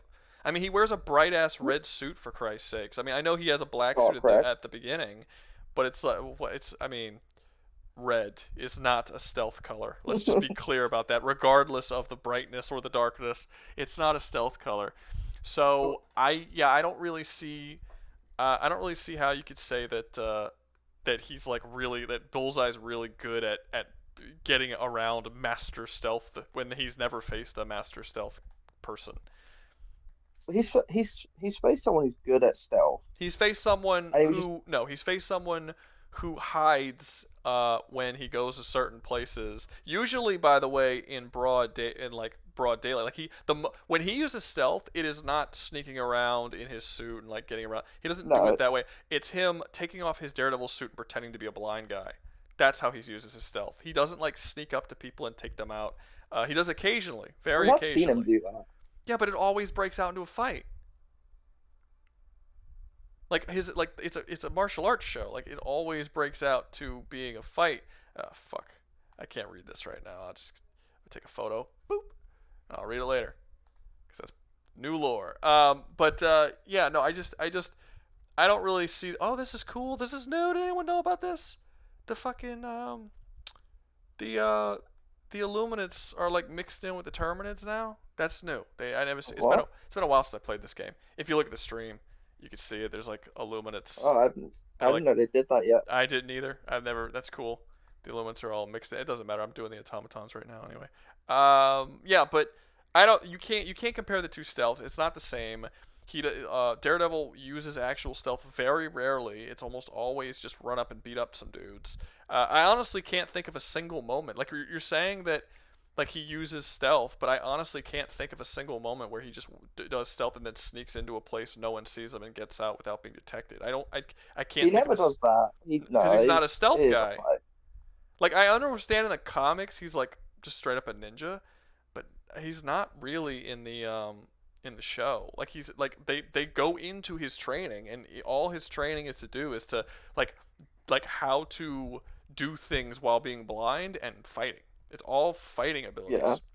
Elektra is specifically shown to be relatively decent at stealth, but not Daredevil. So I don't think you could say that Bullseye would be able to tell that Rambo is stealthing him.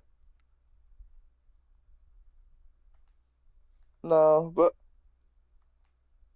I also don't think if you give him the Daredevil suit, he also has a high level of resistance to a stealth We're not attack, talking about Daredevil suit. We're talking about Bullseye. which he's worn the Daredevil suit quite a lot.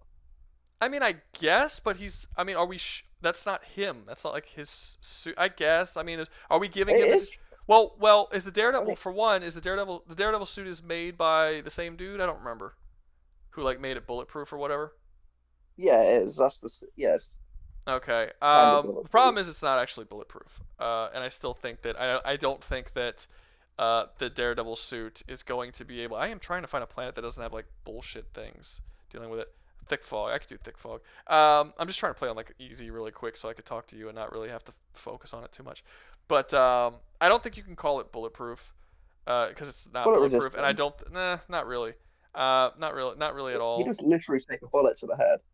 Yeah, but it's specifically stated that that Punisher was Punisher hit trying him to by a not spot kill he him. was He was trying to not kill him, and he's never taken a bullet anywhere else other than that one moment. Like we never see him just taking shots. He's not It's not like he's Batman from Batman v Superman.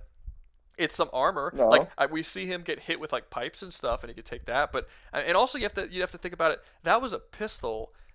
Punisher specifically shot him in a place he knew wouldn't kill him, and it still gave him a concussion, and he was out for a whole day. When you go over to Rambo, who has massive military-grade weaponry that Punisher was not using against Daredevil at all. Punisher used a pistol. It's like there's no evidence that he's going to be able to survive the fucking chain guns and shit that Rambo uses. No, but I don't know if Rambo would beat him in a straight shootout in that situation. Yes, he would. He is considerably faster. Considerably. It's not even close. He's at one point in the movies, as an older man, he was in his 60s. He pulled out a gun and shot 8 dudes who were all aiming guns at him. They already had their guns out aimed at him. He took them all out before they could pull the trigger. Rambo's fast as shit. We never really see. There's nothing that comes out where he did something crazy fast. He's right. Bullseye? He No. blitzes some people who aren't expecting him. You talking about Rambo or Bullseye? Who are you talking? You're saying he? Bullseye. There's nothing which like No, shows there him being, isn't. like, They're not. insanely fast. There aren't really super. There aren't like any like really fast. There aren't like any fast types of. Sorry, I'm picking on my shit now. This is really bad for me to be doing this while I'm talking to you because this is not working out. He blitzes some people in the first scene you see him with on a police car. Like he walks up behind them and shoots them before they can really react to him. Well, you said he walked. You said he walked up behind them though.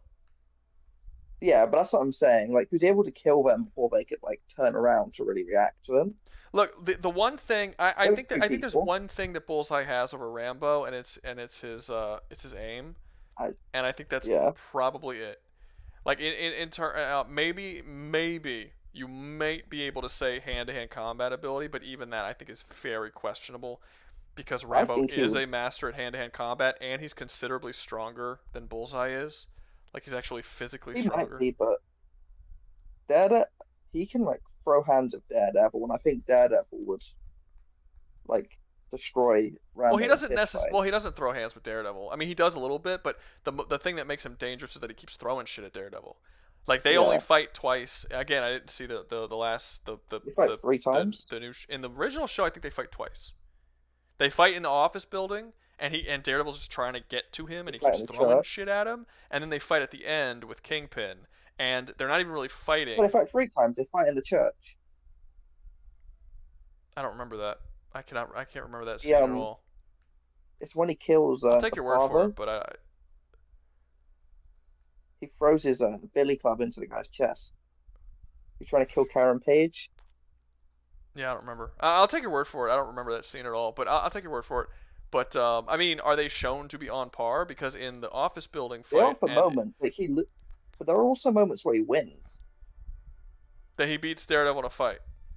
Is For like a Daredevil second. weakened at any point during this? No, but they're both sort of distracted. Okay. Okay. Well, let's. Like, I think we can see. Okay, we'll say that he's comparable but lesser than Daredevil. That sound fair? yeah, he's comparable, definitely lesser. Yeah. Okay, so comparable, but not quite as good as at Daredevil. I mean, fair enough. I mean, we'll say just for the sake of argument that he would be probably possibly more skilled than Rambo, but physically weaker, and also slower. So physically inferior, but skillfully superior. I would say he's way, but if you like, well, obviously Rambo different picks up a characters. dude with one hand and rips his throat out with the other hand. No, I'm not talking about physical. I'm talking about skills because obviously physically he's way smaller too. I'm pretty sure. Oh yeah, no, Rambo's huge. Rambo's a really well. It depends on the movie, but yeah, especially the later movies, he's You have to. he's fucking massive. The skill level they show Daredevil at in the show is like Danny Rand's a master, and Daredevil basically just destroys him in a fist fight. Well, Danny Rand sucks. Like He does. let's be fair. Danny Rand is really bad, In the universe, and everyone he's a master. no, he's not though. In the universe, he's not because he gets destroyed by fucking Daredevil. He's not the best. Well, no, they said, and Dick says it. Daredevil was the best fighter they have ever seen. Well, Stick says that Daredevil's the best fighter that he has ever seen and trained, sure. But even that I think is sort of iffy. I feel like they wanted to introduce Danny Rand as the best hand-to-hand fighter, but then when the show sucked and the fighting sucked in the show, they essentially traitor detected. Are you serious? Okay, well I just lost this level, because I was out of bounds. I didn't realize it. Whatever, it is what it is. Does anyone know if these explosions ever stop, or are they just gonna keep shooting at me until I die? No, that's gonna kill you. They're just gonna kill me. All right, all this week. Well, why aren't they hitting me? Like they're just fucking with me. Like their aim Terrible sucks. aim, I guess. Well, they usually. Well, I've done this before, and they usually hit you in the first shot. Like it's impossible to get away from it. But this one, they're just like. They know you're debating right now. They're just like, we'll give him an easier time. Do I have to kill? Maybe I have to kill someone. They're like, oh, he's not a traitor because he's clearly wrecking dudes. He's just a dumbass. Yeah. Yeah, he's just a dumbass. Maybe they'll. Hold up. Sorry, guys. Okay, what were we talking about? We were talking about Rambo and stuff. What were you saying? Continue. I honestly, if I'm gonna be in this, I think I just have to turn the game off and just do this, and then I'll turn the game back on when we're done debating, because this is way too distracting. Go ahead. Say what you're saying. So Daredevil is beating up these okay, even if you don't want to use Danny because Danny sucks. If you look at the hand. Well, no. That's what I was saying. That's what I was saying. So I think they created the show with the intentions that Danny Rand was going to be the best fighter, but then the show sucked and the combat in the show sucked. So then when they made the Defenders show, they as a sort of explanation for the terrible fighting, they just made Danny worse. I can't even see because the dudes are doing. So it's like, yeah, I think that was the initial thing, but I mean, cool that he's the best fighter that he's ever seen or whatever. But the fact is that he gets beat multiple times by Kingpin, who has no combat training whatsoever. He's just a really strong guy. Yeah, he's beat. Yes, yes, he does. Kingpin beats the shit out of him. And throws him out. He almost kills him. He throws him out of the building, and he only survives because he crashes in the water. I mean, that's after he fought the hand assassin. Huh? Yeah, he fought a hand. Okay, finally the explosion got me. Yeah, the Kingpin. Well, no, not necessarily, because the Kingpin of, if we're talking about the original series, the Kingpin of that series doesn't have any form of super strength. He's just a strong dude. But doesn't he throw through a wall? Didn't you say that? No, he's just a strong dude. No, he's just a strong. No, wait, throws who? No, he throws him out of a window. or he leaps out of a window. I'm gonna have to remember the scene exactly, but he beats the shit out of him. I know he throws him through a table. The strongest things that we see Kingpin do is, let's see, he crushes someone's he head crushes in the new series. he doesn't crush his head. He well I don't know about the new series, but in the old series he doesn't crush his head, but he basically beheads a dude with a car door. But it takes him like 6 or 7 like crushes to actually finally behead him. He could pick dudes up off the ground. But like even Punisher was able to fight back against Kingpin while he was chained to it. While he was like in chains. So again, I don't know how good. Like the whole thing is the Daredevil series. All of the characters are No, but Daredevil relatively. didn't lose to him. He did. Grounded. No, because he already had a fight with the Nobu. ninja Nobu. No, Nobu. Yeah. And he was weakened and stuff. Okay, fair enough. But it doesn't matter. It's not like he struggles against dudes who are unskilled but physically stronger. Because he doesn't beat Kingpin easily. It's not an easy thing. It's like a big deal. Like it is something that he struggles with to do. So the one time they have a fair fight, he does just beat his ass. What one time? No, he wasn't. They fight at the end of fight at the end of season 1, and Kingpin tosses him around like nothing. It takes forever for Daredevil to overcome him. Taking hits from no one. No, Daredevil was fresh. They were both fresh in that last fight. I give you the Nobu fight. That was true, but he takes unnecessary damage defending Vanessa in that fight. No, he doesn't. Daredevil was fresh. So was Kingpin. They were both fresh. They fought. Kingpin did very well. Not that one. I'm talking about the one at the end of season 1. When it was a 1v1 fight. Huh? Were they fight in the alley? Yes. They were both fresh, and Kingpin nearly beats Daredevil, and Daredevil eventually overcomes him. But he's like sitting there beating him with a pipe and stuff, and yeah, I would actually say if he wasn't wearing, I would actually argue that if he wasn't wearing his Daredevil suit, that he probably would have been beaten. It was the armor that protected him from when he was getting beat on from Daredevil. I mean, Kingpin picked him up and chucked him. Kingpin picked him up and chucked him into a dumpster and was throwing him around like a rag doll. Yeah, no, he was. We've seen him fight multiple times. I mean, shit, Daredevil super hard struggled against the dude who made his suit. Because he was really strong. Like we see Daredevil struggle constantly, and Daredevil gets at one point they say like in the episode where Daredevil is fighting against the kid is kidnapped and he meets Claire in season 1. She finds him all beat up in a dumpster because he gets jumped by a couple of dudes and they beat the shit out of him and throw him in the dumpster. Like Daredevil's abilities are relatively realistic. Well, in season 1, he's also the weakest version of himself. You could say that, but it's not. Yeah, but you could say that, but he's got the same issues throughout season 2 and 3 as well. Like he does get overtaken and beat up by groups of people. He does struggle. He does get hit. If it was not for his suit, he would be dead in all 3 seasons. I just don't think you could stand there and say that his skill is like the greatest on earth or some shit. It's treated as a more realistic series of a normal dude who struggles against other normal dudes. Rambo is not a normal dude, and he doesn't really struggle in the same way. Like he is a normal dude.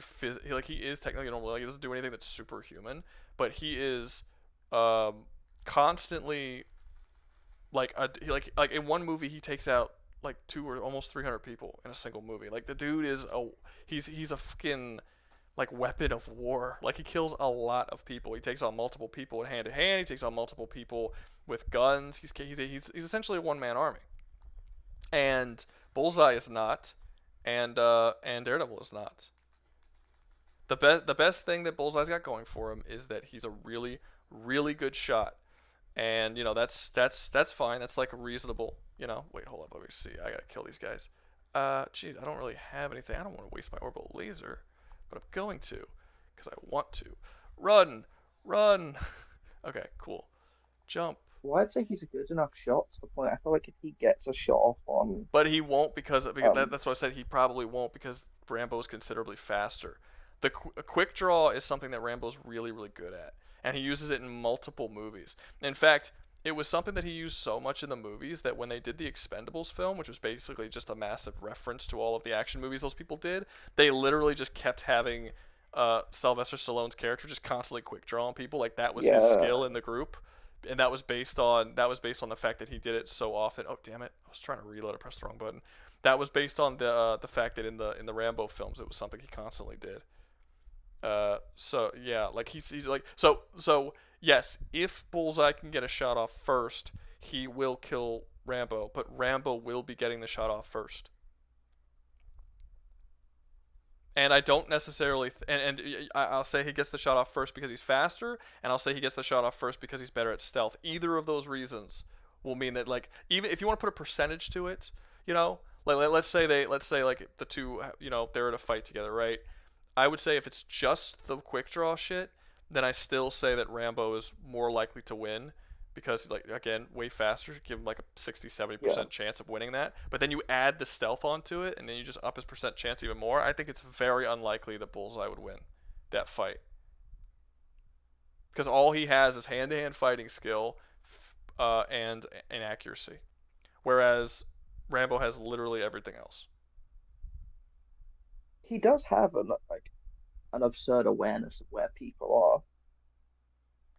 Not against a stealth expert. Not against a stealth expert, and certainly not against a stealth expert that is at Rambo's degree of stealth ability. And Rambo has also fought and used stealth in urban areas. Killing a dude is not an issue for Rambo, like, at all. Like, No. it's not. And again, if we remove stealth off the table and we just put them in a room together, face to face, like, go, you know, Rambo's faster. He'll pull his gun out and shoot him before he gets a I shot actually off. think Bullseye probably has a better shot with stealth involved Why? because his chance of realizing it's there is a lot higher than his chance of outshooting him. Like, I don't door think to his door. chances of realizing he's there is at all higher. Rambo has been able to take out whole groups of trained military who are also stealth experts without them realizing he's there. I don't see how you could say he has a better way of I mean, I can't even, like, you're gonna have to tell me, like, what was the scene in thing where he even does overcome like a stealth like someone is stealthing him, trying to kill him, and he just figures that shit out when he has no idea, or even so, like I mean, when does that happen? Like, every time he fights Daredevil, like, he knows Daredevil's there, who's coming for him. In fact, I think there's even a couple times where he gets the upper hand of Daredevil, not the other way around. Yeah, he does. Despite the fact that he is not a stealth expert, because again, Daredevil is not a stealth expert. No, it's because you'll see, like, people will disappear out of his sight, and he won't know where they are exactly, but he'll still hit them. Even But if it's he hits impossible them, for then him he to does they know are. where. But if he hits them, then he does know where they are. He shouldn't. Like, there's no way he can. But he does if he's hitting them. Like, that's, you can't argue that he That's doesn't. what I'm saying. You could He say has it's that bad uncanny writing or bad ability. editing, but that doesn't mean that he has some sort of form of omniscience. If he's throwing something and it's bouncing off walls and still hits his enemy, then he guessed where they were and he did the trajectory and He he hit has them. some. What did he show? Is some weird ability to kill people. Things you couldn't kill people with. He has the He ability kills to someone throw with shit, and he has the ability to throw shit really hard. He kills someone with his tooth in the new season. He spits his tooth out and kills someone with it. Yeah, that happens in the comics. But to be Yeah, that's what I fair, read off of. But to be fair, I almost think that, like, I don't almost think, I do think the original series and the new one, you cannot say that those are the same universe. I know that they're saying that they're the same universe, but, like, the timeline doesn't match up, the characters aren't the same, nothing is really the same because they filmed that season to not be a part of the same universe and then changed their mind at the last minute and was like, you know, actually it is totally the same universe. It does match up. It doesn't match up at all. I mean, Kingpin has super strength and now he didn't have super strength originally. Last time we saw Kingpin, he was going to prison.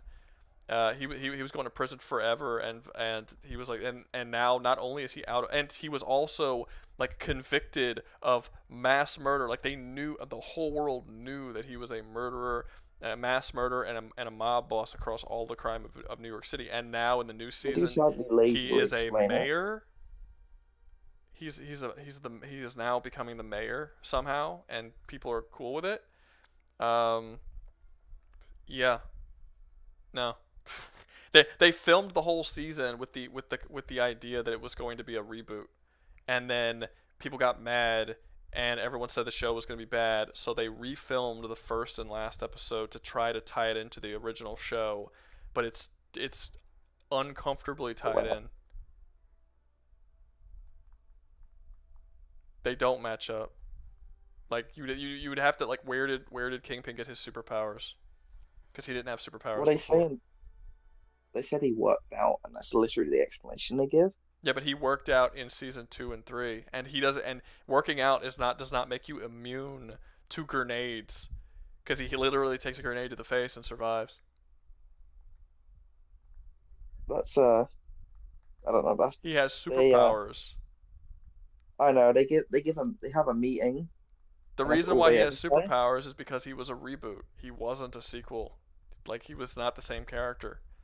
He acts totally fucking different in the what do you call it? The Hawkeye show. Reboot, not reboot. No, the Hawkeye show. He has a completely different thing in the Hawkeye show than he did originally. Like, it's super, yeah. Now, the fuck, boom is comeback. I'm still good? Yeah, I'm still good. Okay, cool. Yeah, it's just I don't see how Bullseye can win this. I really like, you put him face to face, Daredevil Rambo's faster, shoots him. If you make him stealth, he's a stealth expert, and he can actually also build traps, and he's been shown to be able to build traps extremely quickly and set them off, and he can kill them that way. I mean, there's a lot of ways that Rambo has a better arsenal. Rambo's physically stronger. Like, literally, it's only accuracy and possibly fighting ability. But even that's arguable. Not definitely, because as I said, we have seen Daredevil get beat by like a small group of thugs, whereas Rambo has no problem taking on a small group of thugs in hand-to-hand combat. He's a hand-to-hand combat expert. He's a melee weapon fighter expert. He's an expert with a knife. He's an expert with machetes and stuff like that. And he's a marksman. And he's really good at the quick draw. He's good at using basically any weapon you can put in his hand. Bullseye struggled to kill one dude who was just a guy who refuses to use guns and uses a freaking billy club to fight people. And he was struggling to fight and kill him. I mean, that's Daredevil, it's not.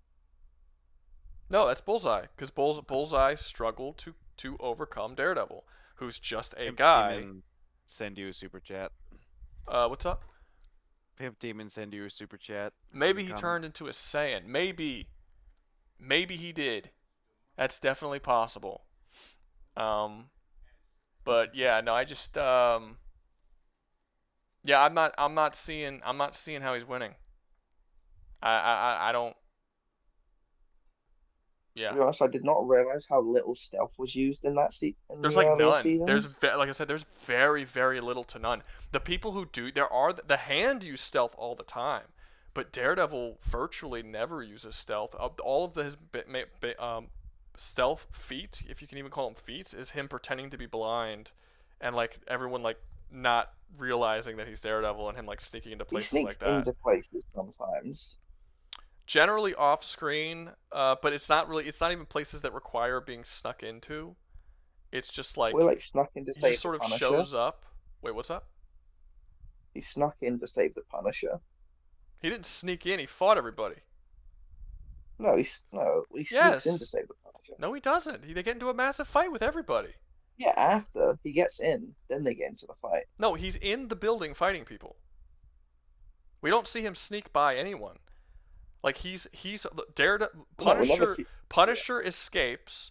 He kills the main dude, gets to do a shootout, and then Daredevil walks in and joins him in the fight once Punisher is already shooting and killing a bunch of people. There's no stealth being shown. Then they fight their way out the building. Huh? Then they fight their way out the building. Yes, but there's no stealth shown in that scene. No, but I'm saying him getting in there. No. Without having Where is the evidence that he had to he had to sneak in. Punisher was already in a shootout with everybody when Daredevil showed up. We don't see any stealth. You're assuming stealth happened off screen. He just shows up while Punisher's in the middle of a shootout. We don't see him sneak by anybody or sneak in.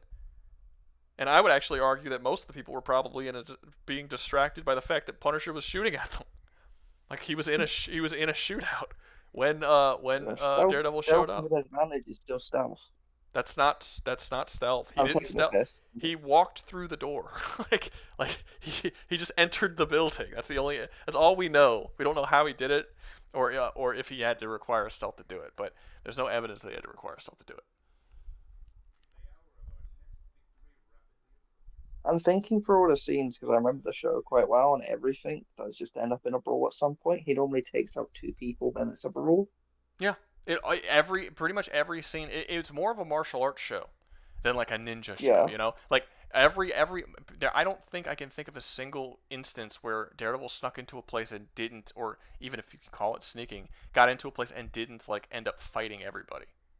Like, it always boils down to a hand-to-hand combat scene with somebody because he doesn't have any. And again, if you look at his backstory, he's never taught stealth in his backstory. He's taught how to fight. He was technically taught to fight and kill people, but he doesn't do the killing part. He tried. He tries to kill Bullseye in the new season, but he doesn't. Yeah, I mean, even in like Rambo 4, when he's like an older man.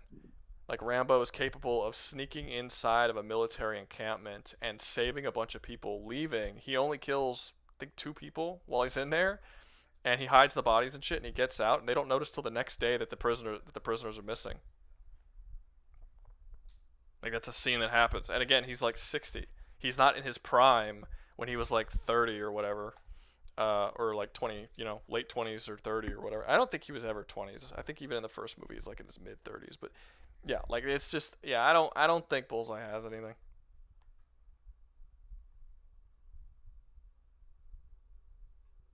Should I take that as Bullseye not having anything? Yeah. Like, okay. No, I was thinking, I was trying to think, going through scenes in my head, and I just couldn't think of anything. Yeah. No, because I honestly don't think there is anything. I mean, maybe, like I said, maybe in the new show, since they like upped everybody's power levels to being like superhuman, maybe there's some sort of argument that could be made that he fights against Kingpin or something, and he fights against a character who could like flip cars, and it's like, then it's a totally, but then you have like a superhuman, like, going up against a dude. I didn't use the new show because he loses the armor. Mm-hmm. He doesn't have the Daredevil armor, so it sort of nerfs him. But he does. I'm not gonna say it's cheating necessarily, but I do think it's probably a little bit cheating that you're giving him the Daredevil armor simply because that's not his suit. Like he uses. He has it in. No, I get that he has it. I get that he has it, but it's not his suit. Like that's not his Bullseye. Yeah, I know it's a suit he wears. It's not his suit though. It's Daredevil's suit. He uses it for one season. He loses it. He never has it again. He doesn't have access to it anymore. It's not like that's his permanent suit or in his permanent arsenal. It's just sort of, it's a plot line that he's framing Daredevil, and he uses it in a couple of scenes, and that's it. Born Again, that was the only time we've seen him like fight in that suit. Wait, what's up? Previous to Born Again, he has one action scene outside of that suit, and everything else he's wearing. No, I know, but I'm still saying it's not. You know what I'm saying? It's not his suit. Yeah, I know what you're saying. Yeah, that's all I'm saying is that it's not his suit. I get how many times we see him fighting in it. I get that it's a big plot point that he's framing Daredevil. I get all that. It's still not his suit though. Like it's not a part. It is not. Nor will it ever be a part of his normal arsenal. It was just used for a single plot line as a framing device to frame Daredevil. I worded that weird, but yeah. That season it was part of his normal arsenal though. I mean, yeah, but just for that plot line. For that whole season, yeah. For that plot line. Doesn't matter how long the plot line was. The plot line's over. He didn't have it before the plot line, didn't have it after the plot line. It was specifically for the plot line. He doesn't have it no more. It's just, I don't know. It's not his. Taking it from. No, I get that, but it's not like in reality. No, it's not his. In reality, if Bullseye had to face off against Rambo and this actually happened, he wouldn't put on the Daredevil suit to do it. Because he was specifically wearing it to frame Daredevil. Like, that was the whole purpose of him having the suit in the first place. If he's not trying to frame Daredevil, he's not going to be wearing the suit. Well, no, because he uses it when he goes to kill Kingpin. He's not trying to frame Daredevil then. Well, he's not trying to frame Daredevil necessarily. I guess that you might have a point there. I suppose maybe. I actually don't know why he was wearing the suit at that point. Whatever. Because it's good armor. I suppose. Maybe I don't know. Maybe he'll get better armor later. I don't know. We'll see. But either way, with or without the suit, I don't see. He's not winning against Rambo, so I don't think it really. Yeah, we're gonna move on. Lost. So I think we're basically done with this. I don't know your name because it just says L on my screen. So thanks for coming. Liam, thank you. Thanks for coming up, Liam. I'll maybe if you get another debate. Well, I actually don't know how long because we're going on 4.5 hours. It's been a kind of a slow sort of thing. We only have about 35 people left. We'll do one more debate if we don't see like a bunch of super chats coming in and sort of build up. I'll get off because as of right now, it's been like. I'm gonna end up making like $60 this whole night. It's like I'd rather just like chill out and go like relax. Yeah, you've been super chill all night. Yeah, it's not really that kind of night. All right. So does anyone else have a debate? Let me see if I can bring up the thing. Well, hold on. Let me bring up my OBS so you guys aren't just staring at my fucking game screen. So you guys know what's happening. Boop. There we go. Okay. So let's pull it up. What debates do we have? Okay, so Bullseye versus Rambo's done. Let's straight through. Saints versus GTA. I don't know if they're still around. Politic debate, Rouga. Good last debate. Yeah, sure. I'll see if anybody's interested in that. Oh, Rambo versus. That's true. He did say Rambo versus. We'll put it into a vote. Since we just did a Rambo debate, we'll put it into a vote. Any other debates going on? We don't know what topic yet, so we'll discuss it. But let's see what people are more interested in. Let's see what debates. And this is possibly the last debate, depending on the super chat numbers. And then we have politics. And then what was the other one? It was Rambo versus Five Nights at Freddy's. Oh yeah. What's up? I'm kind of interested about that. Five Nights at Freddy's? Yeah. I thinks religion's place in politics. Oh. Sorry, worded oddly. I can do that. Not politics. So much better. Okay. Start poll. I would probably have actually relatively interesting thoughts on that. Okay, so here it is. You guys vote Rambo versus FFNA or politics. We'll see. See, I like mixing it up. I don't like constantly doing the debate stuff because, like, you know, I'm a well-rounded person. I like to talk about different things, not just always versus debates. I don't actually care about versus debates all that much, to be honest with you. But you know, I could talk about morals or politics or like a debate. You know, we can debate anything. Philosophy, how philosophy's dumb and doesn't need to exist. I have no respect for philosophy, to be honest with you. Why? Why would I? Name something useful about philosophy. I mean, actually valuing people more than just objects. Well, how is that philosophy? Is that philosophy? Because philosophy goes into the why, well, more or less the why of things exist. I'm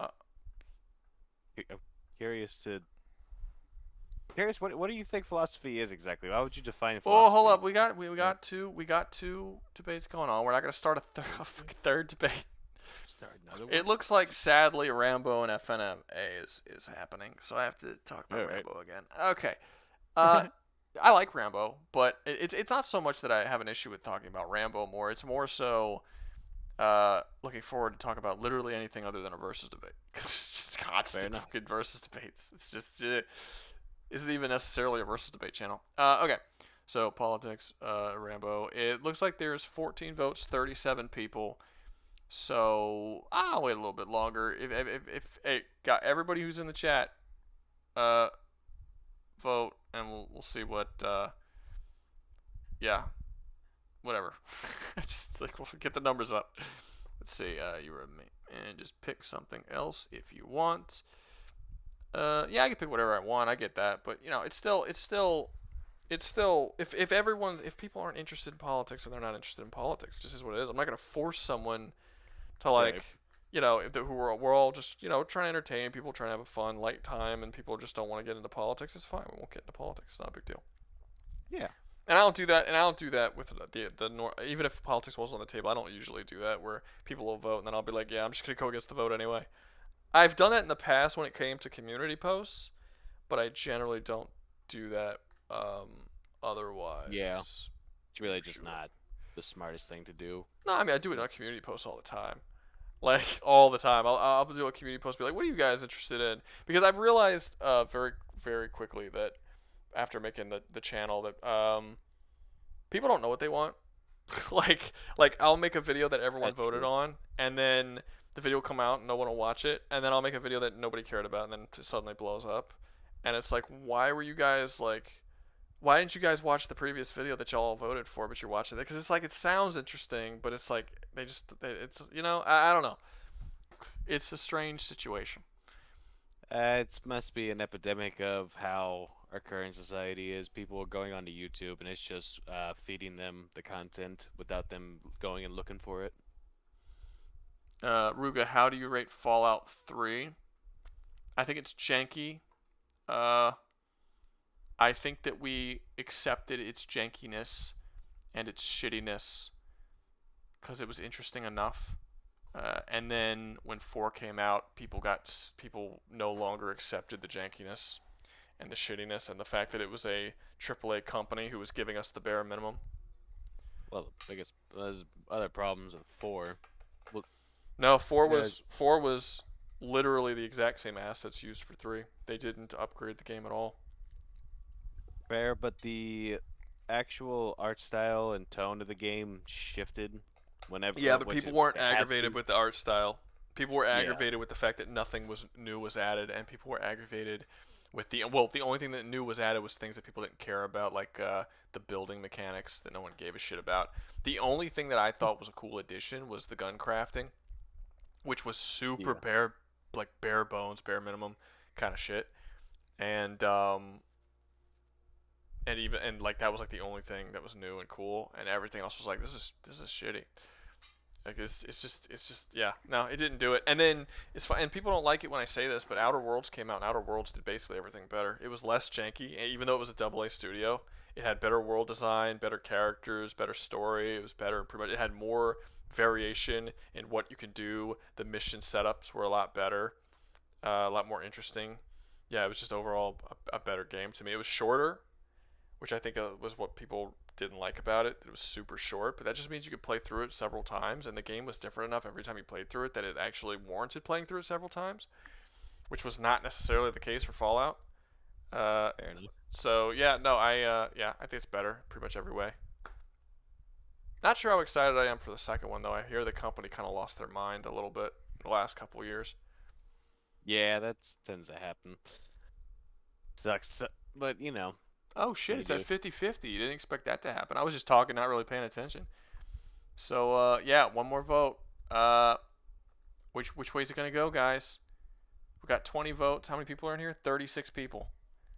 So we just need one vote on one side. Oh, politics just went up. Oh, I guess we're doing politics, guys. Everything to say about it. I'm kidding. Politics wins.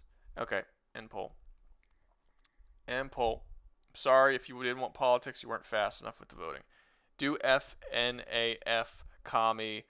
$2, sir? $2. What kind of whore do you think I am, sir? $2 thinks he can fucking change that shit. What the? At least he understands it's money. Yeah, it is money. That's fair. It is money, but he's cheapskate. No, but this is going to be the last. Oh, there we go. Okay, well, fair enough.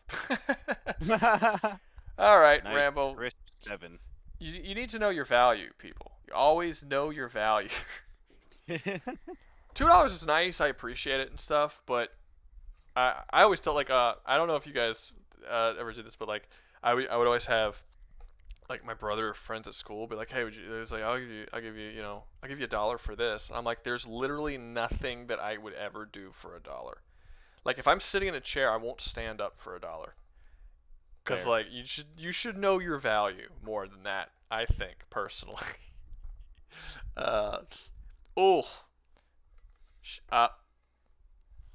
Well, now we got $7 towards Kami FNAF, and then shit. Fishy, who are you helping Fishy, out? who are you helping out? Do you want Yeah, like, politics helping or you you out. have FNAF? Oh, Fishy's got the decision here, guys. We're split. I mean, if this keeps on going with super chats, we'll end up doing Yeah, both. if it keeps going, we'll just end up doing both. So I'm not really actually. Which one do you want? Rambo? Oh, sorry, Shaggy. Okay, who was debating Rambo? It was Jim, right?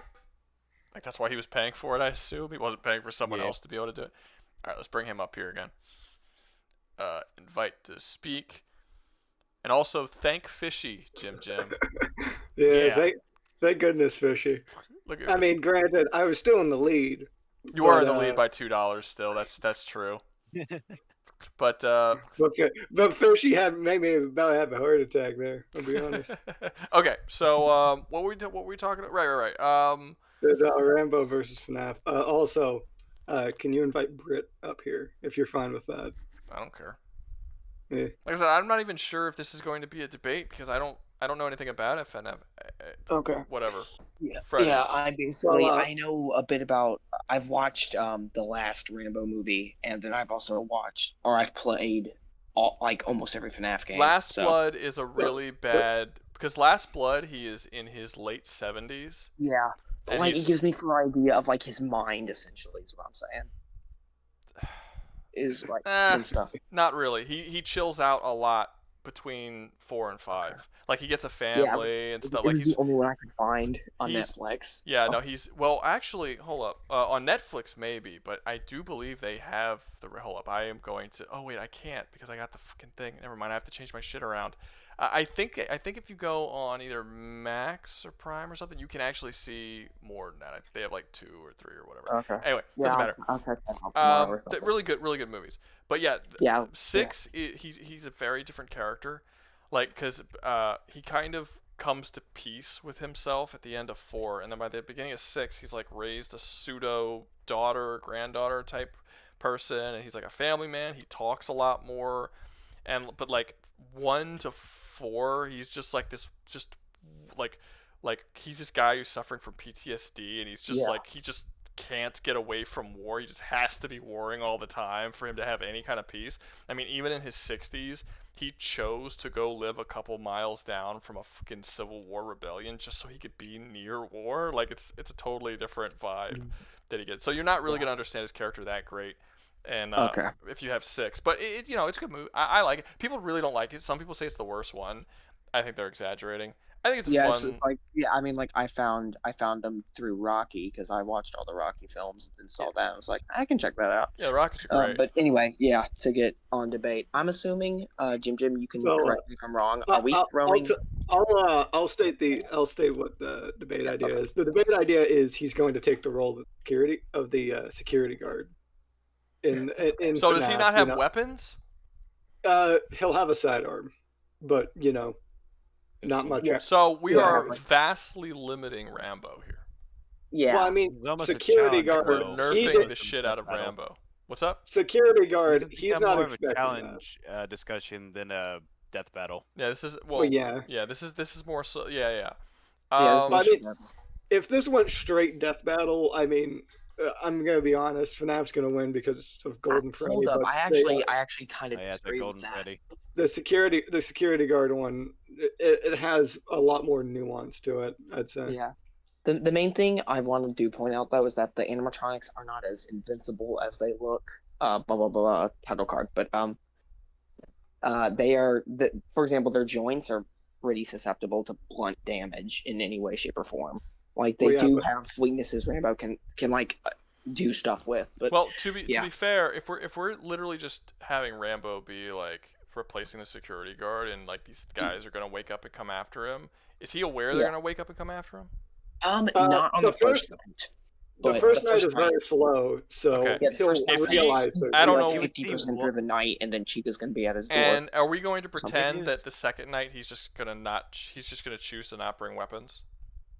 No, he's gonna have his handgun, and I say we can give No, him but like. we're saying I that- think we should give him We're some saying more that weapons than a Rambo is handgun. going to a place the Yeah. second night that he knows he's gonna have a bunch of robots coming after him to kill him, and he's just going to Yeah. choose not to bring his Yeah. massive You're arsenal. right. to deal problem with Yeah, it. is I if think that's if fair to he's give him some of working- his if he's- weapons. Hold on, if he's working for the company, then his responsibility is to keep an eye on those animatronics and make sure nothing happens to them. Yeah. So yeah, Yeah. He's gonna he get can't destroy fired. him. Then he's gonna Yeah, get he'll fired. get fired. Yeah, But if day one, he will get fired because he's gonna going to immediately destroy them? He's going to destroy the animatronics. You're not going to pay him to not kill things. That's Well, I literally a think- major part of his character that he kills things. Here's Alright. the thing. I would say in straight fisticuffs, the animatronics do win outright. Well, he I wouldn't don't- use Hold fisticuffs. up. He's a, Wait, he- wait. he- he's Wait, an wait. impro- Use he's an this scenario. improvisational fighter. He uses Hear me whatever he out. can get. Yeah, go ahead. What if we do the security guard did the first like 4 nights, and then he left because of What, the problem, so he gets subbed in on night 5, what are you unaware. saying? He gets dropped in like what? At the night very 6? end, when it's Yeah, the the most fifth most night aggressive. they're at their most active and most powerful, like in canon. Like so like so it's Sorry, actually just imagine a contest Sylvester here. Stallone reacting to that shit. Yeah. Wait, Santa go half and half for politics? I wanted to see if he'd be willing to do a half and half for doing politics after. What's a half and half? That going half and half cost sort of. I figured, I don't know, 10. All right. Okay. Continue what you guys were talking about. Sorry.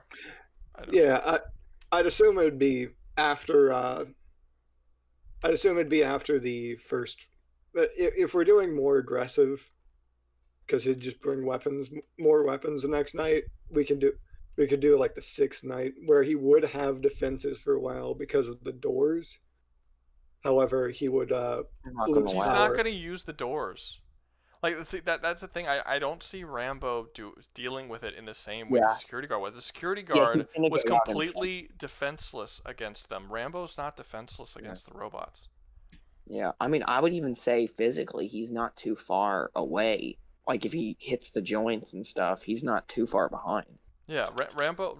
Not only does Rambo have a massive arsenal of weapons, but even if you take away his massive arsenal of weapons, he's been shown to be a master at improvisational weaponry and even creating weapons out of like household objects on the fly to kill people. I mean, I honestly believe that a full-grown man that is pretty good at improvised weapons could beat at least like one. The only thing the animatronics have is like speed, because Foxy can run at estimated 40 miles per hour in a dead sprint, which isn't like combat speed or anything, but like that's like a dead sprint run. And then like again, he's outnumbered and stuff, and also the animatronics know the building better. But that's also, like it. Also, would it be possible for I will say, Rambo is really good at gauging his surroundings. Like, he's one of those characters that if you put him into And a he has building, he fans. knows If all he the. starts... Yeah, go Sorry. ahead. No, I was gonna say It's that just if he starts in the office. If he starts in the office, he has the cameras. I mean, he's Like, gonna have it's- to walk to the office and Yeah. see things on the way like there. that's the thing. Like Yeah. he's one of those characters where if you walk him through a building, even if he's not there knowing what's going to happen, he's going to know all of the exits because he's made a mental like he's a trained military operative. And he's also a trained military operative who suffers from PTSD and is constantly stuck in war, even if he's not in one. So like he's very paranoid. Like these are all traits of his. Just walking from the entrance to the place, he's gonna know the building relatively well. Anything that he sees, he's gonna memorize the layout of the building and realize. I mean, he could set up barricades. He's not gonna hide in some room waiting for the robots, just closing doors like the dude did. Like he has extremely good survival skills in a way that the dude who just sat there closing doors did not. Like it's like I mean, like I feel like he might try to fortify the office. Like he might like use the doors to force them down one way of attack or something. He's The also real thing, the real thing I thought he'd try to do is try and make something like an electrical trap, because they are animatronics, even if they're haunted, and it has been shown in the games. If the shells are destroyed, the ghost will come out, and you can see him, but they can't really do anything. in the first Rambo film, he goes into town and he destroys the entire town's electrical grid. Like he disconnects some things. Like I don't think he blows it up. I think he just goes and like does some like electrical shit, and he actually like disconnects the entire power grid of the whole town. And it's just him and the sheriff in this town, and the sheriff has no idea where he is, and he's sneaking around this dark town. And the sheriff is bunkered down. It's almost like a reverse Five Nights at Freddy's. The sheriff is bunkered down in the police station, armed to the teeth. And Rambo, the animatronic. yeah, and Rambo gets into the building.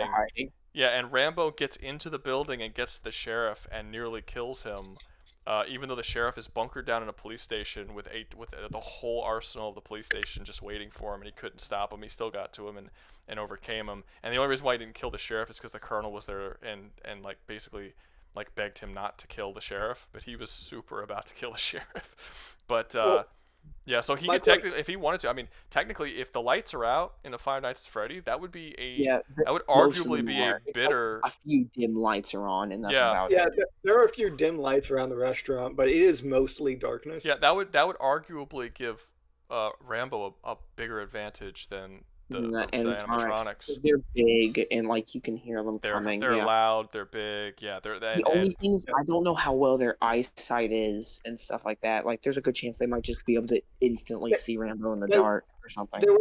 They can probably see him in the dark, but there are plenty of spaces to hide. I mean, is there any evidence that they can see in the dark, or y'all just? I think that's a big assumption to make if there's no evidence. Because in FNAF 2, it's very much like implied that all the animatronics can see in the dark, and some of the ones in FNAF 2 are from FNAF 1. That is true. So they probably can see in the dark. However, he can obscure himself in various ways. Yeah. Yeah. He also well he's not his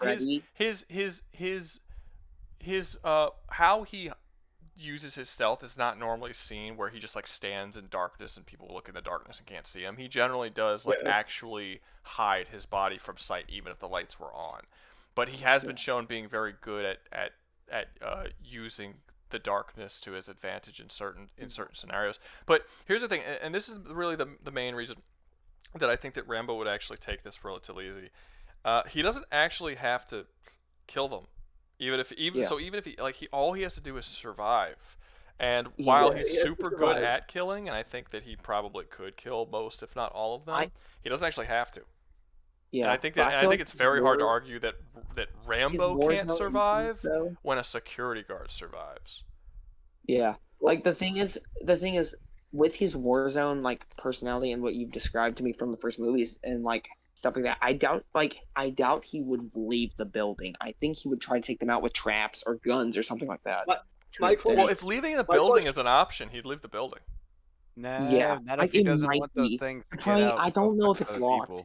Well, Rambo's not a hero. Yeah, not really. Yeah. I mean, he has his moments of being heroic, but like he's not like in the first movie. He's a hero when it's convenient. But you really don't think you wouldn't keep that in mind, that those things would still go out there and like fuck with people that's not dealt with? Like that's here's like the thing. almost supernatural to him, because in the 80s or wherever he's from, there's no fucking robots or anything. So if that shit's coming after him, he'd be like, well, that shit shouldn't be around. Well, I mean, if that's the case, he would probably just seal the building and set it on fire. Oh yeah, that's literally how one guy killed 80% of the FNAF cast. Some of which are way more advanced. What would be that? Like, should I try and stealth kill all of these fucking like ghost robots, or should I just destroy the whole building and watch it go up in flames? Well, the main thing is, I don't think he'd be able to get out that easily, because the exit and entrance is right next to the show stage. So Yeah, where all they the all start. animatronics are right there. Well, they start there, but they're moving around trying to get Yeah, but to where also he Freddy is. stays there for the most part. Like he doesn't They're leave that moving. area a lot. Well, then just run out of the And building they're and moving lock the door around. behind you. also, I mean, these guys can tell when you're looking on the cams. They have some type aren't of they also way. slow? No, No. Foxy can run at 40 miles per hour. Because they move And while slow he through is the the building. Yeah, well, no, because it's just there's blind spots in our cam, and also we see Foxy run. Foxy gets from across the entire building in like a couple seconds, which has been calculated to be around 40. And we know that Bonnie can run at similar speeds. Do we And know the size of the building? not exactly, but like he runs like 4 or 5 So rooms. how can you calc it if you don't know the size of the They building? calc like the main hallway when you see him run, because you can trigger an animation where you see him run, and he runs like a very long hallway that we can see very quickly. Right, and I believe we actually do have some measuring because there was a recreation of it in the VR games. Yeah, in the VR game. Also, these things are like Bonnie's like I believe almost 9 foot, including the ears. So like these things are big. Yeah, they are massive.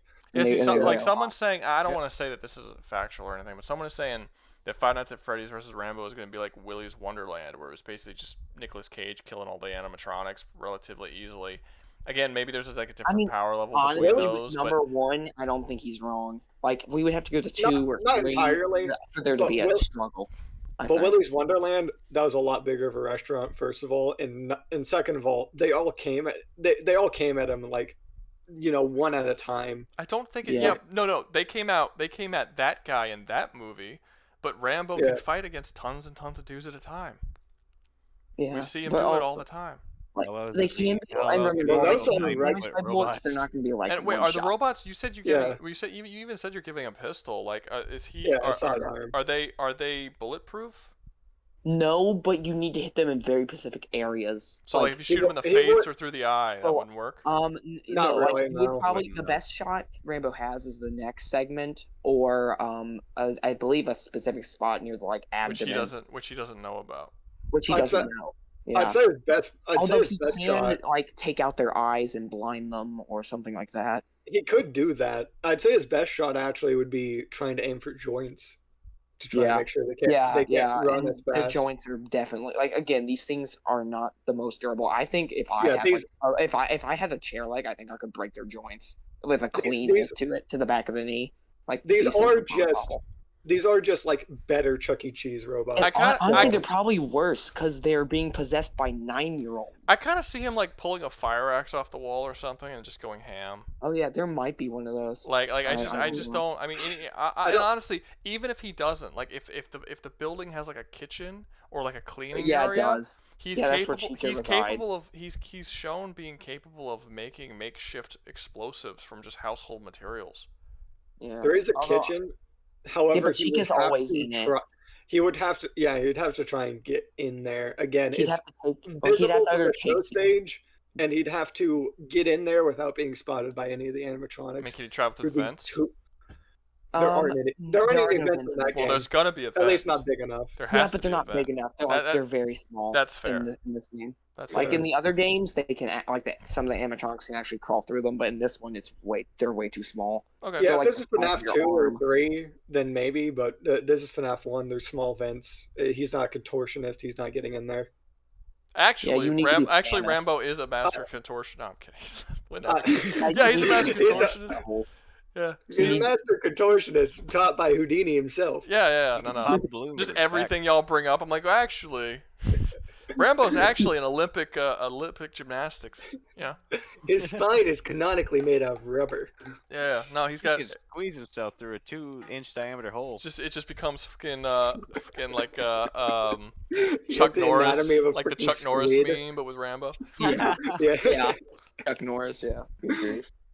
No, but I don't know. I just find it extremely hard that there is an argument that exists that can say that Rambo wouldn't survive something that the fucking security guard was able to survive. Yeah. Pretty. I mean, honestly, here's the thing. In the other games, there's an argument because they're a lot more effective, and the security guard needs very specific equipment or needs to know specific stuff to survive. For example, FNAF 2. He does. FNAF 2. No, but I know, but Like, in other words, a normal human without that information will not survive it unless they're like Rambo, who's a master fighter or something like that. Yes, but like, for example, in FNAF 2, you need like a mask to fool all the animatronics or stuff. It's not Like, so much that he's a master fighter, although I think that's going to help him be able to get around the animatronics if he he's a stealth expert. He's a stealth expert, but again, I think mostly it's going to be with the improvisational skills and the demolition skills. He can build things that he can then that are going to be there, because if they have a kitchen and they have a cleaning supply closet, he can literally make explosives and he can take it out. And again, all he has to do is escape the building and burn it down, or burn it down while he's still in the building, and then just escape the building once the building's on fire. Like, there's a lot of stuff that he can do, and that's if he doesn't have guns. But apparently, y'all are giving him guns, which makes it a totally different situation. But I know it's kind of not really fair, since you only saw Rambo 6, but you saw all the traps that he was able to build and his like preparation ability in that movie. Or like how he thought to get rid of the boat and stuff, like in the early portions of the movie. When he they almost get killed by some guys who own the waters there. And after basically Rambo shoots them all and kills them, he like pours gasoline on the boat and like burns it, so like there's no evidence left. Like he's a smart, he's somewhat tactical. And then he sneaks in that guy's house. I'm just thinking of feats that are only in the 6th movie. There's more on the other movies, but because that's the one you've seen, you can kind of relate. Yeah, like, he sneaks into that guy's house and kills his brother. It's because I've seen from your videos. Yeah. He sneaks he sneaks into that guy's house, the brother of the dude, and then he kills him. He kills all of his guards and kills him and leaves the house without anyone even raising any alarms or anything. Yeah. So I do have a big question. Actually, about he tortures him and kills him without anyone realizing it. He doesn't even kill him. He tortures him and kills him. I don't know how no one noticed, like, screaming. Well, because he killed everybody. Yeah. He killed everyone in the house before he got to him, without anyone hearing, and without the guy hearing. And then he got to him, and then he tortured him and killed him. Yeah. He also killed all the people in that whorehouse who were armed with guns with a hammer. Yeah. He went in with a hammer. They were all armed. Honestly, he killed them all with a hammer. If I learned Rambo was after me, I'd kill myself. Like, I'm not dealing with Rambo. And again, you watched him when he is in his late 70s in the 6th movie, when like he's actually like at the beginning of the movie when he goes and the sex traffickers find him and they beat the crap out of him and they threaten, like, oh, we're gonna like. Everyone, when they saw that scene, they're like, no way they would have caught Rambo. Like, he's at his like weakest in that movie.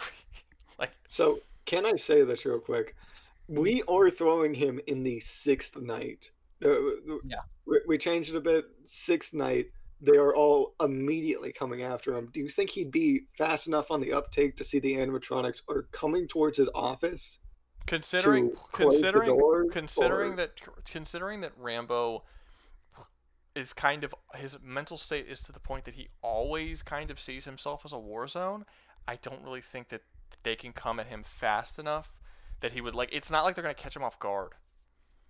Like he's always kind of having to hold himself back from just going ham on everybody, like, constantly. It's a consistent part of his character that he's just always one step away from just complete fucking war zone again. And the longest he was able to go without it was between Rambo 4 and 5, and again, that's after he's been calmed, you said, right? Or somewhat significantly calmed. He finds peace at the end of 4 a little bit, and then in 3, and then in 5 we see what it looks like after he finds peace, and he's kind of blah blah blah, and then that's him like going back into the war shit again. Like, he's actually taking medication for his PTSD for the first time in the 5th film. He had PTSD his whole life, all the way from like his like early 20s to late teens, because he joined the military when he was a teenager. He was like 17, 18. Yeah. And he went through Vietnam and did all kinds of crappy shit. And then he had PTSD from that point all the way to his late 60s. And only after that did he finally take medication for his PTSD for the first time in his life. And he's kind of, he can kind of function in everyday life at that point. My question would be, do you think he'd see the animatronics moving and immediately find them as a threat? Because if they're coming towards him, yes. Like I said, he's always under the assumption that everything's a threat. Like, he doesn't, like, even in 6, his the main part of the film is that the girl that he sees as his like granddaughter or whatever, or his niece, I guess, she wants to go visit her dad in Mexico.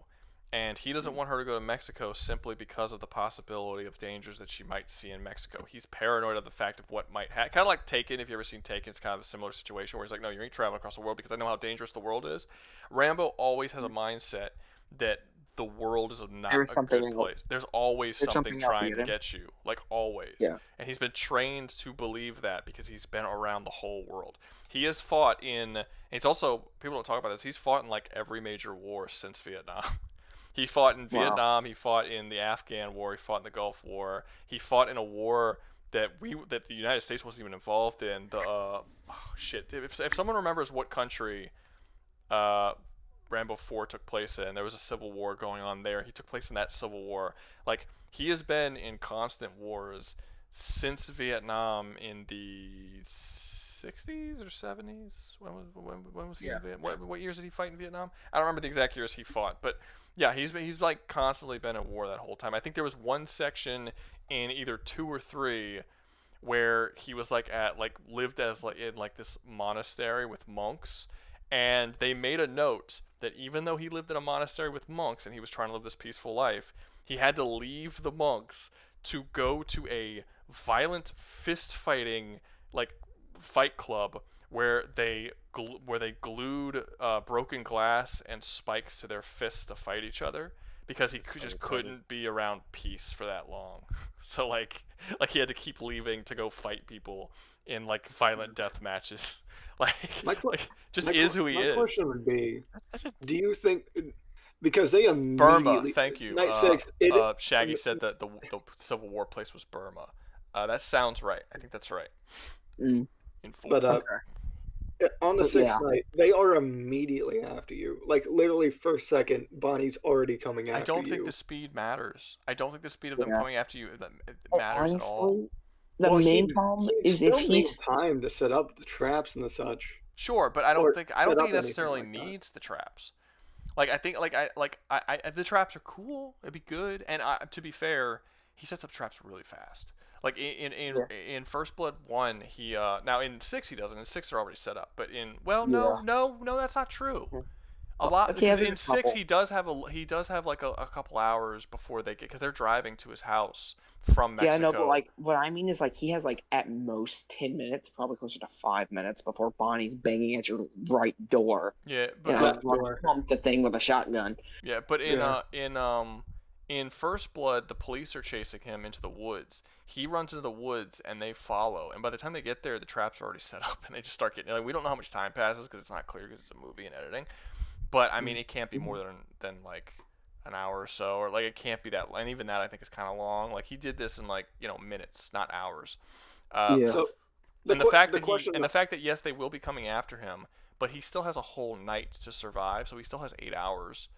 Means that's at some point, or 6 hours. That's even at some point he's gonna have 30 minutes to set some shit up, or 20 minutes or whatever. And again, if he can make it to if he can make it to the kitchen or the supply closet, he wins because he can very quickly mix some chemicals together and actually create bombs. I think the supply closet he has a chance of making it because it is right next to the to the security office. If Bonnie just immediately finishes his cycle, goes back to the stage, and Foxy isn't peeking, I do feel like he has enough of a chance to quickly run in there and grab something. Or just he could lock himself in there while he makes it so that they can't really access him, and then he comes out immediately. I don't feel like, because that's a wooden door. The reason why they can't just break into the office again, he's stealthy. He's stealthy, but they're going to see that he's not in the office, and they're just going to freaking go and find him. Yeah, fair enough. But honestly, if I'm in animatronics, I check the bathroom first. I'm like, maybe this guy has a small bladder. That's the thing. It's a wooden door, unlike the office that has 2 massive, thick metal doors that are weird inverse gravity controlled. It's odd. They open when the power goes off. When you guys are talking about FMA, FNF? You mean one? Whatever. Yeah. Okay, so you are sticking to one game. Yeah, we are sticking to the base. It's the one game. The 4 animatronics were not including Golden Freddy. Because honestly, either that he rips in half, before he instantly ends the fight, and that's not fun. Okay, so I'm not gonna talk about like comics for Rambo and shit because I feel like that would. I didn't even wait. There are Rambo comics. I believe there I'd are. assume so. I'm almost positive there are quite a few where and there's crossover comics where he fights like supernatural beings and shit. I'm Pretty sure he almost fought the positive. Predator at one point. I know they wanted to make a movie in the 80s, a crossover, and where Rambo fought Predator. Sylvester Stallone was actually in talks of making a, no joke, Rocky versus Predator movie and a Rambo versus Predator movie, and neither of them got made. I think Rambo versus Predator would have been interesting. Yeah. Yeah, I feel Rocky like versus Predator would have been he doesn't really dumb. fit in that setting well. He's a gimmick, yeah. That would have been weird. Like a boxing match between. Well, actually, hold up. I do want to point out Sylvester Stallone has said like Rocky, like in a hand-to-hand fight, would beat Rambo. But anyway, that's not important.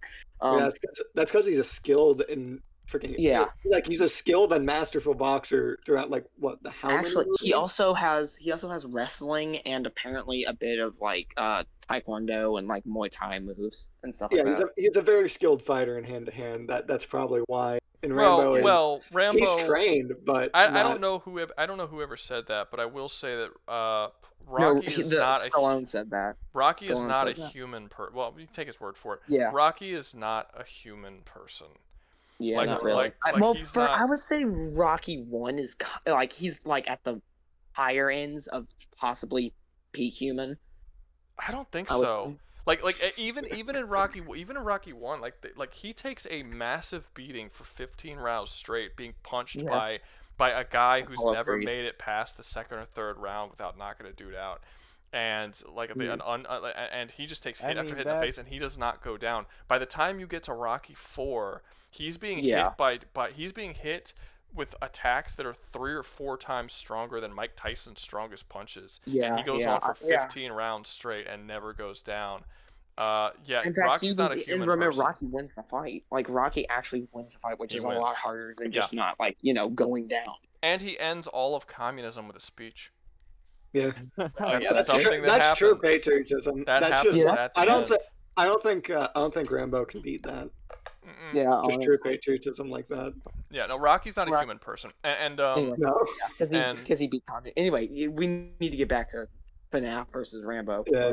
We're side dropping and side tracking.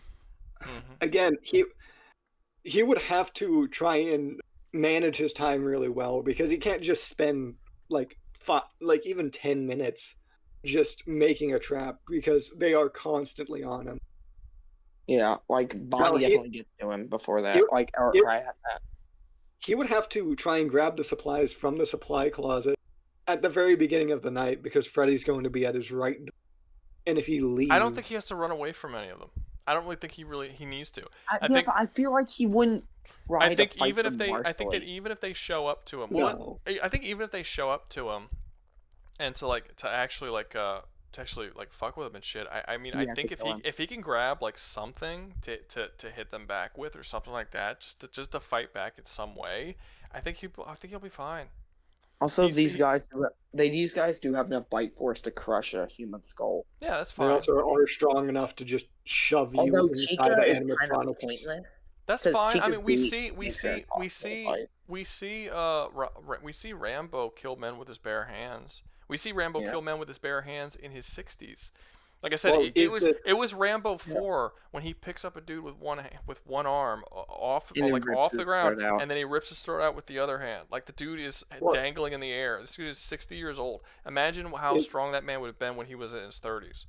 Is this the kind of strength of breaking every single bone in the human body? I'm not saying he's the same. I'm saying that he's stronger than a normal person. Considerably stronger than a normal person.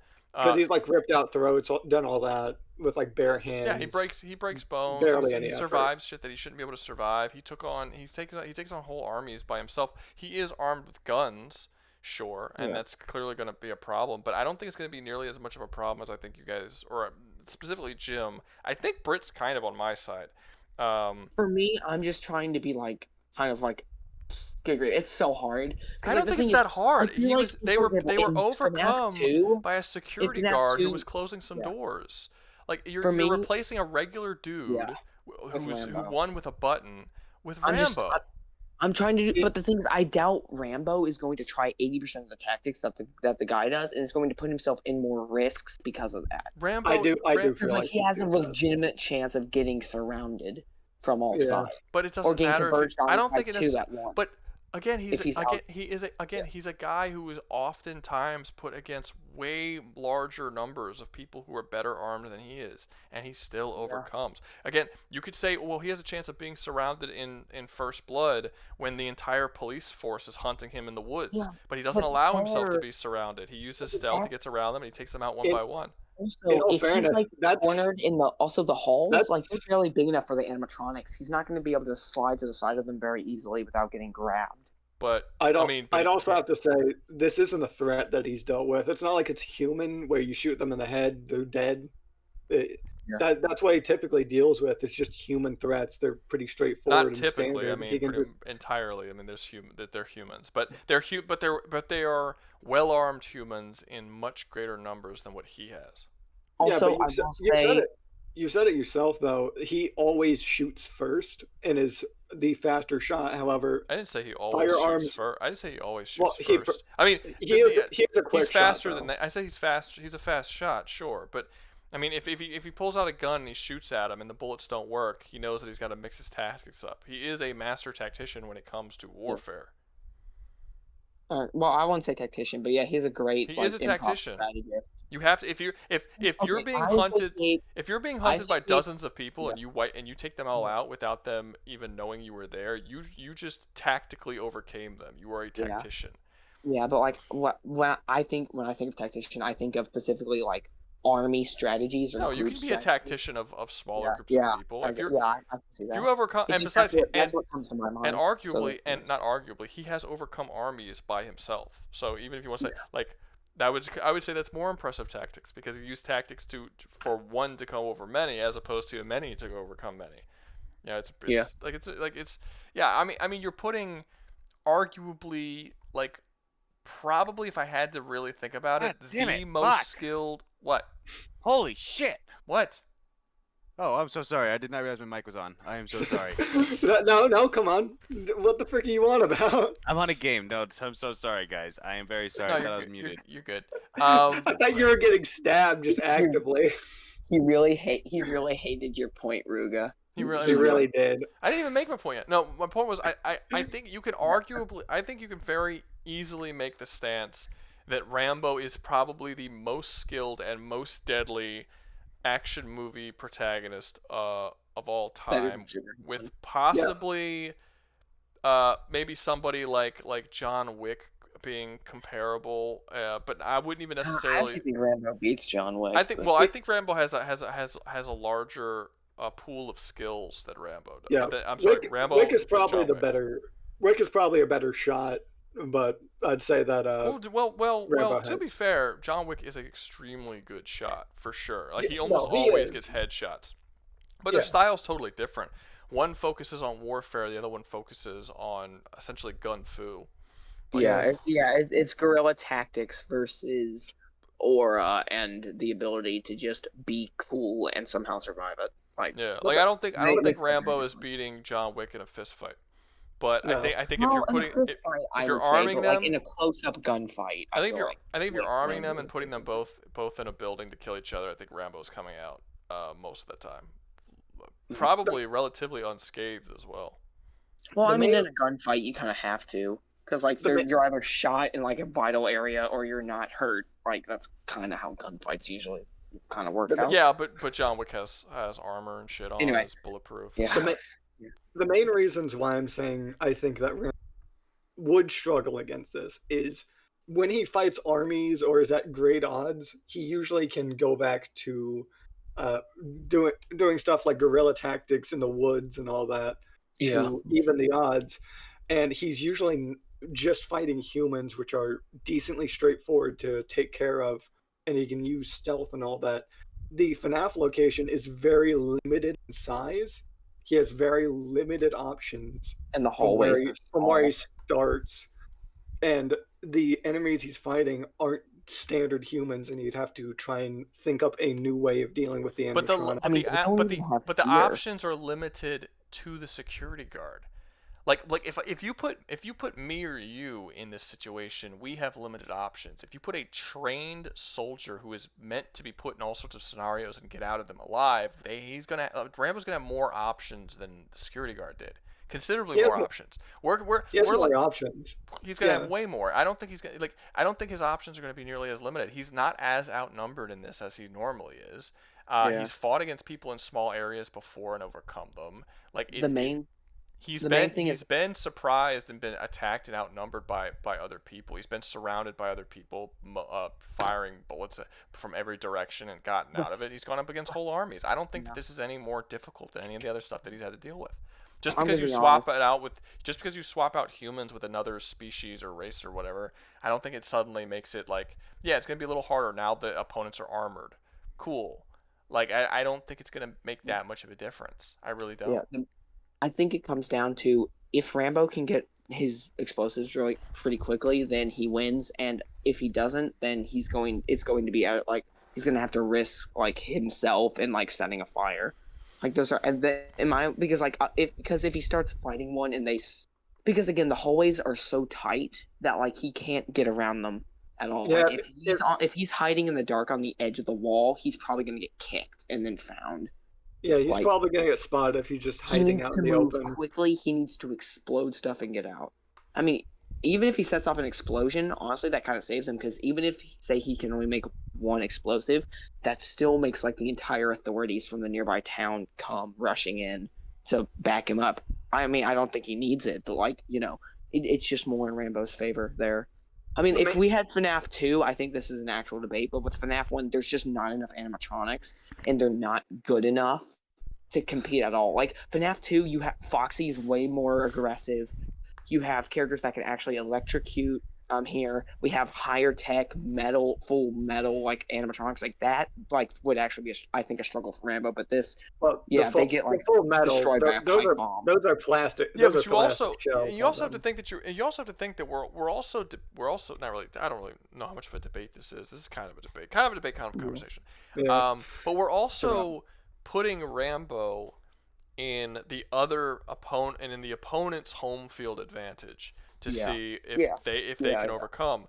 If we swap it out and say put the FNAF robots in his underground tunnel or in the woods or a place where Rambo's more comfortable. If this is a forest, they freaking die. That is just the case scenario. For Britt in the fucking the underground tunnel system he made under his house.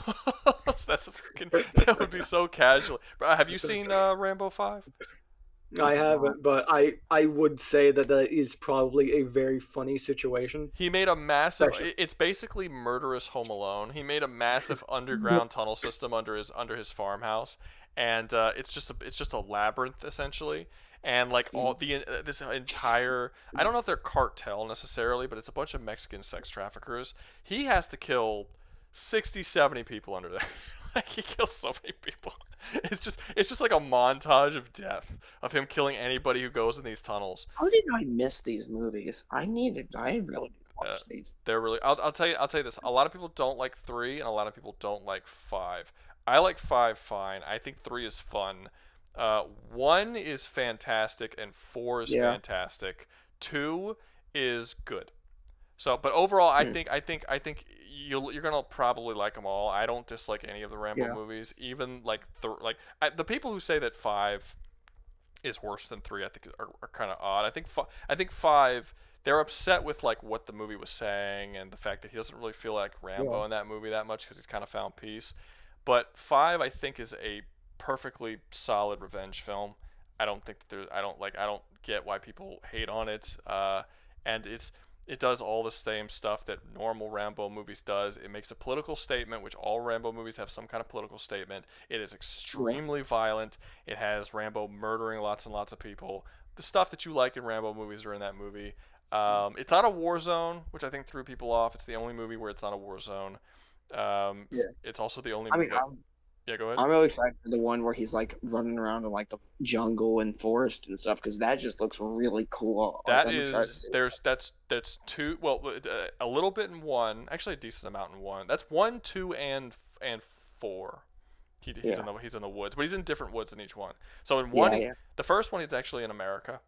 That's I mean, yeah, I assume that based on the clips I saw from your video. I'm like, that looks like an American. He's in area. America. He's in America. Yeah, the whole he's in the United States, and this is after Vietnam, and he's just a drifter. Yeah, so like, yeah, it's like, stuff like that. Yeah, and then the sheriff like sees him walking around, doesn't like that he's there, and tries to like kick him out of town, and he refuses to leave, so he gets arrested.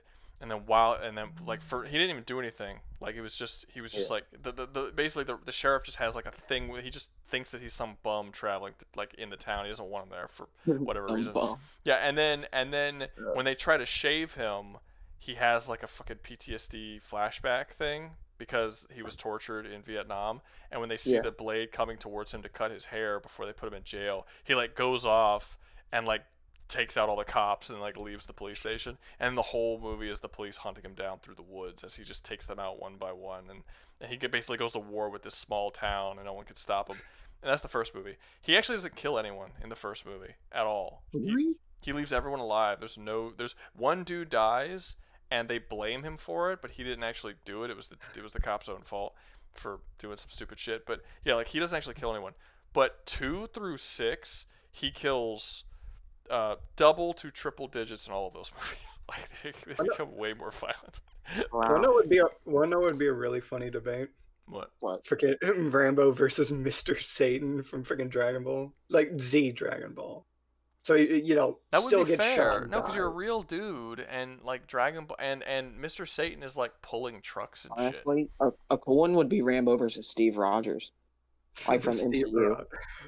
From MCU. From MCU. Again, you keep Steve putting, Rogers you keep putting, MCU. dude who held back Thanos for a little bit. You're putting superhuman characters against a dude. Yeah. Okay. Yeah. But like, I feel like, but honestly, I feel like except for like those few exceptions where he's on par with Thanos. So in other words, when he has Mjolnir stuff like that, I feel like they're actually pretty even for the most part. Well, in all fairness, I do think he could be Mr. Satan because Mr. Satan isn't that obscenely strong. He is. Like he's strong. He's stronger than humans should be, for sure.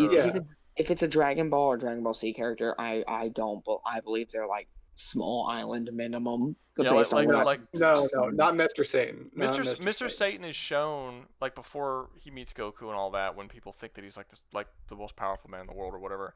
I mean, he's shown. I think doesn't he like pull like 2 18-wheelers? He pulls like 4 of them and puts his fist through another. Yeah, like he's not a normal dude. It's comparable to Rambo, who like at best is ripping people's throats out.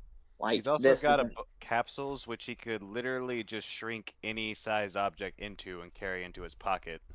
Well, so the main thing, literally anything with him. So like Mr. Compress from My Hero. The main reason why I'm saying that is because he is just vulnerable to gunfire. Like he legitimately just gets shot. Pimp Demon gave 20 NOK, whatever that is, super chat. But for some reason his super chat's just not popping up. I can't read it. It's just Teletubbies are better action heroes. No. You can't read it. It's not. You can't read it. It's not. I don't know what that says. I can't. It's no. Yeah. No. It says Teletubbies are better action heroes than Rambo. Which I just think is blasphemy. Yeah, remember, every single wrong opinion has one believer. Well, we were wanting to do a political debate, weren't we?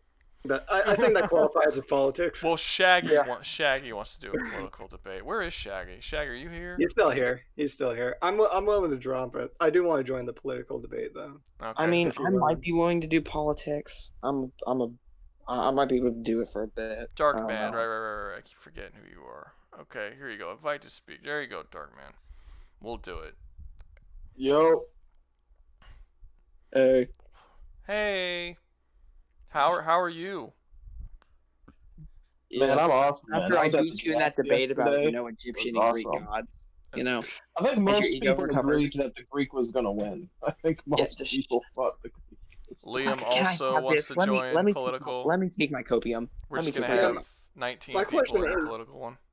Haven't freaking Greek gods been beaten by like regular people? Like Odysseus freaking beat one. I wanted to defend like Egyptian gods, but that's not why he's here. So I'm never gonna Yeah, Odysseus would never beat a Greek god in a fight. No. Odysseus doesn't do it in the actual myths. He can't. He might do it in some, and like he does it in Epic the Musical, but that's a very Maybe in the Clash of the Titans, but he never beats. Maybe in the movies, but he never beat him in the myths. yeah. In the source material, no mortal except for kind of Hercules really stands a chance against anything. Well, like Hercules that. became Well, I a guess god. Achilles as well, because What it the is hell are y'all Achilles. talking about? Why are y'all going back to the That's fucking it. Never Egyptians? mind. Yeah, let's stick Wait, to the. yeah. He Let's stick mentioned to it. gonna happen. Either or. Friggin' Yeah, Darkman. What's the debate? Say Religion's communist. place in politics. That was my original. Religion's debate. place in politics. Hold up, I can actually speak on this. Okay. Well, I would hope so. Yeah, no, but like I'm actually. I hope really- you had. I hope you have one at least one of those three things that you know of. All right. Well, I guess since Anyway. you're the one who brought it up, what's your stance? Personally, my stance is, how in the Constitution you say politics will, religion will stay out of politics, but I think that is an inherently contradictory thing because how do you separate your religious beliefs from your political beliefs? Like, are people supposed to actively vote against what they believe in? Well, How do you people. keep religion out of politics? Well, that's People not just the believe same. in- That's not necessarily. Well, first off, that's not what they Religious meant. power. That's not what they Yeah, meant when I they said don't think that was separation meant of church and state. That's not they said separation of church and state does not mean that you keep politics and religion separate. Separation of that church was- and state just means that the church does not have power over Doesn't the have state, power. and vice Yeah, that- versa. That's all that means. That was put in there because the British monarchy had to Yeah. be appointed by the Pope, if I'm not wrong. Yeah. They Yeah, just they're and separate. They're just separate Napoleon- entities. So Depending on so which Makes one. it easier. yeah, so the state does not tax the churches and doesn't have any control over what the churches do, and the churches can't dictate what the state does, and vice versa. But that doesn't mean that politics, that religion doesn't define politics in any In way. fact, I think you really Yeah. can't even do that, and like if you're truthful with yourself, you can't really divide that usually. I mean, religion and I mean, no morals one are does. inherently connected because a lot of religions have a lot of that you inherently Moral- are restricted Yeah. by if you believe in that religion. Yeah. So Yeah. I don't think we necessarily have a debate here, because I think pretty Yeah, much the debate everybody is really agrees that it's easy. not really. I'm not gonna say it's not possible to separate them, but I don't know. I guess it would have to be like. I mean, I would honestly say that atheism is a type of, belief. It is a type of Religion. type of religion. It's just a lack thereof. Well, Yeah, lack it's of just- Yeah, a there's like- lack of well, no, because there's two different types. There's atheism that is the belief that God doesn't exist, and there's atheism that is the lack of belief that a God exists. I think one's a religion and the other isn't. Well, I feel like Which one? they both are religion. They just both work. No. No, they're different. not. It's not- Because a you religion can't say that is a lack of basically belief a is a cult. religion. No, lack of Is it? lack of belief isn't a religion, but the belief Yeah, of that's just something nothing. is a religion. That is So not real. So, yeah. But either or, their lack of or beliefs still influence how their morals. Yeah. Anyhow. Yeah, I mean technically, if you really. want to, Mostly for the good. I mean, in a lot of like there are certain. I think that the people who lack belief are closer to like they have more in common with agnostics than they do with the atheists who believe Ew. God doesn't exist. Like just not being What's convinced. agnostics? Just not being because if you look at the atheists that just don't believe, then you have people who are not convinced by the religions that the world has that any of those are true, but is open to being convinced. And agnostics are people who don't believe in any of the gods that or the religions that exist, but they still believe there's probably something out there. We just haven't figured out what it is. So I think that those two have more in common than the atheists, like than the people who just straight up just believe like, oh, God doesn't exist and that just is what it is. I mean, You I know, believe there it is was, a lot of Agnostic, evidence. agnostic's a knowledge standpoint. Wait, what? Say again? Being agnostic is a knowledge standpoint, saying you don't know. It's not necessarily a belief. It has to be a theological. It's saying not that you no, know it's that not a there's a knowledge. higher I don't know what power. you mean by knowledge standpoint. Well, you can believe something but not know it. All religions are knowledge standpoints. Yeah, I don't get what you're saying by They're that. beliefs. All religion is faith. Agnosticism is Yeah, the all religion is faith. agnosticism means that you believe that there is a God that exists, You're just not sold that any of the current religions that our world has basically Presents is it the right. correctly. Yes, presents it correctly. But you believe that there is something out there in the ether. You're like that is a belief. It's just like you're not convinced that it's Yeah. Christian or Buddhism Like or I whatever. believe, like I believe. Agnostic is a person who believes there is nothing to known or can be known of the existence or nature of God. So it's you don't know. That's the not literal that's not definition. that's not agnosticism. A lack of That's belief literally is the definition. I mean, you could say what the That's definition. literally I mean, if you want to say that, but that's not how it's used. So I would say it's a bad definition. If you don't believe in God, that's called atheist. That's what we call atheism. No, I think what that is trying to say is that it's the belief that assuming we you don't believe in can't another separate. one. Well, I think it's Wait, guys, that guys, was- one person at a time, because I can't understand. All of you. I'm trying to say is I think that definition was trying to say is that it's saying that there's probably is a God, but it's we No, have it's not. It's not saying that at all. It's not saying that at all. That's what is the definition saying? It literally says you don't know. That's literally the definition. You have no idea. That's lack of what it belief. would be like. No, that's not. It's saying if I don't know something, it's not a belief. I'm just saying I don't know. I said it's lack of belief. You're agreeing with me by saying sorry. it's not a belief. Well, it's not even lack of belief. It's just saying I don't know. That's a lack of belief. Yeah, if you don't know, can you believe that you either fire believe or you don't burns if believe. you don't know it? Yeah, if you don't know, Like, then that's not true.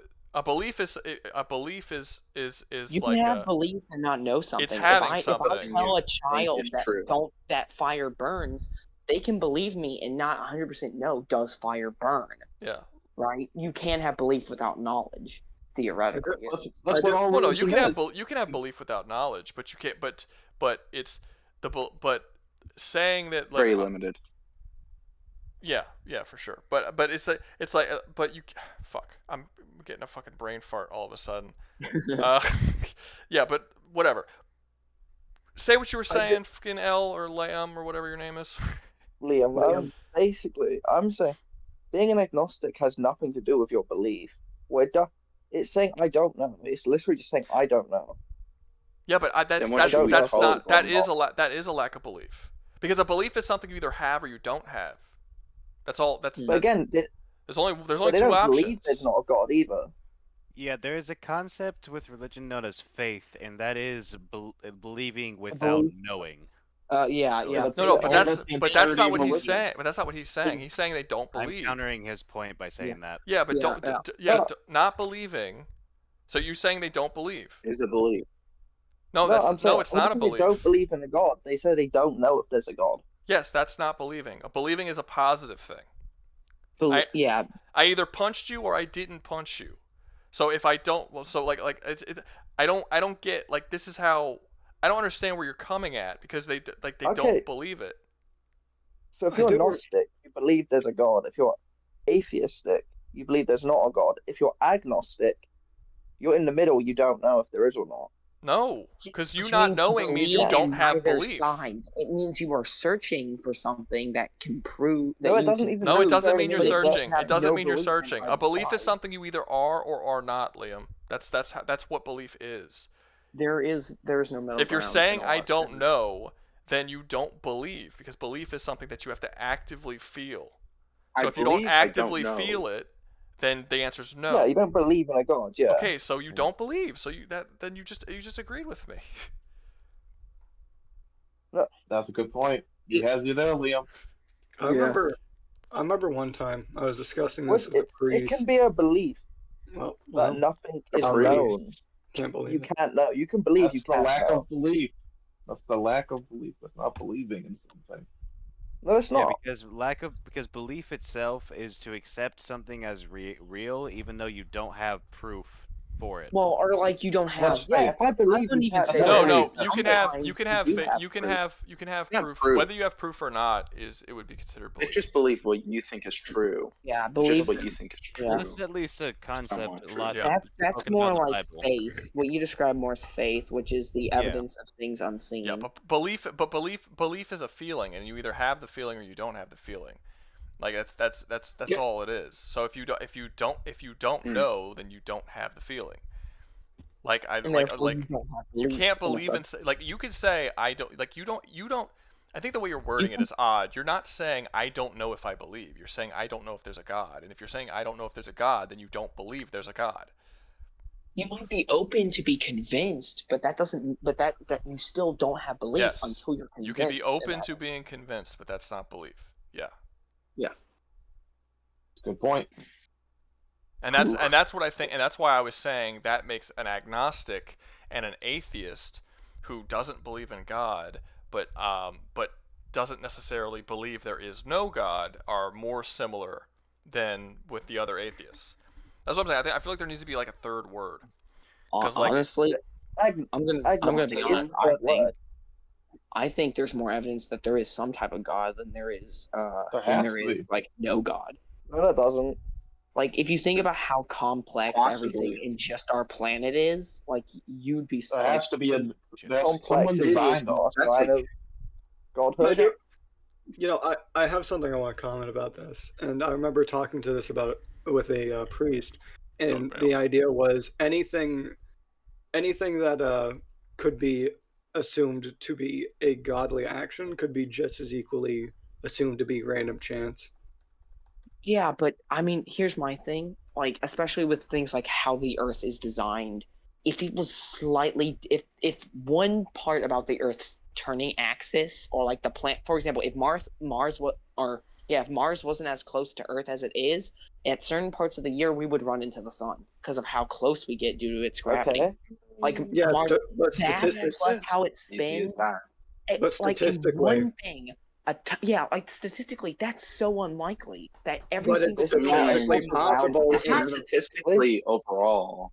It's statistically not impossible in a constantly expanding universe, which our universe is. And also, yeah, but what made the universe? What made the universe show up? Have life. Where did the universe come from? No one can answer that. There's scientific is Big Bang, religious is depends on the religion. But like the Big Bang, most religions before the Big Bang. There is a before the Big Bang. There's a couple of assumptions before the Big Bang. Before the Big Bang, there's one that nothing existed. There's one that there was a big crush right before it of a previous universe. Then what's before the big crush or the big nothing? There's always going to be a previous universe. Some people think it's an eternal cycle. The previous universe, it's just an eternal cycle there. There needs to be something. Theoretically. Here's the thing: if we can I speak for a minute? If we do have like a crush before the Big Bang, right? There has to be something before that, and then what's before that? You just keep going in the cycle. There has to be something beyond time. Your answer's God, right? It doesn't need to be guys, y'all gotta stop talking to each other. Yeah, it's a bit. That's a bit though. It is a cycle, so it's eternal because it just goes in a circle. Right, but what started it? God, that's what creates it. What started it? Nothing. It's always been and always will have been. Well, that's the idea of a cycle, that it just continues. Yeah. So, like, It's always having a cycle doesn't mean that it never had a beginning. That's not what a cycle means. Yeah, but like if look, I'll say this much: if you had to pick one between the possibility of all of existence coming from nothing, all of existence always having existed and it being in a cycle and we just don't know what the beginning is, or the fact that there is some form of creator, whether you want to call it God or whatever, I think that the more likely one is probably that something created it as opposed to nothing creating it. Because I think nothing becoming something is something that we literally talk about as not being possible. But in reality, when you actually look at it, I think the whole idea is kind of ridiculous. Because, like, for instance, if I gave you like a single molecule, right? Like I handed you a molecule, and I'm like, what does this molecule come from? What does it make up? How did the thing that this molecule was part of? How did that thing come into existence? You would have no fucking idea. Like, you'd have no idea. Maybe you would know that it was a wood molecule, or maybe it was a piece of skin or something. But you would have no idea where, if you had no concept. Like, we're all guessing. Nobody has any fucking idea whatsoever. We're all just coming up with a bunch of things. And then you have people shouting at each other from across the way, telling that the other side that they're fucking stupid and they don't know what they're talking about. Because it's honestly, from stuff that we can't possibly know. I think that a godly side has a bit of evidence, but not enough to be No, it widely. doesn't. But Like, over doesn't have- time, does. even if the you say there's evidence a is creator, that doesn't prove which religion in the end a lot of the time. No, there's no But proof of any ultimately- god because you can't say there's a god because what created the god? Was the god always just there? That's the thing. Why can't the universe The be always idea, just there? in a lot of religions, the idea is that a creator or God, as we put it, is someone that is outside of time and therefore has not a beginning nor an end. In a lot of So is that- religions, especially in the one you I could just believe. say the But same then about what's the before universe. time? Or Hmm? before the outside of time? You could just Yeah, say the he's same about the literally he's universe. essentially a fourth dimensional You can being. infinitely repeat that. Yeah, he's essentially a fourth But then what dimensional being. is it likely that a being created the universe, or the universe just born into existence just like the God? My thing is Well, that nothing- it's so complex. Even the human body has so many perfectly I calibrated. mean, how do we know it's that one complex? mess up. It's not perfect. We know it's bro. complex. It could be Look at more your anatomy. complex. Look at how you stand, how you walk, how all of your organs and stuff work with Evolution? each other. That is so complex. And evolution, Is it? there's From my actually more, perspective, it there's is. more evidence against evolution than for it. Even the guy who came up with it agrees. You know, we That can there's literally Aga- watch Hold on, evolution happen. against evolution than for it? Not Yeah, there's more evidence against evolution than for it. Well, okay, let me explain. Is There's two there types any of other evolution. theory more likely There than is- evolution, though? Hold up. There are two types of evolution. There's microevolution, which is essentially an animal adapting No, to there's its not. No, surroundings. there's not. And then there's Actually, there macro is. Thing over a evolution. longer period There of is. time. Smaller changes just make bigger changes over a longer period of time. Yes, but there's a limit. You But cannot when go did from a but when bird to did a animals land come from? You cannot Why? go from When a fish when did to a a rock land-dwelling become a creature. bird? That's Wait, the Like, for question. example, When did Are a you bird saying you become a can't? rock? Are you saying you can't be a? Okay, what was it you were saying? Because everyone was speaking. Yeah. You can't go from a bird to what? And like, for example, a lot of people theorize that with macroevolution that we started from small fish. But No, that, what? it seems what- implausible. What were you? That- I was the one who What said the What rock. was the example you were saying? So, Like a for example, bird to a? So, for example, a microevolution. No, I'm asking what you said earlier. He wasn't the As one who in, said that. what I what was. was it? You're asking the wrong guy Okay, I for the see. example. But Okay. any You can keep on, Brett. But how, essentially, there's a whole like. Also, theoretically, you would start like based on what we think what animals came first. You would think that simpler creatures would go to more complex creatures, but based on what we think came first, more complex creatures would be coming first. Like I No. can't remember exactly, but like where's well, the there's evidence no- of more complex? Well, it doesn't- coming When It- is it the doesn't- beginning of a creature? It doesn't matter or really either way because there's no. Why would people become more complex over time? Yeah, as long as it works. Like crocodilians have been here for millions You of can years, become and they have simpler. never changed. You can become simpler. It all depends on the environment you have. If you yeah, have, it- if it's it not- requires you to be simpler. Yeah, if it works, then it That's works. Like, that's my point. what was that one fish that literally has been the same way since like the Cretaceous era or Anglerfish. something? Yeah, not Lamprey. the angler, the other one that looks like sort of like a big rock, sort of thing. Oh, I know what you mean. It's ugly looking. Yeah, the one that was found like in South Africa that like we thought it was extinct, but then we like Yeah, we discovered thought it was it's still extinct, alive. but it's still alive and thriving fairly well after being alive for like millions And the of bone years.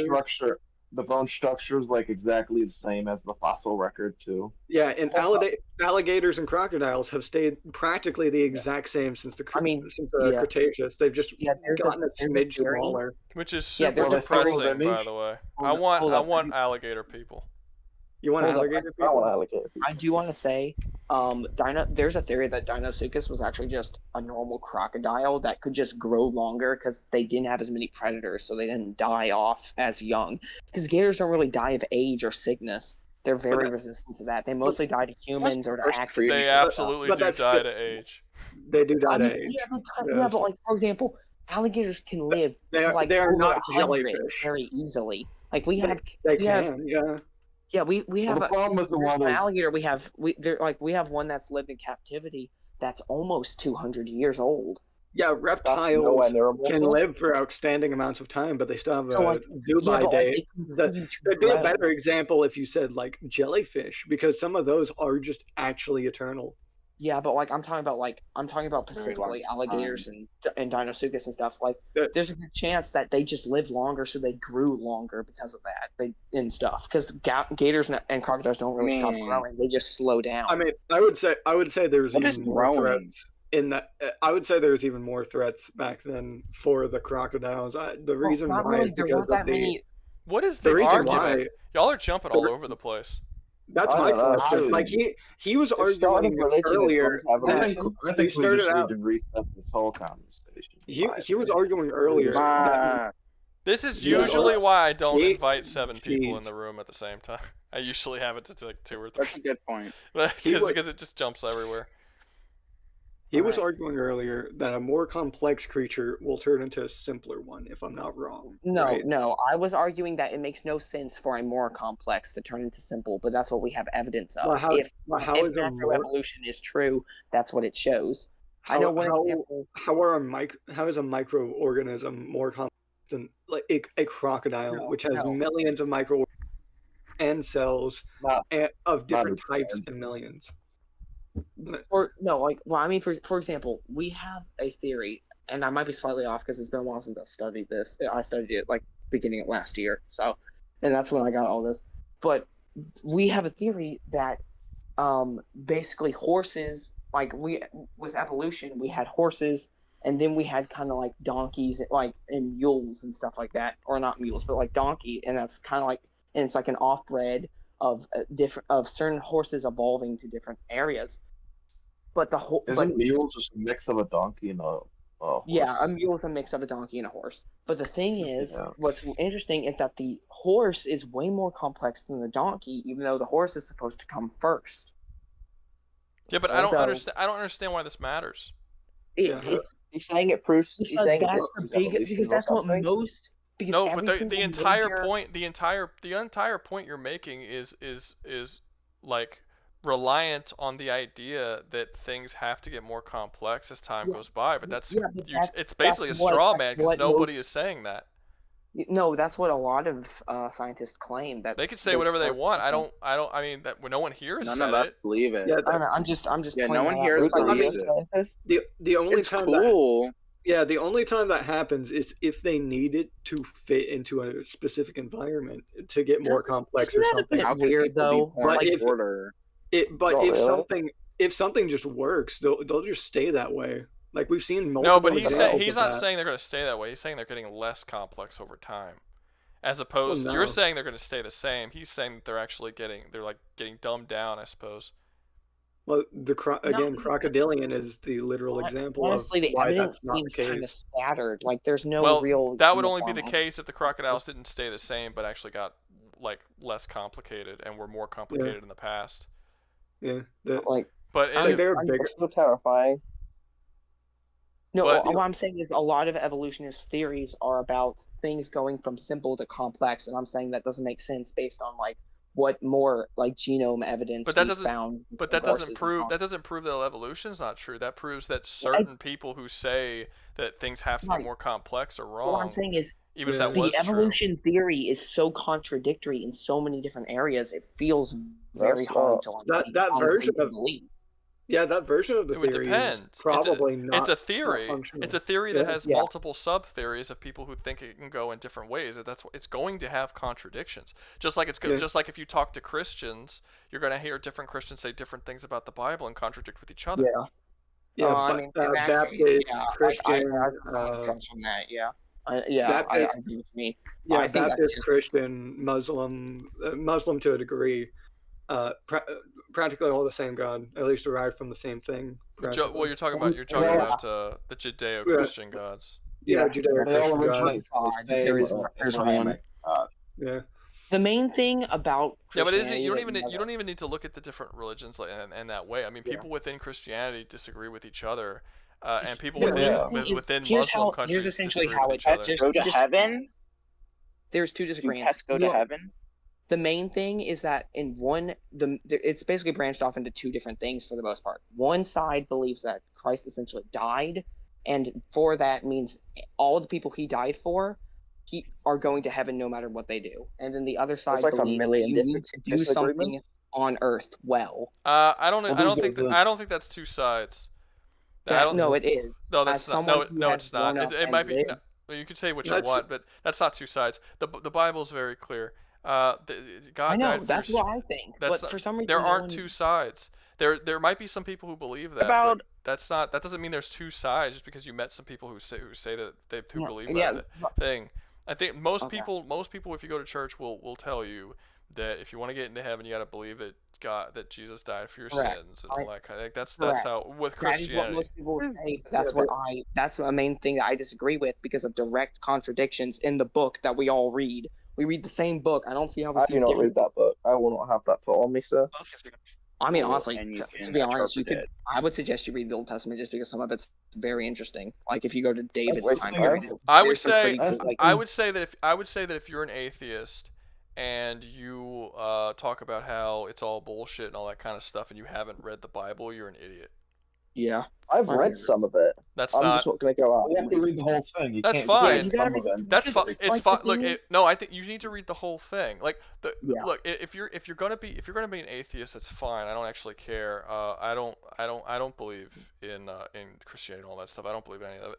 But the fact is that if you're an atheist, especially if you're going to be a vocal atheist about it and talk about it and debate Christians and shit, You gotta know you gotta know both sides. Atheists should be they should be a well of knowledge of all the different belief systems and understood what all of they are and where they're coming from, and then come to the conclusion after that these things aren't true. If you're a person that just wants to circumvent all of that and just say, "Oh, I don't believe it. I'm not even going to look into it," then you're just kind of a moron. Like, what are you even speaking on it for?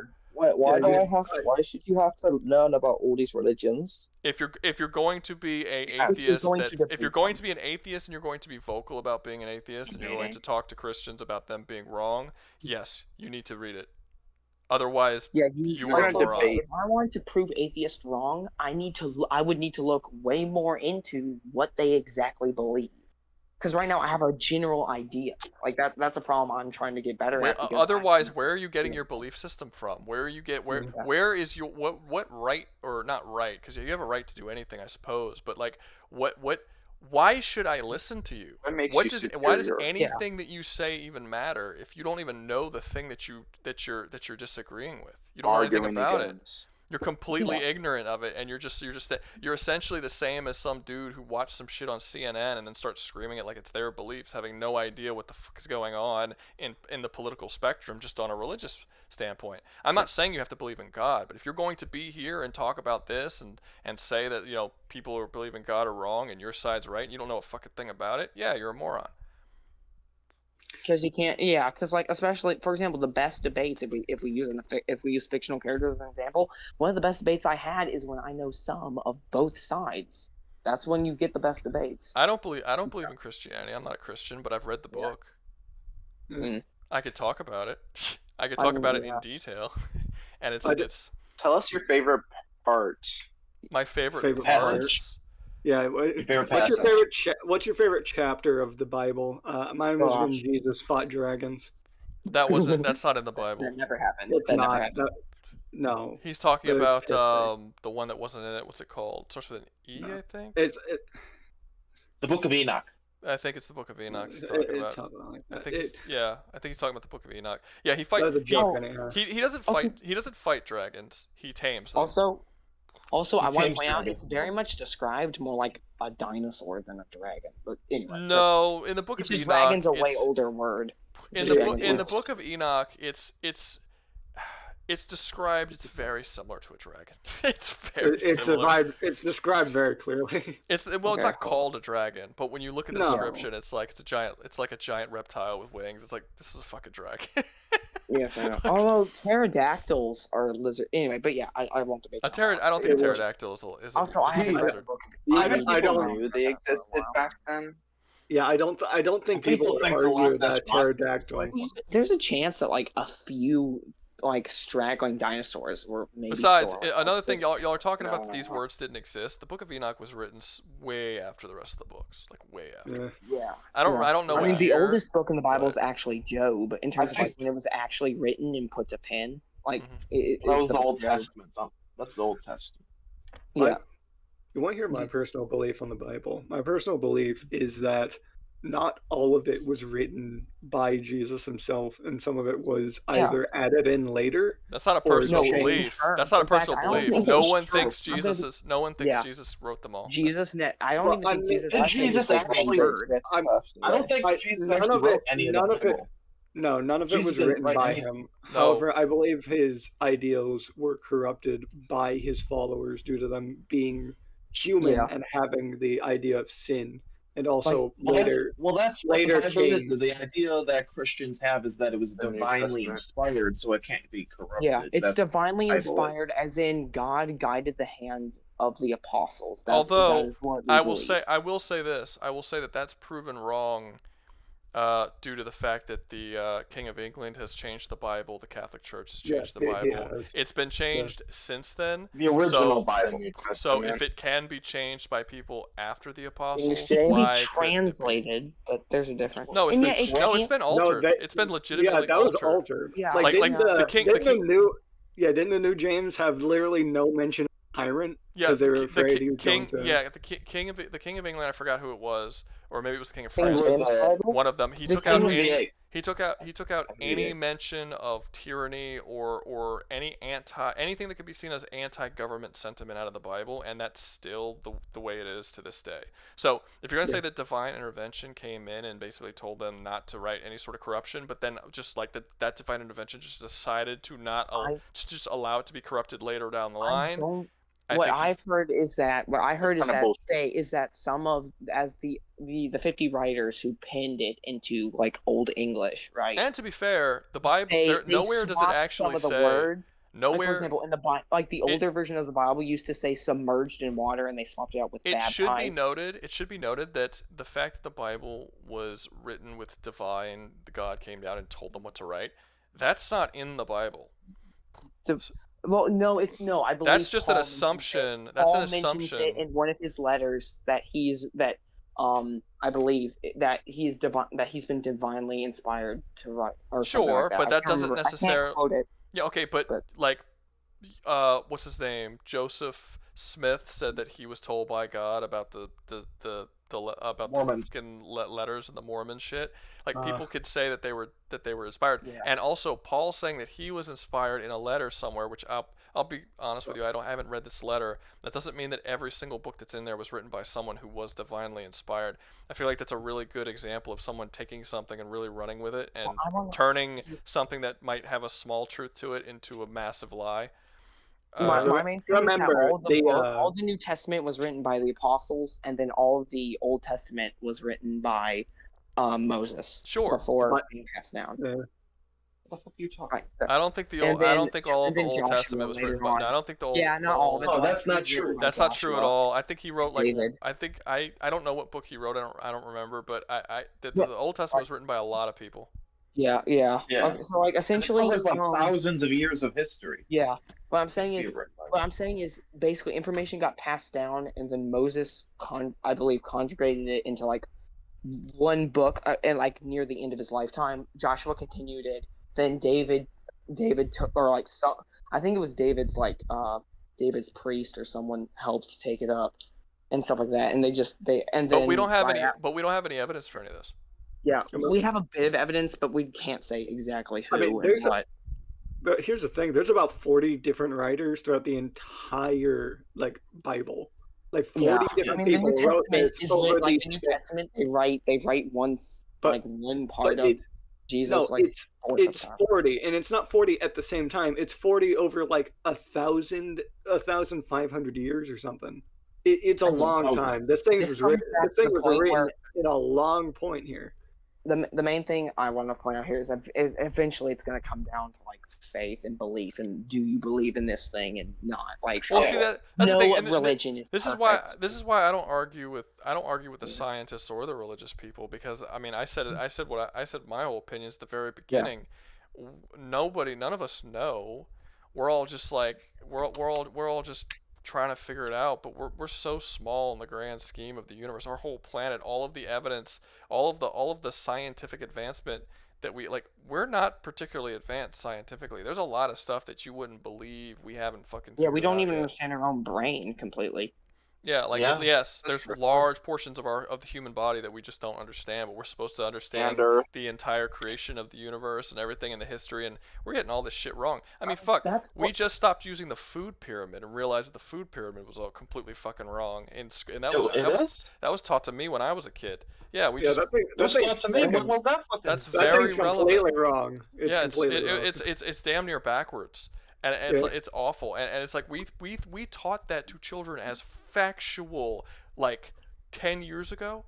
It's crazy the shit that we don't know, and it's like we're gonna pretend that we know things. I mean, So we I literally don't look. painted our houses with lead. Yeah, so Like, I'm not we gonna look activate at. them. And to be honest, I'm never gonna argue with a Christian about their beliefs and like try to tell them they're wrong or anything like that. And mainly because all of the best societies on earth were built on the back of Christianity.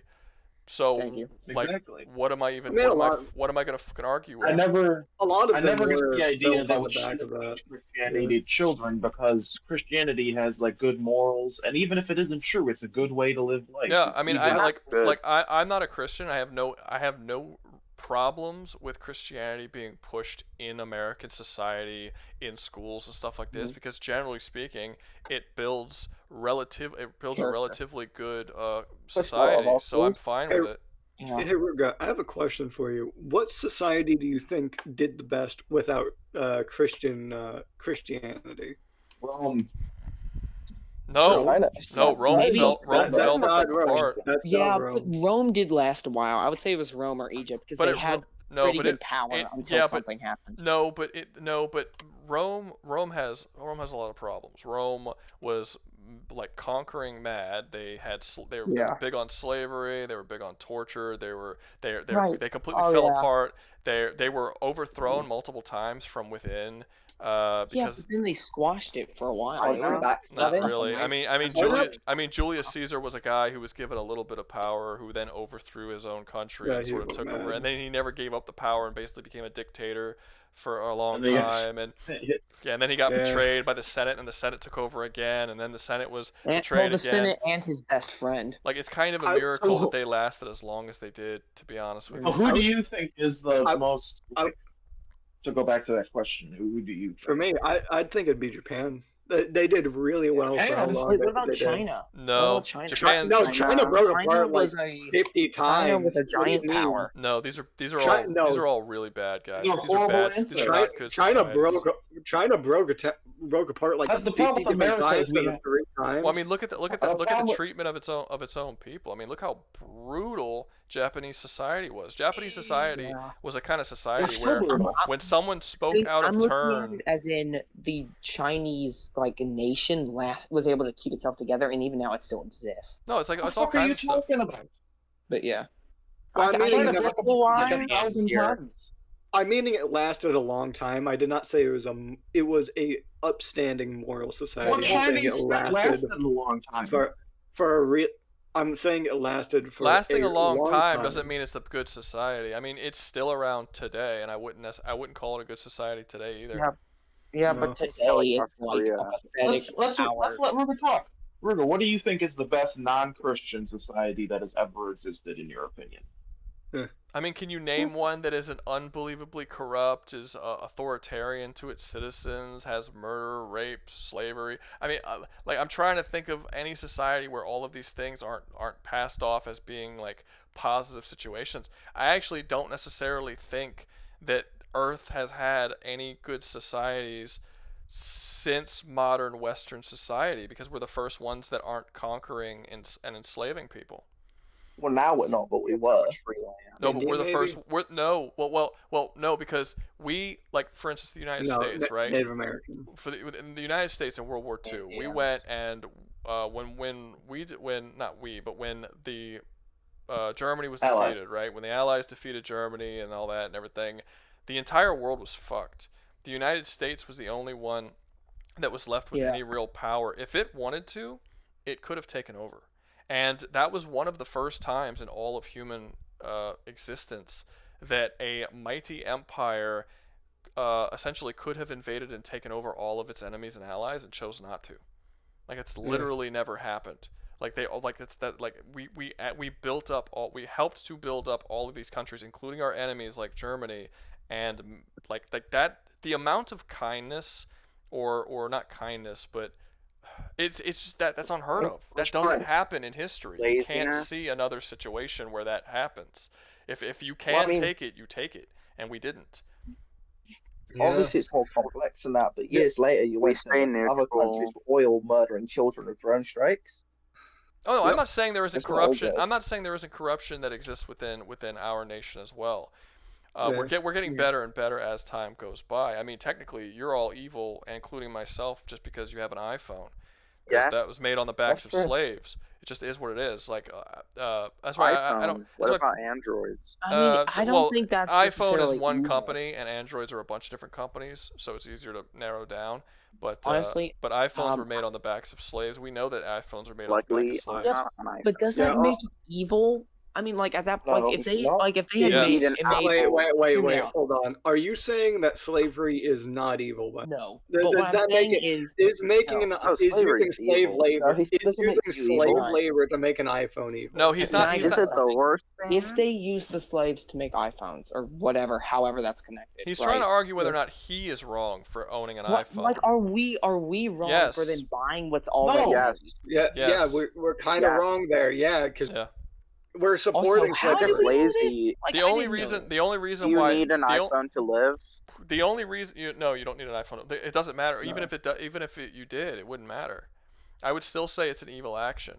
Enslaving someone so that you can live is a selfish and evil action. I'm not saying I wouldn't do it, but that it is an evil action. And the idea, and it's not just that you're benefiting from something that's horrible that's happening.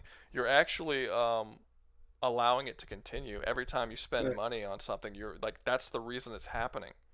It's because you're giving it money to what's the word I'm thinking of? To propagate. To propagate its continuation. So I would say evil. Is there really still world? Yes. I guess. I guess that's a real thing. Yeah. I guess I never really thought about it. If you buy, no, you don't. If you buy jewelry, chances are you're probably buying jewelry off the backs of. I'm clear on that one. Yeah, we'll see how that works when you go to buy a ring for a fiance at some point in the future. Yeah. Don't worry. That's why I'm getting a ring pop. A ring pop. Okay. No, that plastic was made to pollute the environment and killed many animals every. No, I don't find that evil. Yeah, come on. In fact, if anything, I'm using it so it isn't being put into the environment. I mean, I feel like you can source jewelry to be where it isn't as morally evil. You're just paying double. I'm honestly kind of bummed out. Not really, because you can use lab-grown diamonds, which are much cheaper. I'm kind of bummed out that Doug left this conversation, because he is a Christian, and he's relatively knowledgeable about the Bible and this kind of stuff, and I feel like he probably should have been here, but he left out like right when we started. I was like, what the fuck? Where'd you go? But sadly, I'm sure. Okay, Rouga, I got two questions. I do not know the Bible as well as I should. I should know it better, being of that faith. To be the defender. Okay, what is your opinion on the BC 80 and the CE BCE sort of thing? So you mean before Common Era? I have no idea. I think it's kind of dumb. It's dumb because it still was. Wait, guys, one at a time. You're telling me, what do I think about the fact that we use our essentially all of our time before Christ, after Christ, and that our year is essentially built on a Catholic Bible or a Catholic calendar? Is that what you're asking me? Yeah, now they're trying to change it to like to not before Common Era. I think before Common Era, after Common Era. Yeah. I think we should leave it as is, and as it is, and the reason why we should leave it as it is because they created it. Like the reason you say what you want about the Catholic Church, they created the most accurate calendar that has ever been created, and because they created it, they have the right to name it whatever they want, and they decided to name it after their creator. That's fine. They have the right to do that. If you don't like it, fine. Make a fucking better calendar. But no one's been able to do it. I thought that was the Aztecs that made a really accurate calendar. The Catholics beat them. The The Aztecs made a really good one. The Greeks made a pretty good one. But the Romans made a good one. The Catholic one has been better than all of the past ones, which is why we use it. The Catholic even Yeah, beat the the Roman. Gregorian one, right? Yeah, the only one reason we that it used beat today. the Roman one is because the Roman one didn't think about leap days. The Catholic one actually thought about leap years. I see. Fair enough. Yeah, like I Touche. don't even know how. Well, I we think the came Catholic, about I think the Catholic one also was like the year wasn't quite right. Like like the months, the year, like did they have? I think they had the 12 months, but like the months were slightly shorter or something, so it didn't quite line up with how our years actually go by. Like it was a little off. It was just slightly off. It was something like it was like a 3 few days. weeks off. It was something like, a couple of days off, I believe. Yeah. So the Catholic one was super accurate, and it's like going behind. It's and like trying it's like how the Greeks estimated the planet of the Earth and was off by like I believe less than a mile. Yeah, people have gotten close, but again, the Catholic Church has gotten closer than anybody. And I think at this point, it's like, can you even make a calendar that's closer than them if they got it perfectly? I mean, you know. You want to hear why I find one of the stupidest myths? It's that people thought the world was flat in like what 1600s. No. It's a dumb idea. No. That's the myth. That No, they thought it we've known the world was round for thousands and thousands of years. Yeah, practically every single were the part. first to Yeah. claim that it wasn't. The Greeks were the first to claim that it wasn't round, and Yeah. then that like it was just kind of like depending on where on the world you were, depending on what was common. I think that was even contested in the Greeks by a Greek. Yeah, the idea that Christopher Columbus wanted to prove that the world was round by saying that's a myth. That everyone knew the world was round. The reason why they didn't buy into it is because they didn't think he could possibly make it before his entire crew would die of starvation. That was the issue. Because they just thought it was ocean. It was just a bunch of ocean from. He thought it was round, but he thought it was smaller than what the Greeks claimed it was. Well, he thought it was smaller than everyone thought it was. Like the Europe, like all of Europe was like, you'll never fucking make it. You're gonna die, and he somehow convinced them. And then he found this other landmass, but they were right. Like Christopher Columbus would have died before he made it all the way around. Yeah, assuming the Americans weren't there, he was just screwed. He would have died horribly. Yeah, unless he found like an island or something. Unless he went off course and maybe hit Japan or something like that. But even then, he wouldn't have made it that far. I don't think he would have made it there. He wouldn't have made it. Yeah, America didn't think. Can you imagine like the Atlantic, Pacific, and America not existing and having just a giant ocean? He would have never made it. He made a lot of he lost a lot of people on his way just to the U.S. Yeah, and like the U.S. itself, I think the width of the U.S. I could be wrong about this, but isn't the width of the U.S. damn near the width of the Atlantic Ocean? Like he basically would have had to go 3 or 4 times the length of what he had already done. Yeah, and the Pacific Ocean is also like a third of that. It pretty much it's already a 6-month travel on for a good ship and a good travel, no terrible weather. From Europe to the Americas. No, that was closer to a 9-month trip. That was closer to a 9-month trip. Then it's even worse. Then it's even worse for him. Well, how long did it take Magellan? How long did it take Magellan to circumnavigate the world? Didn't it take like 3 years for him to get around the entirety of the world, Magellan? Well, in all fairness, that guy had to go all the way around freaking South America. So yeah, and he also had to pit stop for supplies at times. Yeah. And borders and all that stuff. Columbus was just wanting a straight shot, for the ocean. So you gotta give props though. Columbus essentially was like, "Yeah, you all think I'm gonna die? I'm gonna prove you wrong." He had at least. I'm not gonna give props to Columbus. He was a terrible person, morally. That's actually a myth. That's a myth. Columbus wasn't as bad as people said he was. Yeah, he really. wasn't. It is slight. I mean, he's not great, but because back then most people wasn't great. But no, not really. People think that he was exceptionally bad when the truth is that he was actually better than most people back then. Especially like he was asked by the Queen of France or something to bring back slaves. It was specifically his job that they gave him to go and do that. And there's actually a lot of evidence that he was stopping a lot of his men from raping people and doing certain things, and he did think that his people were starting to go too long. And then when he got back, he had a political rival that started writing a bunch of shit about him that wasn't even true. that kind of built him up. So people are like, oh, so like now people are like, oh, we found these letters that had him as doing all this stuff, but all those letters were completely fabricated. So he wasn't great. Like he still did come here with the intention of acquiring slaves because that's what his job was to do. But that's just how he was. That's how people were back. That just it just was what. Yeah, like I think that to consider him exceptionally worse than other people, I think is a bit of a stretch. He was as bad as everyone else. Like when I look at historical characters, I look at them as exactly that. Like people, I look at them as characters. You know, you kind of have to, because it's so weird to stand where we are now as far as humanity has come, and then start judging people who are like you can't talk to someone who is 70 or 80 and not be like, man, this dude's got some fucking fucked up opinions.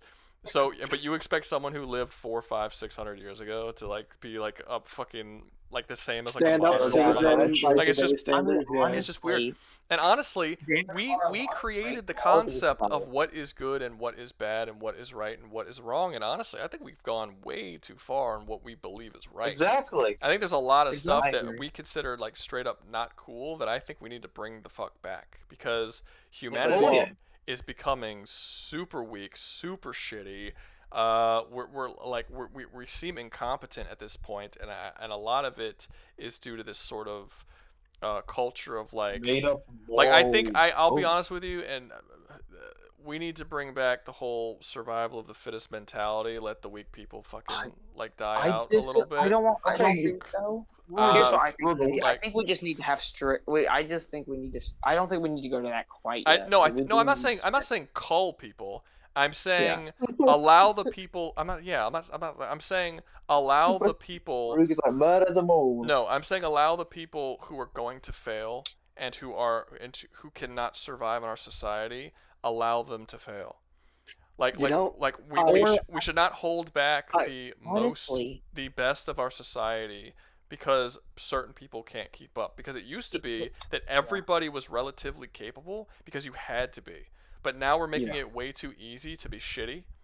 Like we're allowing people who are too fat that they don't have to work because now they can get on welfare because they're too fat and they can't work. And now people and I know this is a small percentage of people who are doing that. I get it. Yeah. But the fact is that we just have this general culture that if you're in a bad place in your life, it's because you're a victim in some way.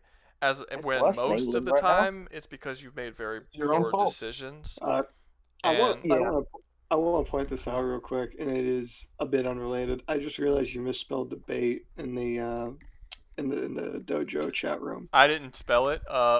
Dan wrote that down, and it's been like that for months. Hours. You can't change it. No, not hours. Changing how America it's been like that.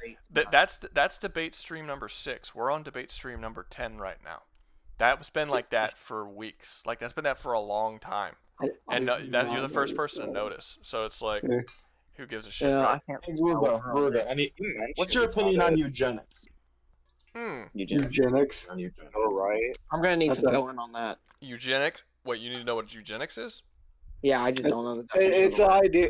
Pretty much, I think the most recent, the biggest political party to probably use it was the Nazis. And it's pretty much believing that. Well, America used it. America did use it for a while, yeah. To an extent. Can I get what it is? But it was the idea of people who are either physically or mentally behind or disabled should just be thrown to the wolves, pretty much. If I'm not wrong. No, you sterilize them so that they can't. It's not like they were killed, but Nazis killed them. But America sterilized them so that they couldn't reproduce. Yeah, that one. Okay, fair enough. Yeah, still terrible. Here's what I think. I think we just if they can, because I believe there are some professions and some use out there for people that aren't perfectly, like, you don't have to be like super fit to do a desk job. We're not talking about fit. I'm talking about people who give value to society. And there are so many people in our country and just in existence that give zero value whatsoever. They do nothing. They contribute nothing. They are leeches on our society. Personally, do you think that we should just let them fail, or do you believe in eugenics? Then we should sterilize them. No, I don't think we should. No, I don't think we should forcefully, because there's things that I think would be best for society that I don't think that we should do, because it goes too far to a point It's that it because becomes, you have to be very careful. Any decision that you make about your society, you have to be very careful to, like something even this sounds like, I'm not talking about eugenics here, but like you might, like for instance, okay, when 9/11 happened, right? We were all Yeah. terrified. Everything was awful. We're like, oh Yeah. no, what's going to happen? And then they passed the whole Patriot Act, and the Patriot Act was restricting a lot of our rights, and we all signed it. Everyone was all for it. It dealt with a lot of stuff with The like Patriot. basically the government can God. search you without like with far less means to do so. It restricted a lot of freedoms. It took away a lot of our rights. Don't forget all the internet stuff they added on. Let me finish what I was saying. Let me finish my point, because this wasn't about the Patriot Act. The Patriot Act is just an example. But I just wanted the gist of it. The whole idea is that we were so terrified of and we allowed the government and the media to terrify us so much about a possible other attack, that we allowed this act to be signed in, which took away our rights. Now years later, we're no longer in fear or whatever, but we still don't have those rights. So it doesn't. So the thing that seems like it would be best at the time is not always a good thing. You should need to be look to the aware. future. You need to look for the future, and you need to look for the future, and you also need to be very careful as to not give your government far too much power. Like anytime a government is trying to pass a law that is going to give them more power over your life, you need to be very, very careful before you allow them to do that, because even if it's useful to you now, they could. What about your children? Yeah, and once that is signed in, and you do lose those rights, and you do lose that freedom, you're not going to get it back. Very hard to get it back. You're not going to get it back. It's not going to happen. So it'll be a permanent thing from that point on. And over the course of decades, and then hundreds of years, and then thousands of years, you're going to get to a point where you're basically living in an authoritarian society, and everyone's just accepted it. So 1984, you need to be eventually. very, very careful. So do I think that it would be best for society for essentially, I'm just going to be just as cruel with it as possible, because this is a relatively cruel talking point. The useless people in society to be culled, or not culled as in murdered, but just sort of like systematically removed from our society, and as we just kind of let them quietly fail put down in their own waste sort of situation. Do I think it would be best for society? Probably. Should we give the government the ability to do that? Probably not. No, that's a terrible Here's idea. my thing. I do want to say something. I feel like people, like for example, actors get paid way too much. I feel like entertainment stuff gets paid way too much.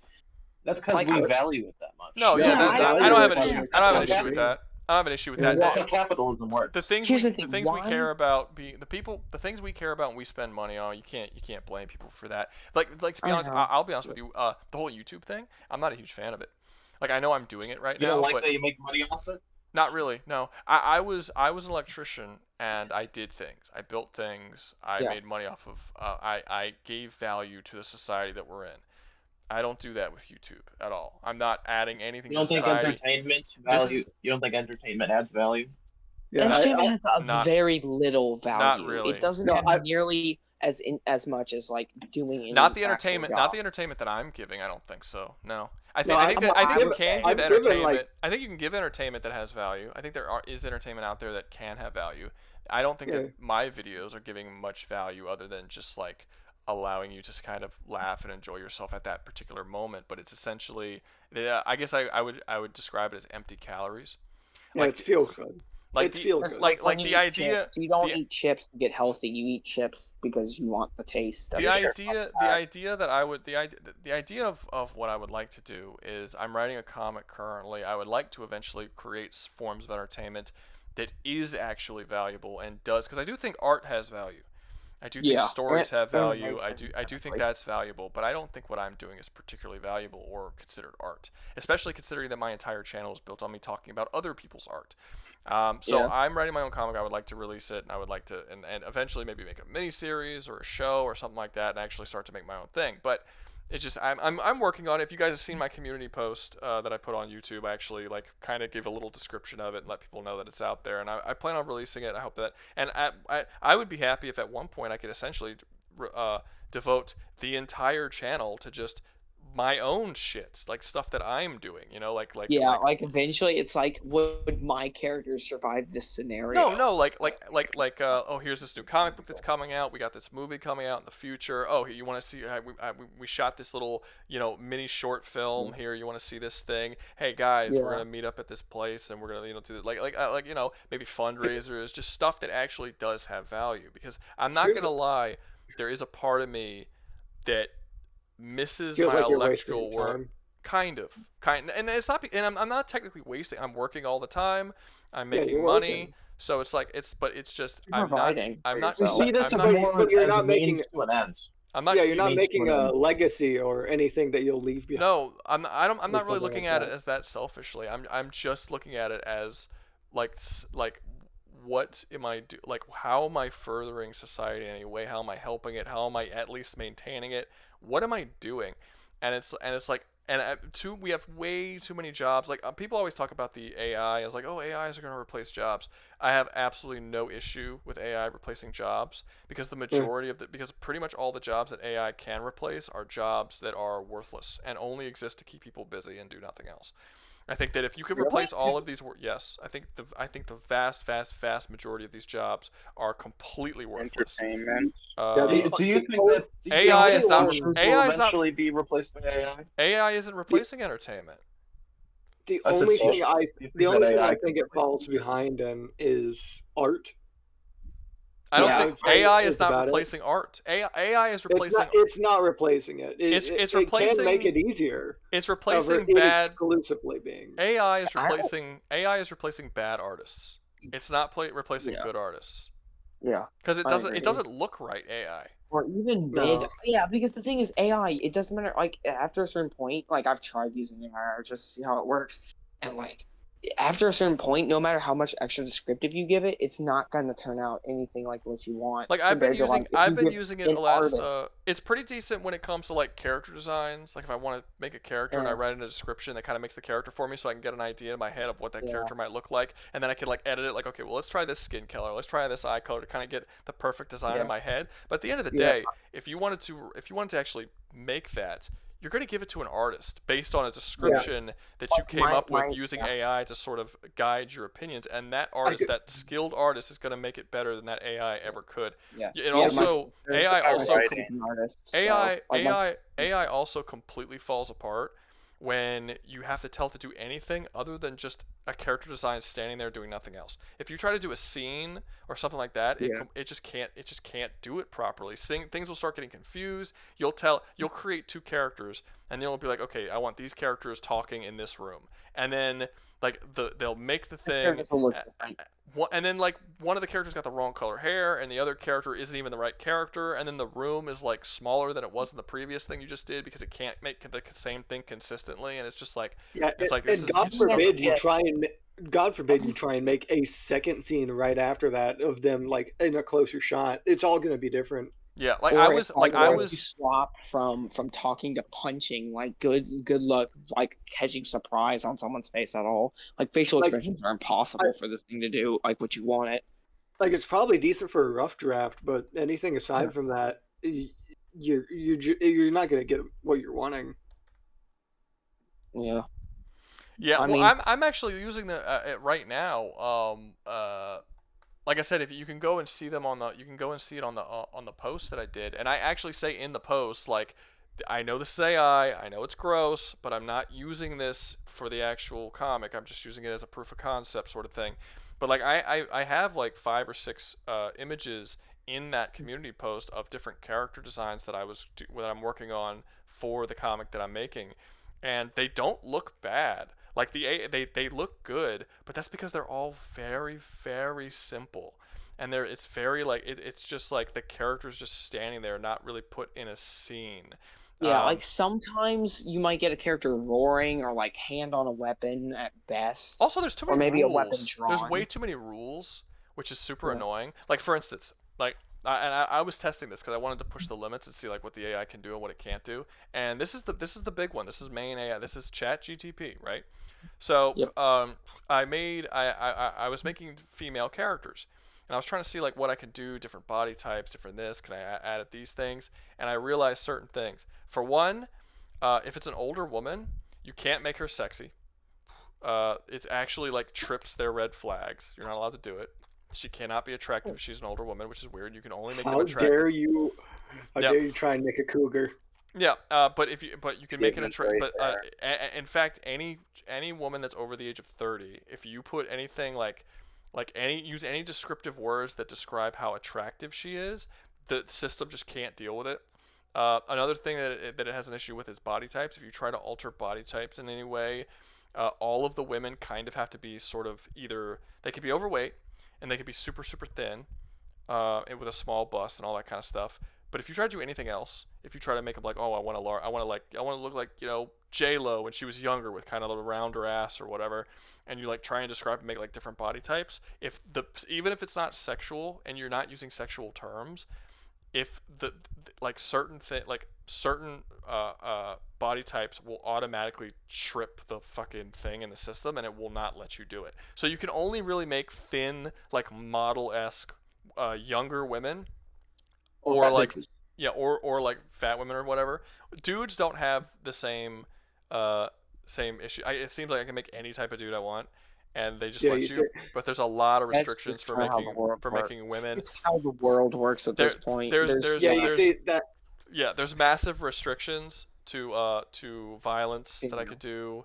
Not too much blood, not too much gore, not too much of this. There's like seriously massive restrictions. What if I want an invincible? What if I want a realistic picture of Omni-Man smashing the head of somebody? You say something else. You say that's why I use the ones on the porn sites, because there's a lot more variation. There's AI on the porn sites. There is. I was saying that half as a joke, but yeah, there is. There's AI. Can you use it for like non-porn stuff? Just like I mean you can. Yeah. There's nothing wrong with that. It's probably gonna be sexual, but because if I can get around, because that's thing's really annoying me. Like I'm trying to make different body types and make all these different characters look different and interesting, and I keep running into these stupid little walls.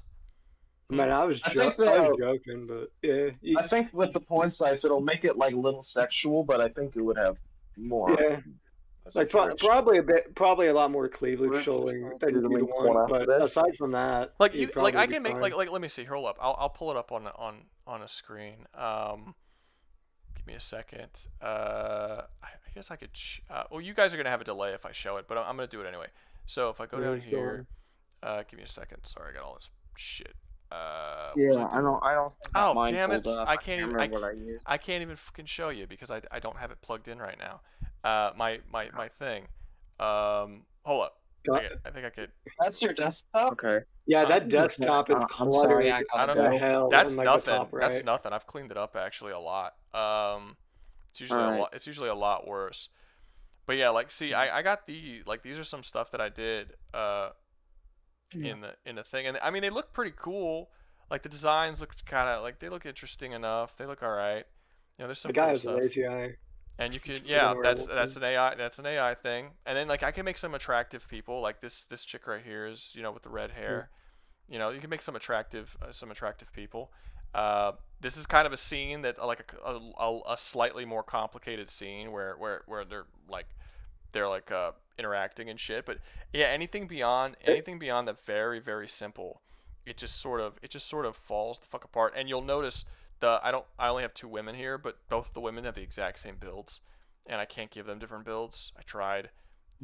It just doesn't work when I try to do anything special with them, or make any sort of body parts bigger or whatever. At one point I tried to make a character like a sort of warrior type female character who had like large muscular legs, and I described large muscular legs because she was like and because I like specified her legs when I said muscular, it tripped the system. I can make a muscular woman, but I can't specify that her legs are muscular specifically because that somehow trips it as it being sexual, as opposed to just I can make her fully muscular, or I can make her like ripped to shit, or I can make her just thin. So it's like it's super annoying. Unironically, a freaking porn AI generator may actually be do better. It will actually do that because a lot of people are just into that. So they freaking made it to where the AI will allow that, and it won't be flagged as sexual or something. I wonder if I could 'Cause that's the kind go of into point. ChatGTP and ask ChatGTP what is a better Best AI What's a that bet- will not what's put What's a the better? that don't have all the rules, and it'll be like oh sure, I'll let me tell you this better You might thing. have to bully it, but you can figure it out. I mean, Might have to bully it. there's probably something like on Reddit or something for generating AI art that's much better than ChatGPT that you could research. Yeah. Well, to be That's a fair, lot of gaps. to be fair, ChatGTP did just start allowing people to create AI art, and when I like start shitting on the AI, when I start shitting on ChatGTP to ChatGTP and be like, this is fucking stupid, and I like literally type it in, ChatGTP will straight up say, yes, it is stupid. Like, yes, it's Because it wants to agree with you. no, I know, Mhm. but what, and again, I know I can't believe anything it says, but it does say that this is something that they are talking about inside the actual company, OpenAI company, that they are talking about what should and should not be allowed, because they have to be very careful since children use it. This is what ChatGPT told me. They have to be careful what children use it as to flag anything that is too sexual or too violent. However, they are aware that currently the flags are too extreme, and and they actually said it's kind of gotten to a point where it's what's the word, discriminatory, because like you can't like it's discrimination that I can't have a more attractive older woman, and that if they're older they have to be ugly.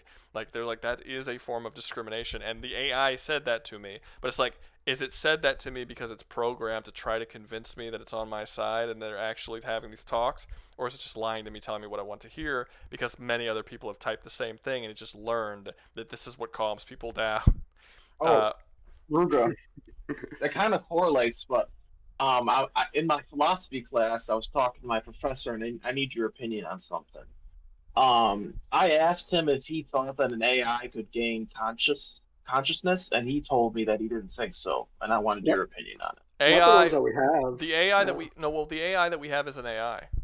Yeah, it's not technically AI. It's like generative content where it just takes it takes a massive plethora of art and content that has been made over like centuries, and then it just sort of hodgepodges it together, takes away a lot of things, puts some things in, and then it just gives you that. The idea of AI, the idea of AI, or what we call AI in fiction before AI actually was created, is it's artificial intelligence. It is something that can think for itself.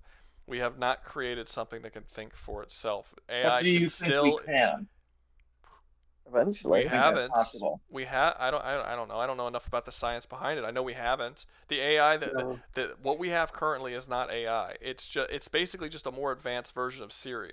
That's capable of acquiring information and putting that information together. But like, if it still can't, and you could tell that it can't think for itself because it can't figure out extremely simple shit. You say certain things, it can't do. I guess the way I say it is that it can't do what it's not programmed to do. Whereas AI is supposed to be able to act outside of its programming and learn and adapt and think for itself and be like basically like a fully thinking, feeling mind. And AI doesn't do that.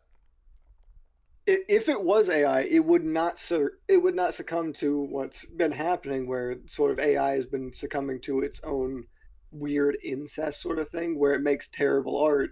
The terrible art gets put into other AI, and that just sort of makes a downward cycle. Yeah, it just becomes more terrible. And then I get what you're saying, but that's not internet what theory. Y'all heard about the AI that was programmed? Like, someone programmed the AI to like push more racist. To push more. The AI was they put it to push more like minority groups in their art. And then, but they went way too far, and they literally were incapable of creating white characters. So you would be like, "Hey, show me a Nazi soldier," and it would show you a black Nazi soldier. Or like it was, Kanye, man. It was so funny. Now that's what I call good representation. It was just telling you to show a bad guy. Yeah, but no, I found that very, very funny. But yeah, I think the people who are hating on AI and it's like, AI is just like anything else. It's a tool. It could be used well and it could be used poorly. I think the people I think there are two different groups of people who are afraid that, like artists who are afraid that AI is going to replace them or is like angry at AI. It's bad artists, and it's good artists that are trying to defend for bad artists.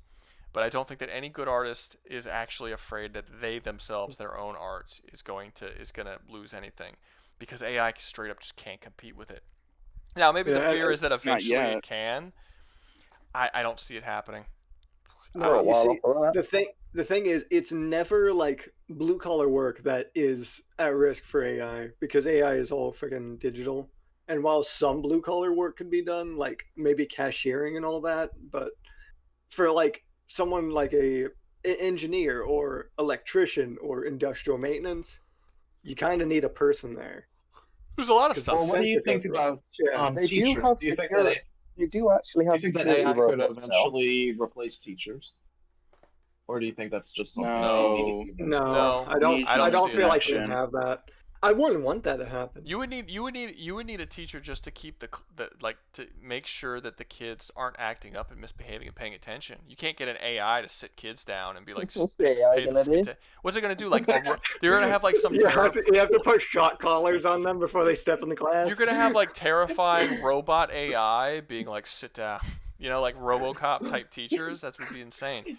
No, you gotta strap shock collars on the kids. Every time they act up, they get shocked. Yeah, no, like I'm an electrician. My job's not in any danger. I don't think good artists are in any danger. There's a lot of people. I think all the useful jobs and the jobs that matter most can't be replaced by AI. The ones that can are ones that don't matter and aren't actually useful. And I just think data entry is very useful. And I think that Data the only entry thing is that'll very really useful. end up happening by replacing them is, essentially we'll just more homeless people. Those people. No, I think it's more likely that the culture will shift and more people will have to essentially start gravitating over to the more useful jobs, which I think is probably better for us all. I mean, you'll probably have one generation of people who just can't fucking handle because of the shift. But then after one more That's what this generation is. There is no, one. that's not. We're not there yet. But Maybe in England, it's pretty different in England. Maybe. There is one thing I want to say about that, and it's that I think a lot of people are worried about AI because they have to go back into education, which is absurdly expensive right now. At least for like college sort of stuff, it's absurdly expensive. And it's not and it's not useful if you're not doing something that's actually wanted. So like freaking gender studies, no one's wanting that. Well, that's the problem with me. I want to be a teacher. I need to go to college to play. You ever hear the two jokes about gender studies? The two possible jobs after it? It's teaching gender studies or Starbucks barista. One of the two. No, that's an arts major. That's an arts major. What are you talking about? No, an arts major. At least you get something from that. Like you can draw people. You can draw people fairly well after that. All right, you so get decent all right, guys. So I'll be honest. There hasn't been a super chat in a really, really long time. We're at 6.5 hours. So I think I'm gonna call it a night because yeah, I'm just like bullshitting with y'all at this point. No, that's fair. So all right, all good. Thanks everybody for coming to the stream. It was a lot of fun. I guess I'll see you guys next week.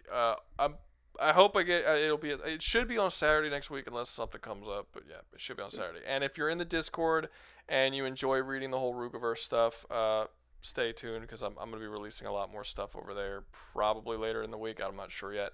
And you should have a video out at the latest Wednesday morning, but probably Tuesday morning. I'm still thinking of whether or not I should do the whole reaction to Death Battle because people are asking me to do it. Make it members.